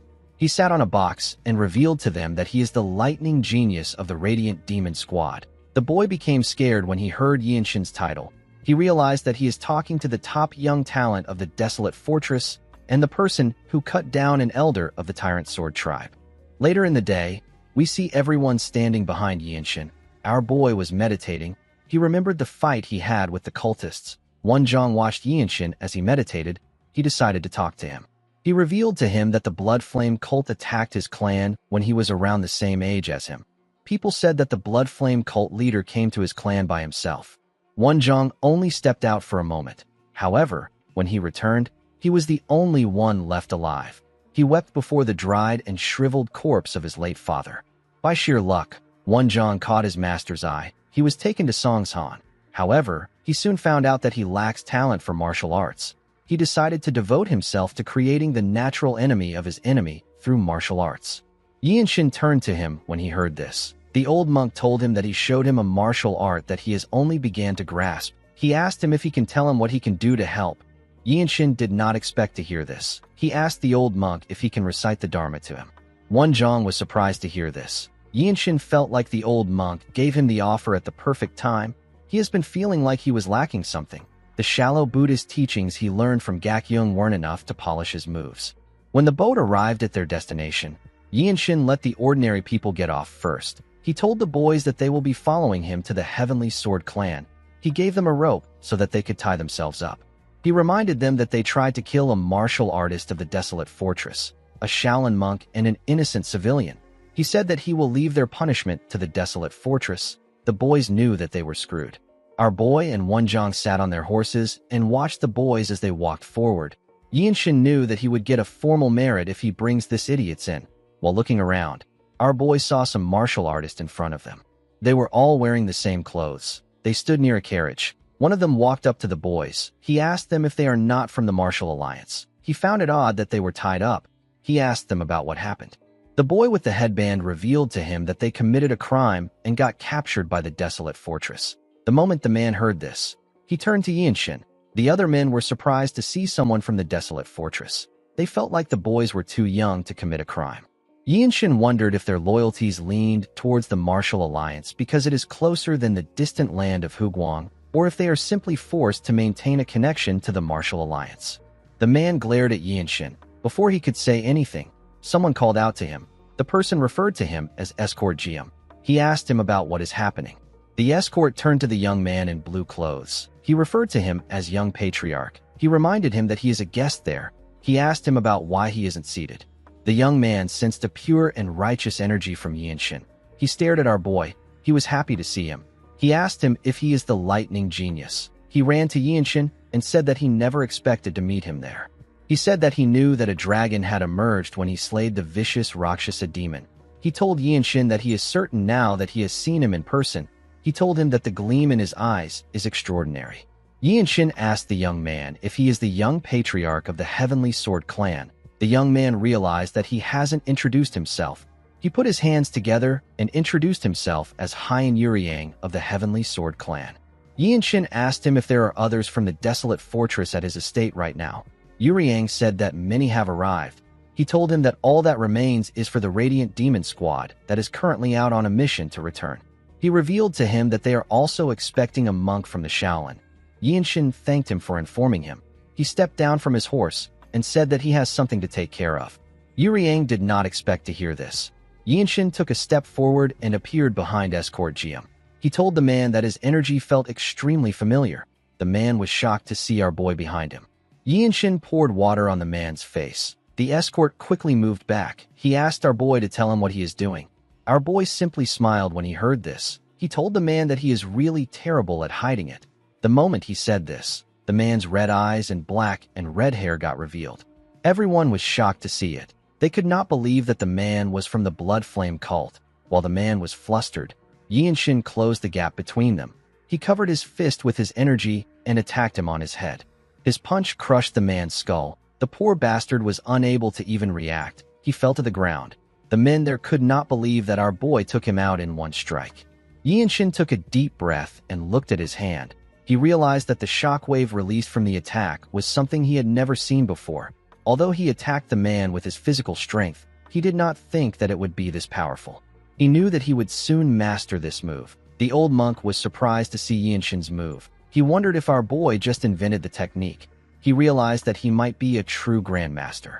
Yinshin reminded Wenzhong that he said that he wanted to restore the Shaolin art of Bodhisattva Gentle Flowing Strike. He told the monk that he would like to add Gentle Flowing Strike in this new martial arts name. He asked him if he will allow him to do so. Wenzhong was shocked to hear this. He stepped down from his horse and moved close to Yinshin. He told him that he will be honored if he uses the name. In the next scene, we are taken to the Heavenly Sword clan. We see a wounded Wenzhong telling our boy that he is lucky to be alive. Yinshin didn't know why an injured person was telling him that he is lucky. Wenzhong tapped his shoulder and told him that he did well. The others didn't know what to say to him. Ma Jin found it amazing that Yinshin was able to achieve something even though he was on the run. Our boy asked his captain if he took out the seventh apostle. With a nervous look on his face, Ma Jin revealed to Yinshin that the apostle's martial arts is a bad match for him. He said that Myung might have been able to take her out if he was on the same level as him. Myung moved close to his captain and asked him if he is making an excuse. Mirio moved close to our boy and touched his shoulders. She told him that he looks quite healthy. She noticed that his energy was transforming again. She looked into his eyes and told him that people around his age usually focus on building their foundation. She told him that he has been improving too fast. Yinshin looked away from her. He turned to his captain and asked him about what they will do about the Blood Flame cult. He said that the seventh apostle seems to have intel on their squad. Ma Jin told him that they will wait. He revealed to him that they are planning to respond by coordinating with the Heavenly Sword clan. He told his squad that the cultists have received orders to eliminate them. Although it seems like a small fight between the Desolate Fortress and the Blood Flame cult, it is actually an all-out war for the Radiant Demon squad. The captain explained to them that they will use the trap devices in the Heavenly Sword clan, which were brought by the master craftsmen of the Desolate Fortress to assist them in their fight. He said that they will recover their full strength and stand against their enemies. Yinshin remembered hearing about the trap devices. The craftsmen weave things together with bizarre techniques and laws of nature to create an unusual phenomenon. After explaining things to them, Ma Jin told his squad that they will continue their conversation later. He asked them to go inside to get some rest. Our boy decided to use this chance to practice. The scene shifts, and we see Yinshin meditating. While he was meditating, someone knocked on his door. Our boy quickly opened his eyes. The servant informed him that the young patriarch has asked him to come over after breakfast. He said that Yuriang also asked him to deliver a letter. The man placed the letter and some clothes on the table and left. When our boy opened the letter, he saw that Yuriang was asking him to come to the pavilion after breakfast. He wrote that his sister will be with him. He asked Yinshin to be mindful of his manners. He also asked him to wear the clothes he provided. The moment he read this, our boy remembered that Yuriang asked him for his age after he killed his escort. Our boy found this odd. He told the man that he is 16. Yuriang was happy to hear this. He said that this is the right age. He told Yinshin that he would like to introduce him to his younger sister if he doesn't already have a marriage arrangement. He said that his sister is a very kind and lovely girl. Yinshin was shocked to hear this. In the present, our boy stared at the letter. He knew that having a child and living with someone for 100 years were things that he could only dream of. Such things were not possible for someone like him who was destined to die early. While Yinshin was looking at the letter, he heard a loud sound in the compound. Someone screamed and called out to the Radiant Demon squad. Yinshin and the other members of the squad heard this person's voice. They all knew that this was their captain's emergency call. Our boy grabbed his sword and ran out of the room. He realized that they were being ambushed. When he got outside, he saw his captain and some guards. He also saw a building on fire. Ma Jin revealed to him that there was an explosion at the south gate. He said that he believes that their trap formation has been completely obliterated by the explosion. Yinshin could not believe that the cultists made use of bombs without permission from the Imperial Palace. Myung said that he had heard rumors that the Tang clan created bombs, but he did not think that they were true. He wondered if the Tang clan was mad enough to create something like that. The moment he said this, the gates in front of them blew up. Everyone was shocked to see this. When the smoke cleared up, the seventh apostle and her subordinates walked into the compound. She smiled and said that the Tang clan has been really helpful. She said that the Tang clan is supposed to be part of the Orthodox sects. Ma Jin said that she is trying to sow distrust among the sects. He asked her not to worry about it. He told her that the desolate fortress is already watching all the sects. The woman smirked when she heard this. She told the captain that the martial sects, the noble houses, and the desolate fortress are all hypocrites who hold the world in their hands and refuse to let it go. Ma Jin drew his sword when he heard this. The apostle glared at him and said that her cult will cleanse this world. She told Ma Jin that she will usher the birth of a blood-soaked world even if she loses her life. The moment she said this, the two groups charged at each other. Ma Jin and the apostle released their energies and swung their blades at each other. The Radiant Demon Squad and the martial artists of the Heavenly Sword Clan swung their blades at the cultists. Mirio attacked and cut down the cultist that was fighting Wenchong. Yinshin quickly drew his sword. He saw that a martial artist of the Heavenly Sword Clan was fighting a cultist. He assisted the man by cutting the cultist's hand. Our boy knew that this was a life-and-death battle. He knew that there was no such thing as fairness in group combat like this. A martial artist needed to use every opportunity he got. Yinshin easily tore through the cultists that attacked him. When he turned around, he saw his captain fighting the seventh apostle and two other cultists. Yinshin put himself together and walked towards his captain. Several cultists charged at him. Our boy easily dodged their attacks. He swung his sword at a crazy speed and cut them down before they could even raise their swords again. He walked towards his captain. Ma Jin sensed his presence when he got close to him. He saw that Yinshin was behind the seventh apostle. The apostle did not expect to see Yinshin behind her. She licked her lips and told him that he doesn't know his place. The moment she said this, she raised her palm and charged at our boy. Ma Jin asked her to stop.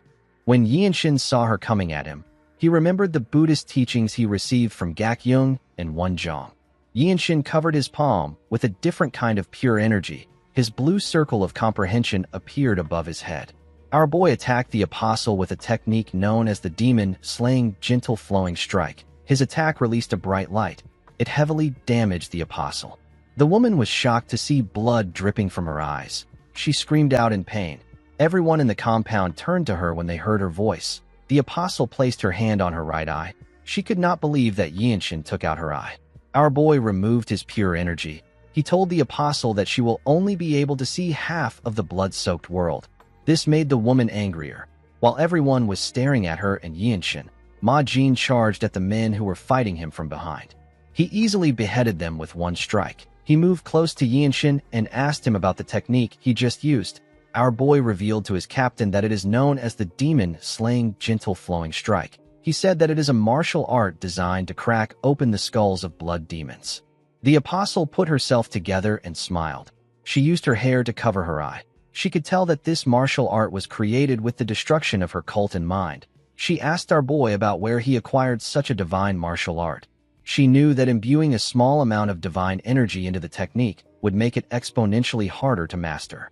She couldn't believe that Yinshin was already able to master it at such a young age. She told our boy that a person must be a once-in-a-thousand-year prodigy to master this technique. Yinshin wasn't moved by her praise. The apostle laughed and asked our boy if he believes that the Shaolin would have allowed them to roam freely if they could easily take care of them. She let out her tongue and told Yinshin that he is intriguing. She told him that his nape looks even more beautiful. Ma Jin was annoyed to hear this. He asked the apostle to shut up.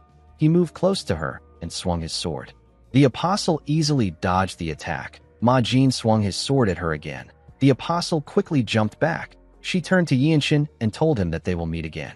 Immediately she said this, she jumped out of the compound. Someone announced that the seventh apostle has escaped. He asked the others to wipe out the rest of the cultists. The moment they heard this, the martial artists became motivated. Their attacks became faster and stronger. They began to cut down the cultists. A while later, we see the bodies of the cultists on the ground. After taking care of their enemies, Yinshin told his captain that he didn't fulfill his role well. Ma Jin told him that he knows. Our boy informed his captain that he was a level above the apostle. Ma Jin was annoyed to hear this. He couldn't believe that our boy was lecturing him on things he already knows. Yinshin turned around and asked his captain if the problem lies with his clan's mobility arts. Ma Jin looked away from him and said that he is well trained in the mobility arts of his clan. Yinshin didn't say anything to him. When he turned to the side, he saw the old monk next to him. Wenzhong told him that he has shown him that martial arts can be backed by divine power. Yinshin told the man that he discovered it thanks to him. Wenzhong said that he will never forget the divine impact wave and the sacred surge that blinded the seventh apostle. He told Yinshin that he is not just a true genius, but he is also a virtuous person. He asked our boy to visit the Shaolin one day. He promised to personally serve him tea. Gakyung told our boy that he has never met someone like him before. He was amazed that our boy created such a unique martial art. He told him that he is worthy of being the Shaolin's honored guest. Yinshin told him that he will forever remember his explanations and teachings. Gakyung laughed when he heard this. He asked our boy to try to visit Songshan once. He assured him that his master will welcome him warmly. Yinshin said that a day will come when he will have to climb Songshan. He told the old monk that he will be counting on his kindness. The next day, we see the Radiant Demon Squad and the monks standing outside the Heavenly Sword clan. The Patriarch and his son were also outside with them. The Patriarch asked everyone to return safely. Ma Jin put his hand together and thanked him for allowing them to stay in his clan. He assured him that the desolate fortress will never forget the aid his clan provided them. Yuryang turned to Yinshin. He informed him that they will set a date and send a formal envoy to the desolate fortress. He asked our boy to think about his offer. The moment he said this, Yinshin saw someone inside the compound. It was a beautiful girl with a veil on her face. This girl is Yuryang's sister. Yinshin let out a sigh and put his hand together. He thanked Yuryang for hosting his squad. The Patriarch wished our boy the best. On their way back to the river, we see Wenzhong wearing an arm sling due to an injury. He told Yinshin that it will be amazing if he could marry into the Heavenly Sword clan. He said it would be an extraordinary union.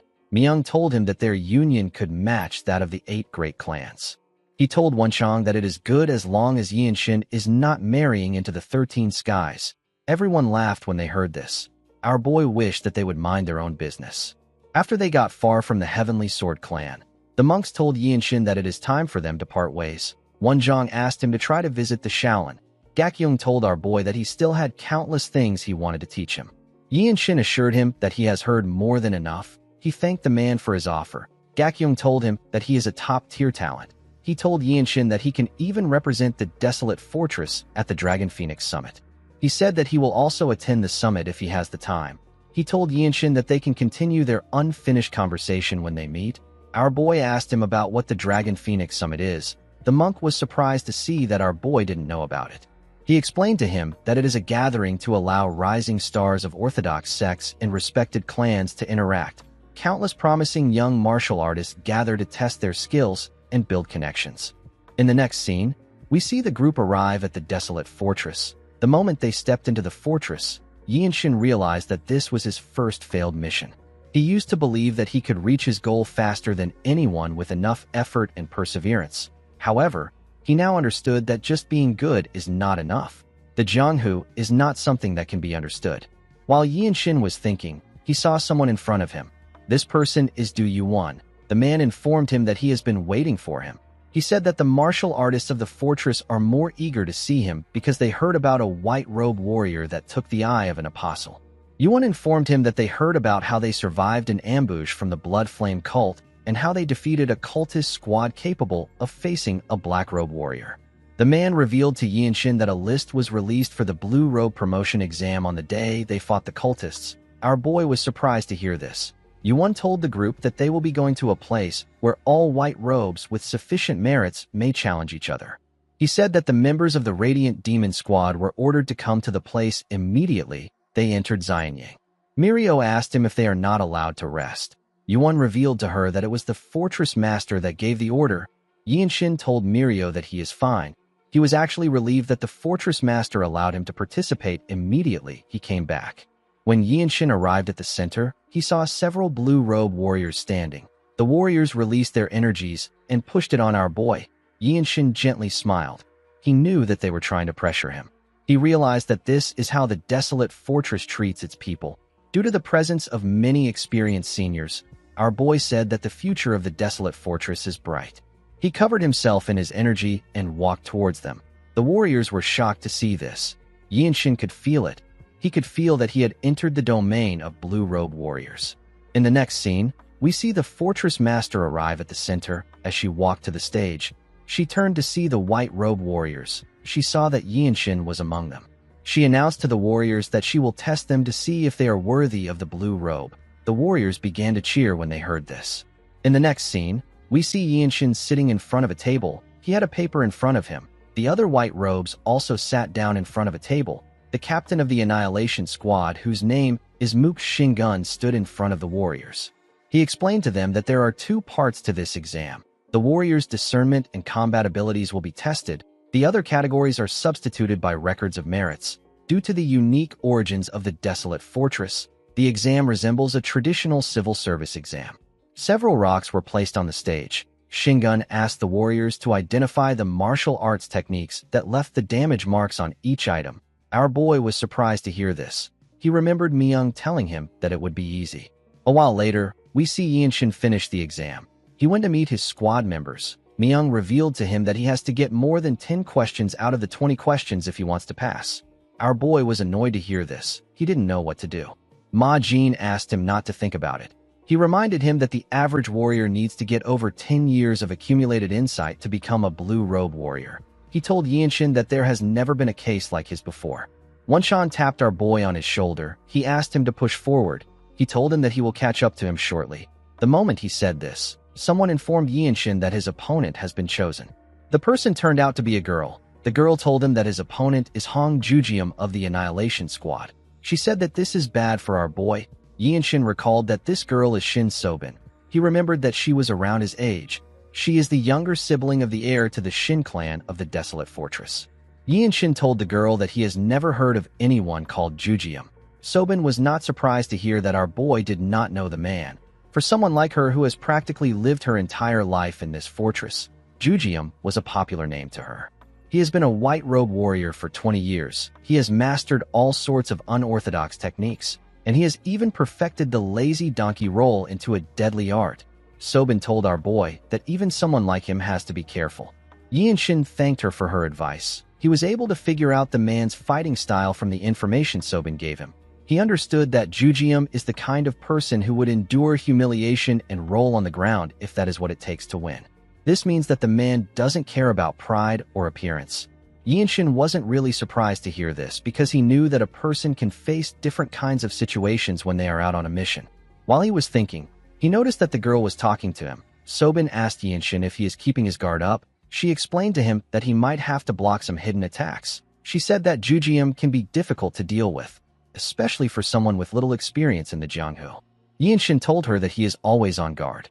In the next scene, we see the different squads gather around the stage. Yinshin and Jujium were asked to come to the stage. Wenshang told our boy that he is already thinking about the celebration drink already. Ma Jin asked him not to put pressure on Yinshin. Our boy moved to the stage. Immediately he did this. An older man calmly moved to the stage with his sword. This man is Hong Jujium. The blue-robe warriors were excited to see a match between the genius rookie and a seasoned warrior. Yinshin had acquired more merits than Jujium, but the man had accumulated more years of experience than him. One of the blue-robe warriors said that this might be the year that Jujium gets his blue robe. While looking at the man, Yinshin remembered the first exam he took when he first came to the Desolate Fortress. He remembered the fight he had against the White Qilin and how his sword broke in that fight.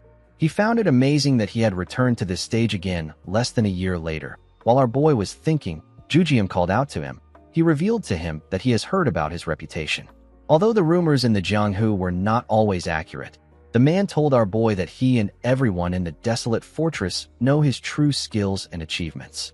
He said that he is proud to see such an outstanding junior appear in the Desolate Fortress. Yinshin told the man that he has also heard a lot about him. Jujium smiled and thanked him. He told him that he will reveal the full extent of his martial arts to him. He explained to Yinshin that there are many things that he has not experienced in the Jianghu. He told him that he might be bewildered and even get angry. He asked him if he can endure this. Our boy remembered hearing that the man can skillfully wield all sorts of techniques. He has even perfected the lazy donkey roll into a peerless skill. Yinshin placed his hand on his sword and told the man that it is time for them to deepen their acquaintance with their sword. Jujiam gently smiled when he heard this. Shingun asked them to begin. Immediately, he gave the order. Jujiam took out 2 blades from his clothes and threw it at our boy in an instant. Yinshin drew his sword and used it to block the blades. He decided to do his best in the match. Jujiam quickly grabbed his sword hilt when he saw Yinshin block the attack. One of the blue-robe warriors was impressed that our boy was able to block the blades with 1 strike. He noticed that Yinshin perfectly traced the path of the radiant demon arts when he drew his sword. The man could tell that our boy was already in the realm of true masters. Yinshin gathered his energy and activated a movement art known as the limit-releasing technique. His body instantly got covered in his energy. He charged at Jujiam at a crazy speed and appeared behind him before he could even draw his sword. The man looked like he was moving in slow motion to Yinshin. The man was shocked to see our boy behind him. Shingun was surprised to see the technique Yinshin used. He knew that the footwork he just saw was beyond the limits of martial arts. Our boy covered his sword with his energy and used the radiant sword art to attack the man. Everyone was surprised to see this. Our boy used his attack to push the man's hand away and send his sword flying. He quickly pointed his blade at Jujiam's neck before he could do anything. Jujiam was shocked to see that Yinshin got him. The warriors around the stage were also shocked to see that Yinshin won so quickly. Ma Jin and his team were not shocked by this, because they already knew that Yinshin was built different. Shingun realized that Yinshin was born with a natural talent for martial arts. He knew that no martial artist of equal rank could face our boy. He wondered if Yinshin is a fortune to the desolate fortress. The man envied Ma Jin for acquiring such a talented warrior. While thinking, the man saw that our boy was looking at him. He quickly realized that he made a mistake. He announced that Yinshin has won his duel. He told him that there will not be any other duels for him in this test. He told our boy that he got a full mark in this promotion test. Yinshin thanked the man for the marks. Shingun turned to Jujiam and asked him to prepare for his second match. The man told him that he understands. Jujiam picked up his sword from the ground and took a look at it. He smiled and asked Yinshin to use his talent to help people. He told him that he has the ability to be the best under the heavens. He turned around and waved to him. Our boy came down from the stage. Sobin moved close to him and asked him about how he was able to move like that. She asked him about the kind of footwork he used and the sword technique he used to knock Jujiam's sword out of his hand. Yinshin walked past her and ignored her question. The girl said that she has never seen his martial arts before. She asked him about the clan he is from. She quickly realized that our boy was not going to give her an answer. She congratulated him on his win. Myung told Yinshin that he did well. After our boy's match, other white-robe warriors fought themselves to become blue-robe warriors. A while later, we see some musicians playing their instruments. Some beautiful women in red clothes danced for these musicians. The warriors of the fortress sat down and ate the food in front of them to celebrate the event. While they were celebrating, we see the fortress master wearing a blue robe for Yinshin. She placed her hand on his shoulder and prayed that the sunlight in his path would never fade. Yinshin had now become a blue-robe warrior of the desolate fortress. He was now at the level where he would be treated like a martial master anywhere in the Jianghu, and he would possess authority anywhere in the world. Being a blue-robe warrior means that a person is part of the core fighting force of the desolate fortress. Ma Jin and Myung congratulated Yinshin on officially becoming a blue-robe warrior. Myung told him that he is the youngest and fastest to ever become a blue-robe warrior. Our boy smiled and bowed his head. His teammates surrounded him and congratulated him on his new achievements. In the next scene, we see Yinshin going somewhere with the new blue-robe warriors. They were being guided by Yuan. The man turned to the warriors and told them that someone has been in a bad mood recently. He advised them to be careful with the way they behave. The warriors became nervous when they heard this. Yinshin recalled that the person the man is talking about is the crown prince. He remembered his captain telling him that the crown prince has summoned the newly promoted warriors. He said that this doesn't happen often. Our boy was surprised to hear that the crown prince called for them. Ma Jin explained to him that the crown prince is currently staying in the desolate fortress to train his martial arts. He advised Yinshin to be very careful.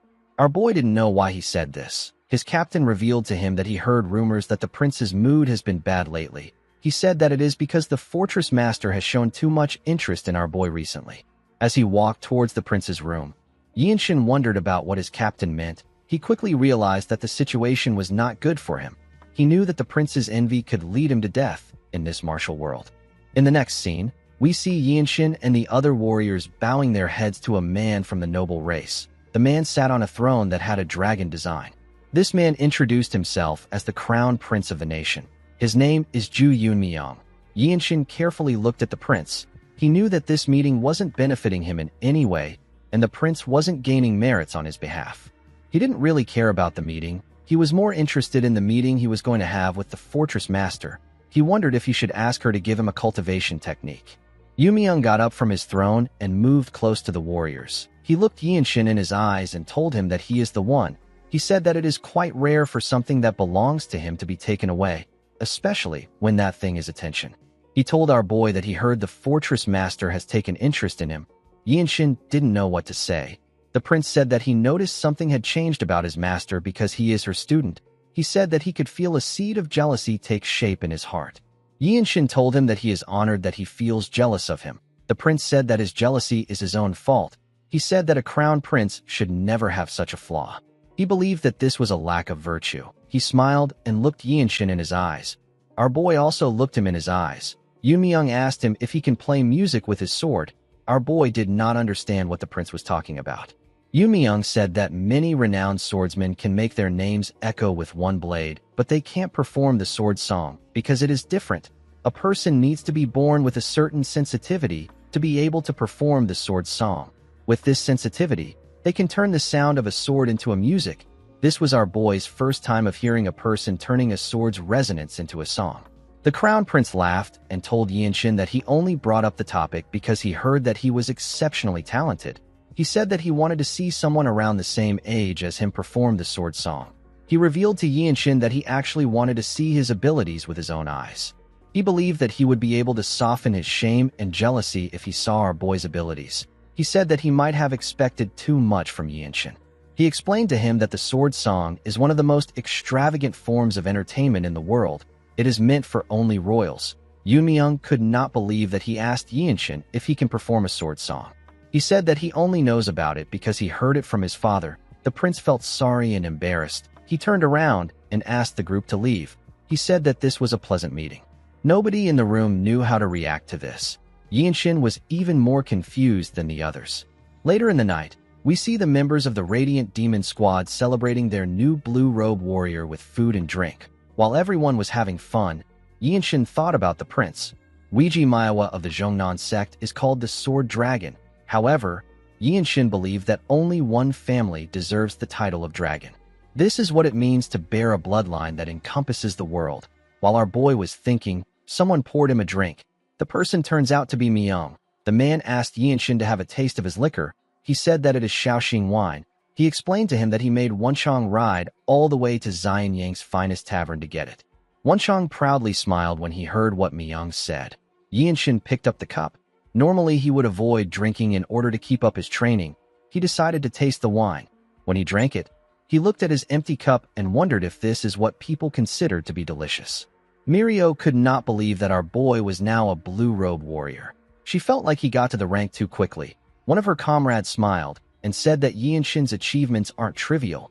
While everyone was talking, our boy thought about the prince. He wondered if a person can really play a song with their sword. He had never heard about music that was performed with a sword's resonance. He wondered if it is similar to the sound arts that he heard about in the desolate fortress. There is a rumor in the fortress that a great master once played the seven-string zither and stood against 100 enemies. With just a few plucks, the eardrums of his enemies burst. Yinshin wondered about how much a person can push the utility of energy carried in the air. While he was thinking, Myung raised his cup and asked everyone to drink. The squad members raised their cups and cheerfully drank their wine. The next day, we are taken to a blacksmith's workshop. We see a dwarf with pointy ears ask Yinshin to pick quickly. He said that all his swords are good. Our boy looked around the blacksmith's workshop. His was his first time meeting the Iron Tribe. He saw the dwarves in the workshop making swords. There were several swords in the workshop. The Iron Tribe founded the nation together with the noble race. They settled down in the Central Plains. Because of their skill, the imperial family has been hiding them away and keeping them a secret. It is believed that they can forge divine swords. Myung advised Yinshin to be careful. He told him that this is the only reward he will get for advancing in rank. He said that he will be given another chance to pick another one when he becomes a black robe warrior. The blacksmith asked Myung if Yinshin is really a blue robe warrior. He said that he has never seen a blue robe as young as our boy. He believed that he would have heard about him even though their clan stays away from worldly affairs. Myung glared at the man. He asked him if he cannot see Yinshin's robe. While our boy was looking at the swords, he picked up a sword with a silver sheath. The blacksmith was surprised to see this. He said that the North Ming is a good sword. Yinshin drew the sword and saw how smooth it was. He said that he might even be able to play the sword song with this sword. The blacksmith informed him that the sword song is a divine art that cannot be performed unless a person is deeply attuned to their weapon. Without natural sensitivity, even the top martial masters cannot imitate it. The blacksmith could not believe that our boy wanted to perform a sword song with a sword he just picked up. He asked Yinshin to stop spouting nonsense. Our boy ignored him and continued looking at the blade. Myung asked the man to shut up. He could tell that our boy was locked in. Even without swinging it, Yinshin already knew the kind of motion that the sword would make. He could feel how slight variations in the sword path could catch the air. He wondered if he should test this feeling. He pushed his energy into the sword. The blacksmith was annoyed to see that he was just looking at the blade. He asked him to choose a sword quickly. Immediately he said this. He saw something shocking. The sword began to release some energy in the air. It played a song in the workshop. The blacksmiths in the workshop were shocked to see this. Myung could not believe what he was hearing. The current empire rose from the union of the founding emperor and the empress of the noble race. The noble race was revered as a family of immortals. Due to the union of the two races, a bloodline that gave its descendants eternal life was created. The imperial throne changed hands only through wars and assassinations. Thanks to the support of the desolate fortress, the current emperor stayed in power without any mishaps. No peerless martial master could ever covet the imperial throne or the imperial family's power. As the years went by, the emperor slowly became complacent, but the crown prince remained the crown prince for decades. His son, who is the imperial grandson, had to watch him gradually lose his vigor. Whenever his father calmed his heart, he would always perform a certain martial art with his sword. This martial arts was known as the sword song. However, at some point, Yoon Myung could no longer see his father perform. His father had lost his will to live. The scene shifts, and we are taken to the present. We see Yoon Myung stop moving when he heard the sword song. The boy instantly knew that this wasn't a sword resonance. He quickly rushed to where the sound was coming from. When he stepped into the workshop, he saw something shocking. He saw Yinshin playing the sword song. He remembered that our boy was called the Lightning Genius. He knew that Yinshin is a swordsman whose every move is reported daily to the fortress master. The prince wondered if there has ever been anyone who could make him want to be their rival. The moment he thought of this, the other swords in the workshop began to shake. Myung and the blacksmith were surprised to see this. Our boy continued staring at the blade. It was as if he was entranced by its music. In this moment, the foundation of a martial skill capable of bearing the weight of a whole faction was being created. After a while, Yinshin stopped looking at the blade. He turned to the side and saw the crown prince. He quickly bowed his head to him. Yoon Myung smiled and told him that he would like them to meet more often. He walked past him and went to meet the blacksmith. Yinshin did not understand why the prince wanted to meet him more often. He wondered if this was Yoon Myung's way of asking him not to die too soon. In the next scene, we see Yinshin knock on the fortress master's door. The door opened for him. Our boy realized that the woman used the phantom reach. She was at a level where she could touch all things without laying a hand on them. Yinshin could now feel a small amount of the woman's power. She uses a earth-shattering martial art that is said to have single-handedly annihilated an entire royal household. As he walked towards the fortress master, Yinshin thought about increasing his inner energy.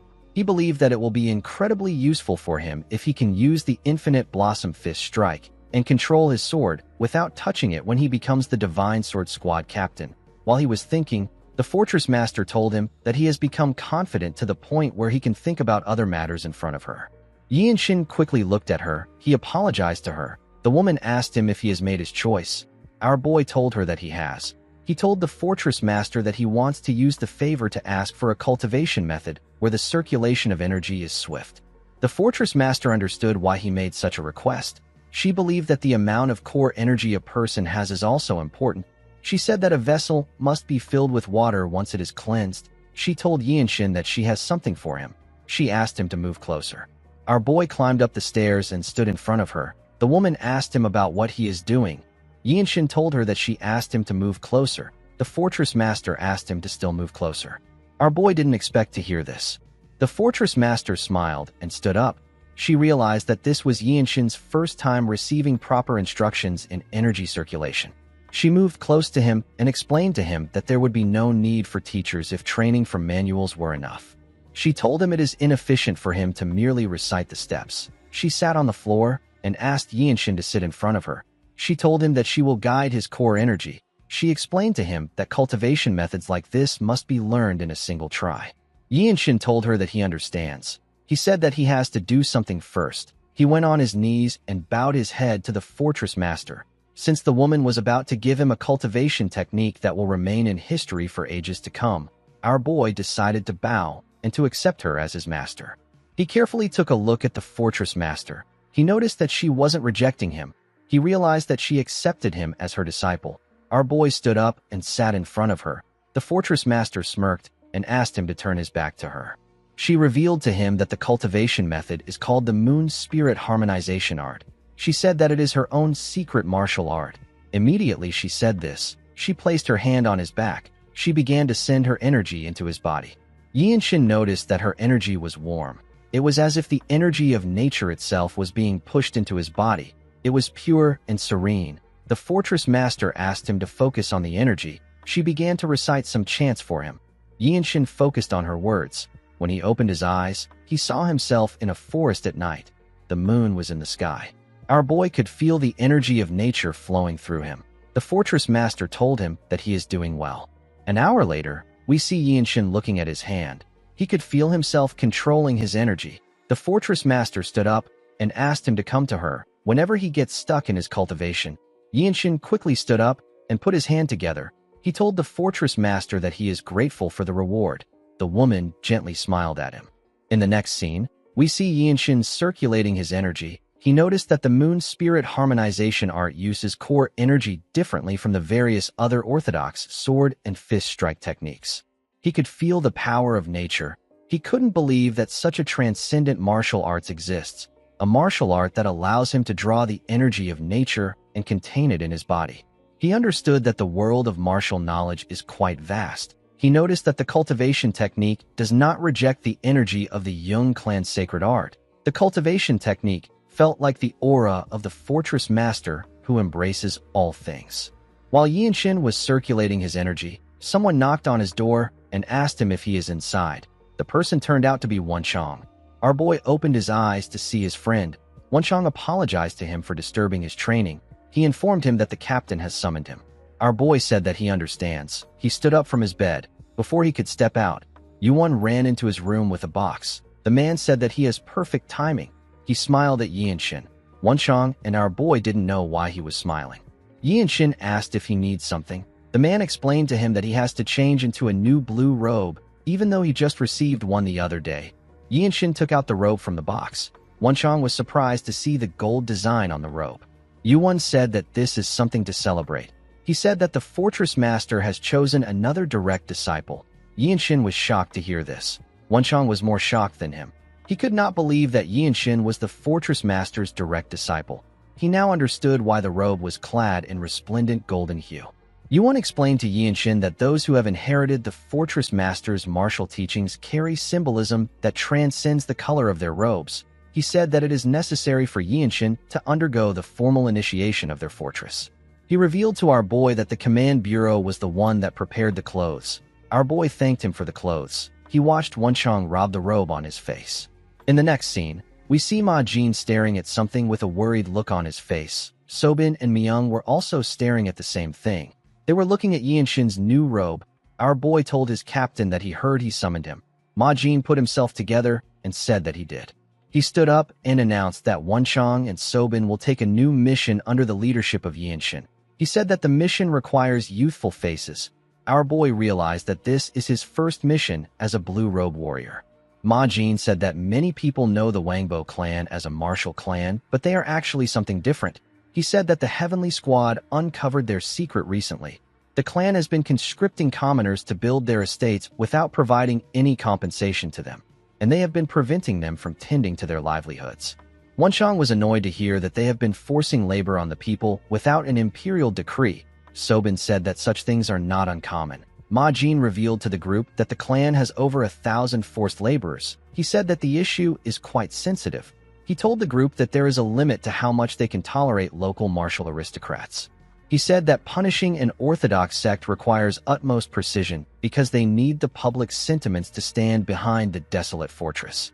According to the captain, the Wangbo clan has taken complete control over the Jinan land of Shandong, and they even treat themselves like royalty. Due to this, it is very difficult to expose their deeds. Ma Jin explained to our boy that he and the two white robes will disguise themselves and infiltrate the Dragon Phoenix summit. The moment he said this, Yinshin remembered the little divine monk telling him about the event. Ma Jin said that the event is hosted by the Namgung clan this year, and the Wangbo's young clan heir will attend. He told Yinshin that his role is to provoke him. He asked him to aggravate the boy until he loses control and mobilizes his clan against him.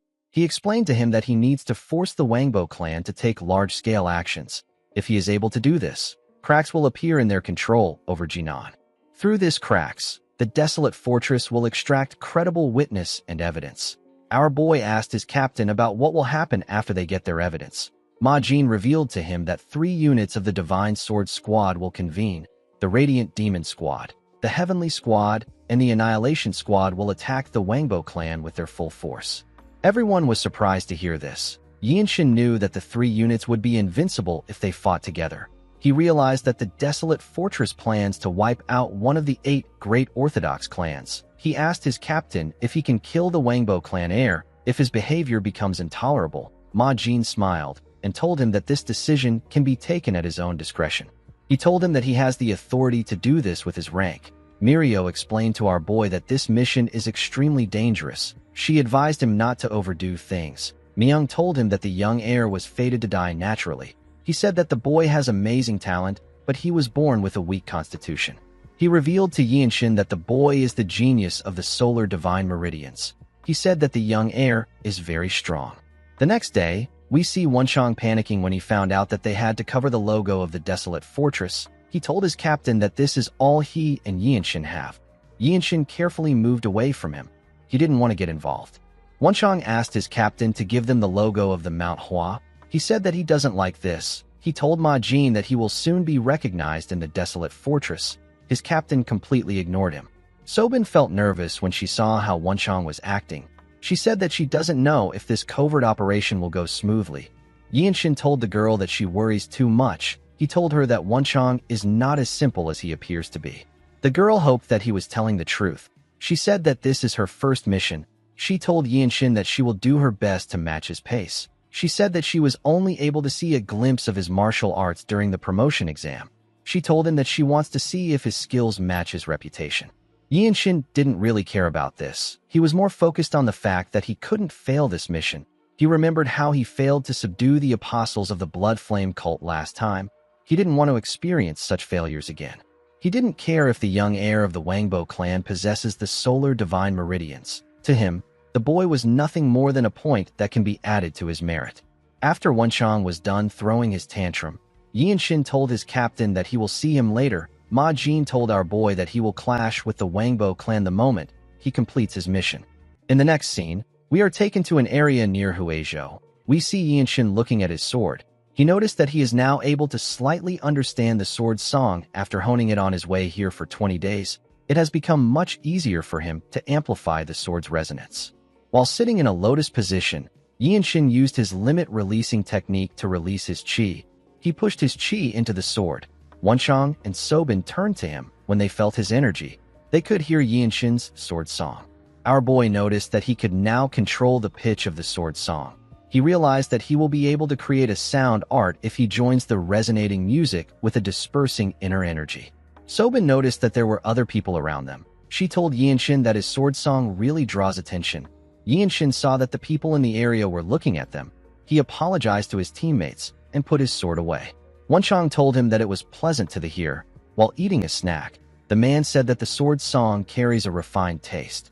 The moment he said this, two people wearing the same attire asked the group if they are attending the Dragon Phoenix Summit. One of them told our boy that his conduct is arrogant beyond measure. The boy and the girl walked up to the group. The boy asked Yinshin if he is trying to flaunt his shallow martial skill by wringing out his sword resonance in broad daylight without even fighting. Yinshin carefully looked at the boy and girl. He took a look at their swords and attires. He saw their subordinates behind them. He could tell that these people were from a great martial clan of the Orthodox world. Wenchang didn't understand why the boy and girl were spouting nonsense. Before he could say anything, Yinshin stood up. Our boy put his hand together and bowed his head to the boy. He told him that he was reckless. He said that his words have struck him deep in his heart. The boy did not expect to hear this. Wenchang and Sobin were surprised to see Yinshin apologizing. The boy liked the fact that Yinshin admitted his mistake. He said that it is nice to see someone admitting their mistake. The girl next to him said that our boy must have been startled because they revealed their irritation with killing intent. The young master asked Yinshin for his name and sect. Yinshin carefully looked at him. He realized that the Jianghu has people like the Sword Dragon who are humble and arrogant young masters of prestigious sects. The boy did not understand why Yinshin was staring at him. He got angry and asked him about why he is thinking so hard. He asked Yinshin to speak openly. Our boy introduced himself as Gu Gua of the Truth-Seeking sect. The young lady said that she has never heard of his sect. She told Yinshin that he is just a nobody without any roots. The young master revealed to him that they are bloodline heirs of one of the great Orthodox clans. With a smile on his face, he asked Yinshin if he has heard about the Wangbo clan. Our boy and his teammates couldn't believe that their target came to them. The two heirs confidently smiled at them. The young master placed his hand on his sword and said that he knows all the sects that are allowed to attend the Dragon Phoenix Summit. He told Yinshin that he cannot let him pass if his sect lies between the Orthodox and unorthodox sects. The young lady raised her sword and smiled.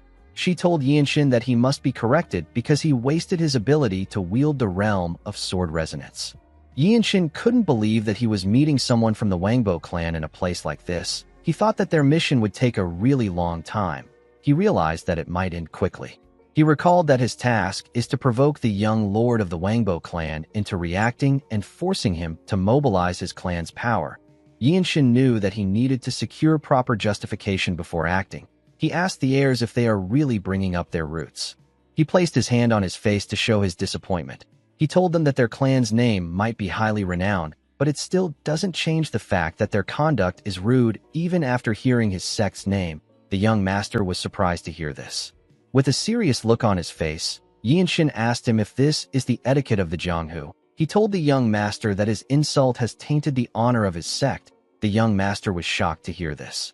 Yinshin reminded him that he greeted him with courtesy and admitted his fault, and he even revealed his name and the name of his sect. He placed his hand on his sword hilt and told the boy that he insulted him by bringing up the Wangbo clan and calling his roots shallow. He challenged the young master to a duel. Wenchang smiled when he heard this. He understood our boy's intention. Sobin seemed a bit confused. The martial artists of the Wangbo clan were surprised to hear what Yinshin said. The young master smiled and told our boy that his words are as smooth as the flowing water. He accepted his challenge and told him that he has always disliked the idea of inviting sects that stay between the Orthodox and the unorthodox to the Dragon Phoenix Summit. The young master said that he will share his nickname with our boy before they start the duel. Yinshin told him that he is not interested in hearing it. He raised his finger and asked the boy to come at him. The young master was annoyed to hear this. Yinshin knew that this situation is different from the time he beheaded someone from the Martial Alliance's rising generation. This place is the Orthodox territory. Our boy can't kill him here, even if he wants to. The young master grit his teeth out of anger. He couldn't believe that Yinshin was not interested in his nickname. He called him a rootless wretch. He believed that our boy was arrogant. Yinshin glared at him and advised him to know his place. He said that his nickname is Small Under Heaven. He told the boy that he is insignificant. This made the young master angrier. He told Yinshin that he is insane. He released his energy and walked towards our boy. Although his steps looked random, Yinshin could sense a structure within them. He noticed that the rhythm of advanced footwork is hidden in each stride. He smiled when he saw this. He liked his current situation. He wanted to compare his skill with the martial arts of the Wangbo clan, which is one of the 8 great clans. The young master gathered his energy and drew his sword. He thrust it at Yinshin.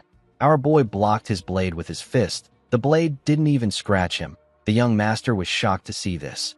Yinshin gathered his energy in his palm and activated the infinite blossom fist strike. He used his palm to hit the boy's elbow. The young master grit his teeth to endure the pain. Before he could put his arm down, our boy appeared in front of him. He gave him a heavy punch in his chest. The attack sent the idiot flying. He screamed out in pain as he fell to the ground. Sobin was surprised to see what Yinshin did. Wenchang was not really surprised. The young lady couldn't believe that her brother was on the ground. The martial artists of their clan were quite shocked to see what happened to the idiot. Yinshin wasn't impressed with the boy's skill. He put away his energy. He told the martial artists that the Wangbo clan's martial arts may seem deep, but it is nothing special. The young lady couldn't comprehend what was happening. She didn't understand how her brother lost to a rootless man. Yinshin didn't care about what she said. He told her that he didn't kill the boy. He said that their clan should have some strange medicines that they can use to treat him. The young lady was annoyed to hear this. She told Yinshin that she will remember this. She said that her name is Wangbo Myungren. She helped her brother up and promised to never forget what the truth-seeking sect has done. Yinshin told her that there is no need for her to drag things out. He told her that he still has enough strength to accept her strikes. Myungren did not expect to hear this. Our boy asked her if she wants to continue the duel. The young lady became nervous. He said that a martial clan would never just send the young ones out. He asked her if there are elders with them. The martial artists of the Wangbo clan quickly placed their hands on their swords and stepped forward. Before Yinshin could do anything, Sobin called out to him. The girl asked him if he isn't going overboard with his provocations. She suggested that they survey the nearby terrain. She told him that the situation will turn into a pursuit if the Wangbo clan swarms in. Yinshin did not understand what the girl meant by provocations. To him, he has not even started provoking them yet. He wondered about what he should do. He recalled that they are disguised as the truth-seeking sect, a sect living in the Jianghu for profit and fame. Yinshin knew that they must imitate a true orthodox sect. He released his energy and took a step forward. He appeared in front of the young lady in an instant.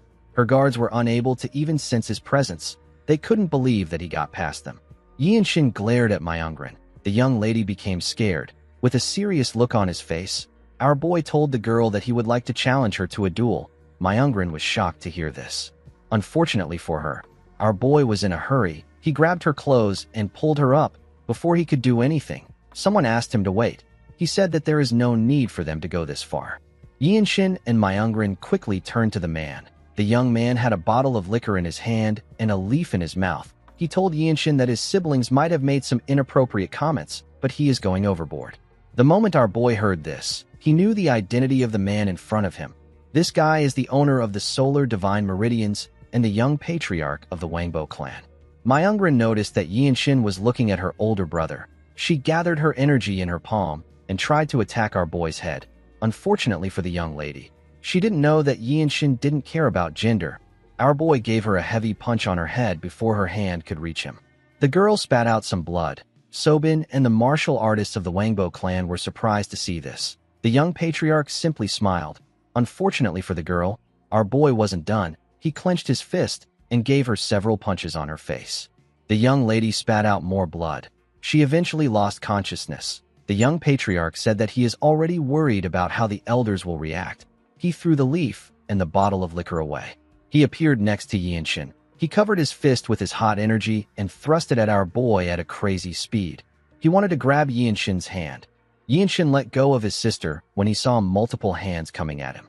He was able to block the man's attack. The young patriarch pulled his sister aside and continued attacking Yinshin. It was hard for our boy to distinguish between his actual attacks and his feints. Of course, Yinshin was still able to match his speed. He noticed that the inner energy contained in the man's hand was incredibly heavy and hot. He realized that this was a supreme advanced martial art. Each time he blocked the man's attack, a small explosion takes place. Yinshin felt like he was crossing hands with a more experienced version of himself. The young patriarch was impressed with Yinshin. He could not believe that there was another person like him. He increased the speed of his attacks. He found the fight to be entertaining. Yinshin noticed he was getting pushed back by the man's strength.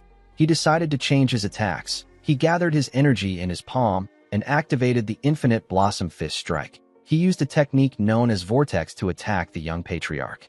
A bright light was released when their fist clashed. Yi and Shin got pushed back when their palms touched. The young patriarch was still standing in the same position. He smiled and told Yi and Shin that he will become a sight to behold after accumulating more years of experience. He told him that this is only possible if he continues to polish his skills. Yi and Shin glared at him. He noticed that the man did not retreat at all. The young patriarch took out a leaf and placed it in his mouth. He told Yi and Shin that he will not be able to see the day he improves. He asked our boy to forgive his siblings. He glared at his sister and told Yi and Shin that they won't be able to look him in the eyes in the next 10 years. Myungrin became nervous when she saw her older brother glaring at her. The young patriarch and his group gathered their things and moved past our boy. The man told Yi and Shin that he will see him later. Yi and Shin turned around and watched them move forward. He believed that it would have been better for the young patriarch to enter the desolate fortress and aim for the fruit of the world tree. While thinking, he remembered how their fight went. He remembered how the man used his fist. Yi and Shin did not think that he could use his senses like that. He realized that he needed to learn how not to be stuck in the direction of an attack. While he was reflecting, Wenchang called out to him. He asked Yi and Shin if he is alright. He told him that he was going to step in, but he didn't do anything because our boy looked like he was enjoying himself. He told Yi and Shin that he is the best at provoking a person. Our boy agreed that he was enjoying himself. He told his friend that he saw right through him. He said that he doesn't understand what he means when he says that he is good at provoking others. Wenchang and Sobin were surprised to hear this. They realized that our boy was just acting like himself. Wenchang said that the young patriarch of the Wangbo clan is a formidable opponent.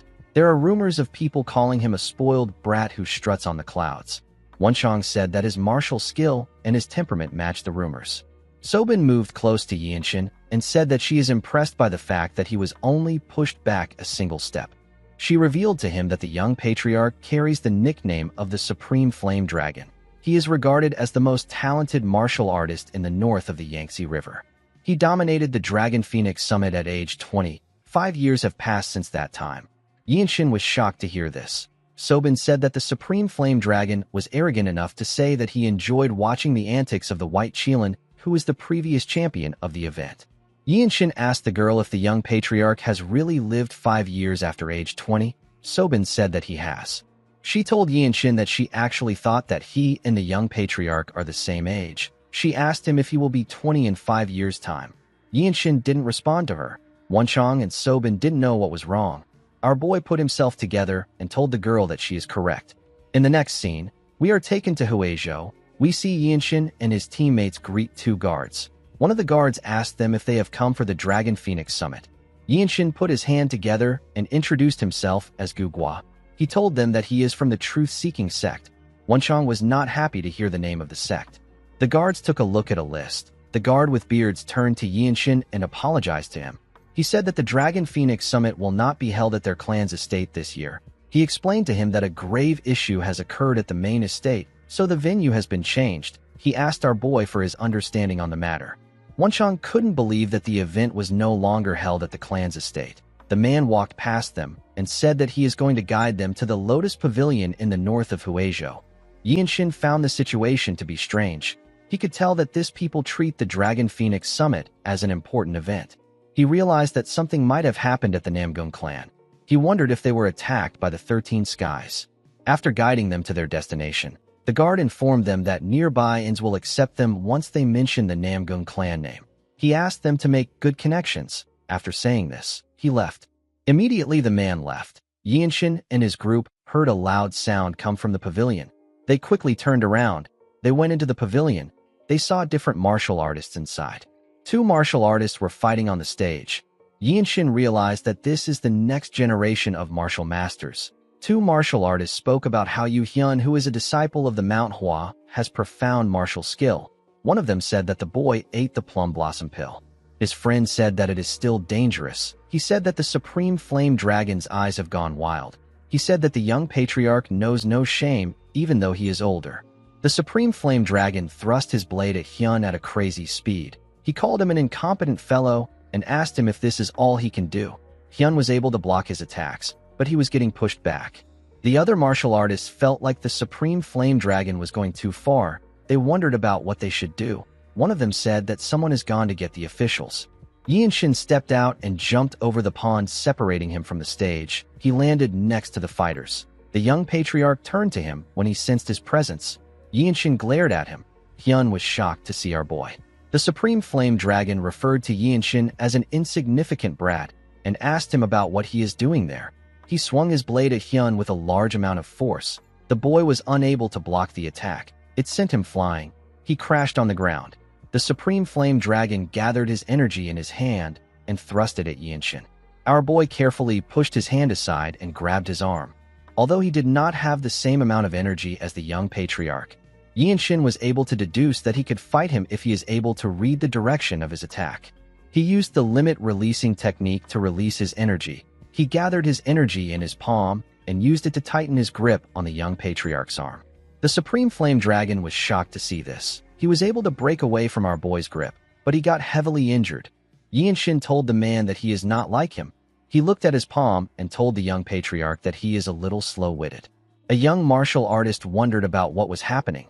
His friend told him that the Supreme Flame Dragon's pressure points have been blocked. The man said that he has never seen a technique like the one Yinshin used. He told his friend that our boy's grasp technique and pressure points blocking was perfect. The man felt like he was looking at an elder of a noble clan. He wondered about the sect Yinshin came from and how he was able to do this to the Supreme Flame Dragon in their brief clash. The young patriarch took a look at his hand. He couldn't believe that Yinshin actually told him that he is slow-witted. Yinshin took a look at his hand and told the man that he is nothing special if he can't sense this. The moment he said this, Yinshin took a look at the young patriarch's hand. He remembered hearing that the energy of heat can easily disperse the inner energy of others when it enters the body. This means that the Supreme Flame Dragon will be able to release his acupoints if he circulates his energy and breathes. Immediately, our boy thought of this. The Supreme Flame Dragon circulated his energy and released fire from his hand. Yinshin found this fascinating. He wondered about how it was possible to use core energy to evoke the property of flame. The Supreme Flame Dragon turned to Yinshin after he was done circulating his energy and told him that he doesn't seem interested in him. His complexion looked bad. He asked our boy if he is really from the truth-seeking sect. He told our boy that he could sense his potential from their brief exchange. He put his sword away and told Yinshin that someone like him will be able to leave a name behind for a long time. He told our boy that people will still talk about him even decades after his death. Yinshin asked him if there is anything wrong with this. The young patriarch glared at him when he heard this. He asked Yinshin if he knows the feeling of his own feet moving towards the abyss on their own. Our boy didn't understand why the man brought this up. The Supreme Flame Dragon told Yinshin that he possesses everything. He told him that his complexion is excellent. He asked Yinshin to tell him how it feels to have everything without ever having to pay a price. Our boy did not expect to hear a question like this. The young patriarch took a look at his hand and revealed to Yinshin that he has carried extreme yang energy since birth. He said that he grew stronger even without training his cultivation techniques. However, his sharpened senses always came with the burning pain of his blood channels.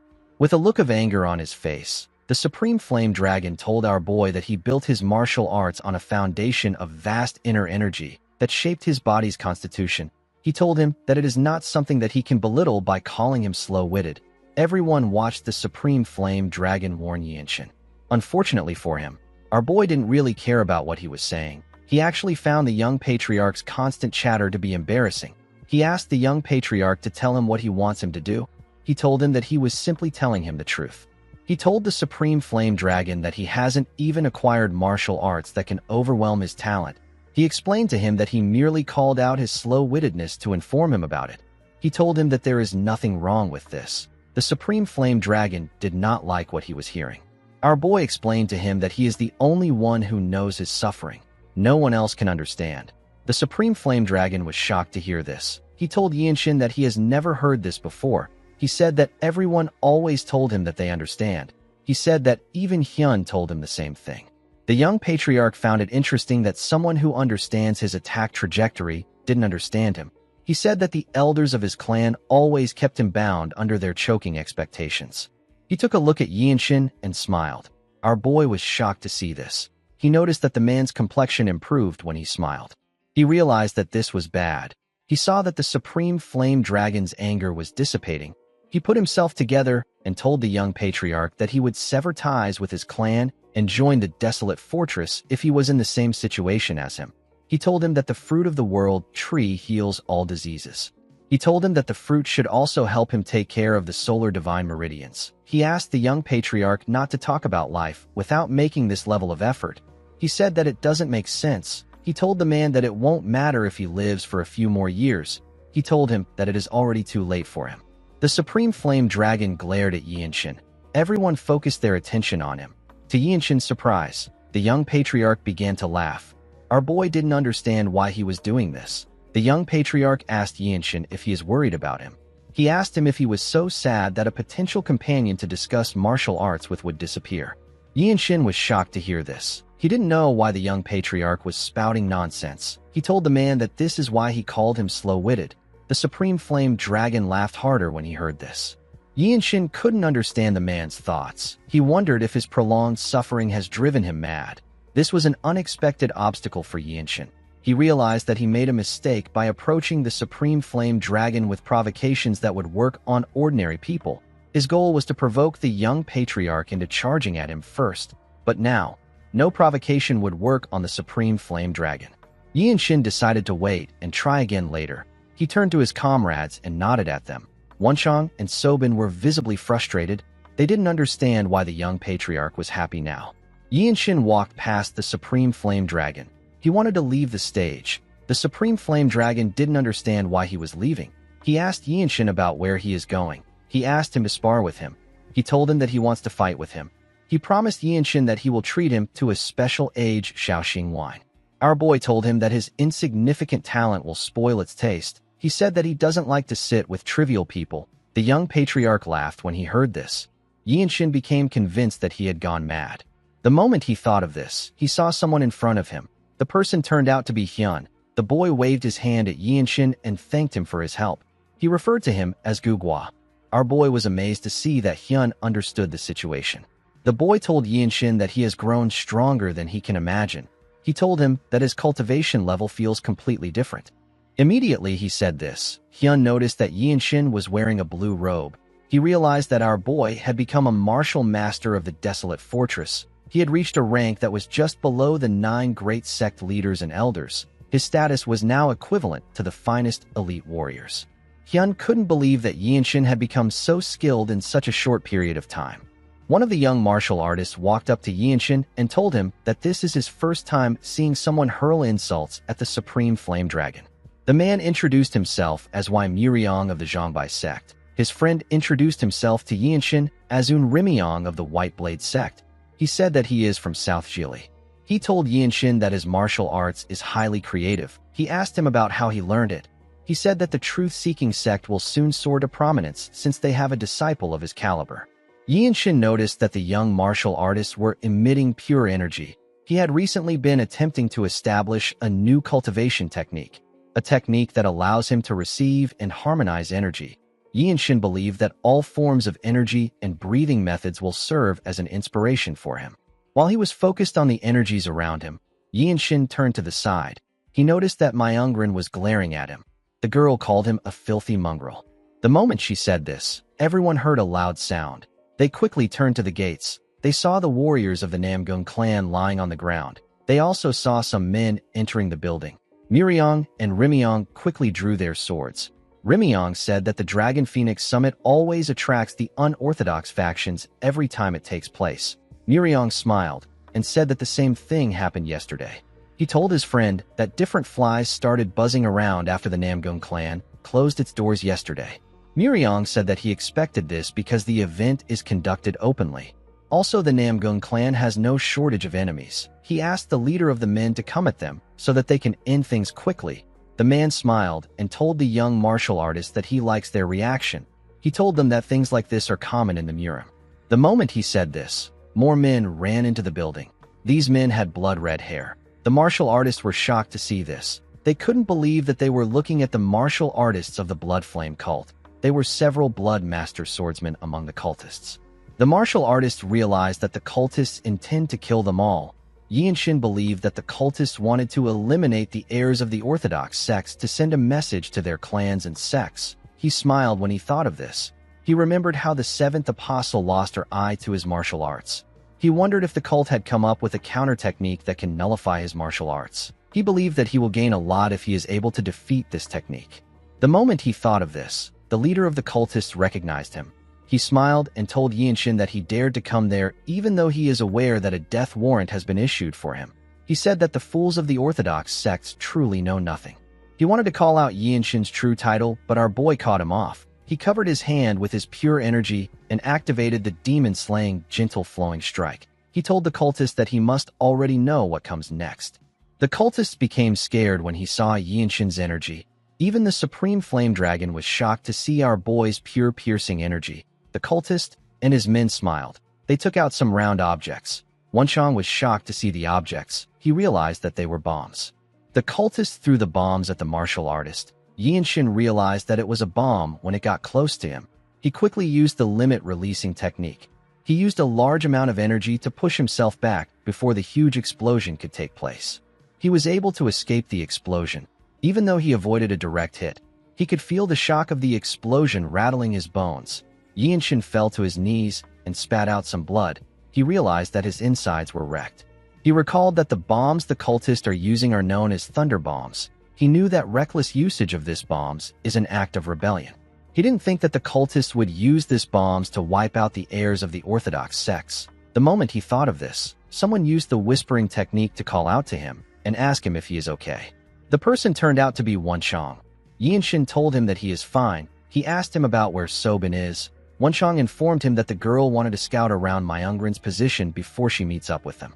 He said that Sobin must be with Myungren. Wenchang asked our boy if he can still move. Yi and Shin cleaned the blood on his lips and stood up. He told him that he is fine. He said that they need to move out. The two of them linked up and charged at the cultists. The leader of the cultist ordered his subordinates to stop them. As they ran towards the cultists, Wenchang took a look around. He saw Sobin and the martial artists of the Wangbo clan standing in another part of the building. He told Yi and Shin that the girl is with them. The moment he said this, Myungren glared at Sobin. She gathered her energy in her palm and hit Sobin in her back. The attack sent the girl flying. Wenchang and Yi and Shin were shocked to see this. Sobin couldn't believe that she was in the air. Wenchang called out to his comrade. Immediately he did this. Our boy ran towards her. He took a look at Sobin. He realized that the girl will hit the surface of the lake before he counts to 5. He calculated that he is 21 meters away from her. He jumped and grabbed the girl while she was in the air. Sobin was shocked to see him holding her. The moment they landed on the ground, a cultist charged at our boy from behind. Yi and Shin tore him apart with a single slash. Sobin was surprised to see this. She thanked Yi and Shin for saving her. Immediately she said this. She noticed that he was breathing heavily. She asked him if he is okay. Yi and Shin told her that he is fine. He told her that they need to get out of there fast. Wenchang took out the cultist in front of him and joined his comrades. He informed them that the cultists are coming at them from the south. Yi and Shin moved forward and said that they will move along the northwestern ridge and follow the shoreline. Sobin told him that the cultist might be luring them to a trap. Immediately she said this. Some cultists charged at Yi and Shin. Our boy easily cut them down. He told the girl that they have no choice but to follow that path. He and his comrades quickly left the burning compound.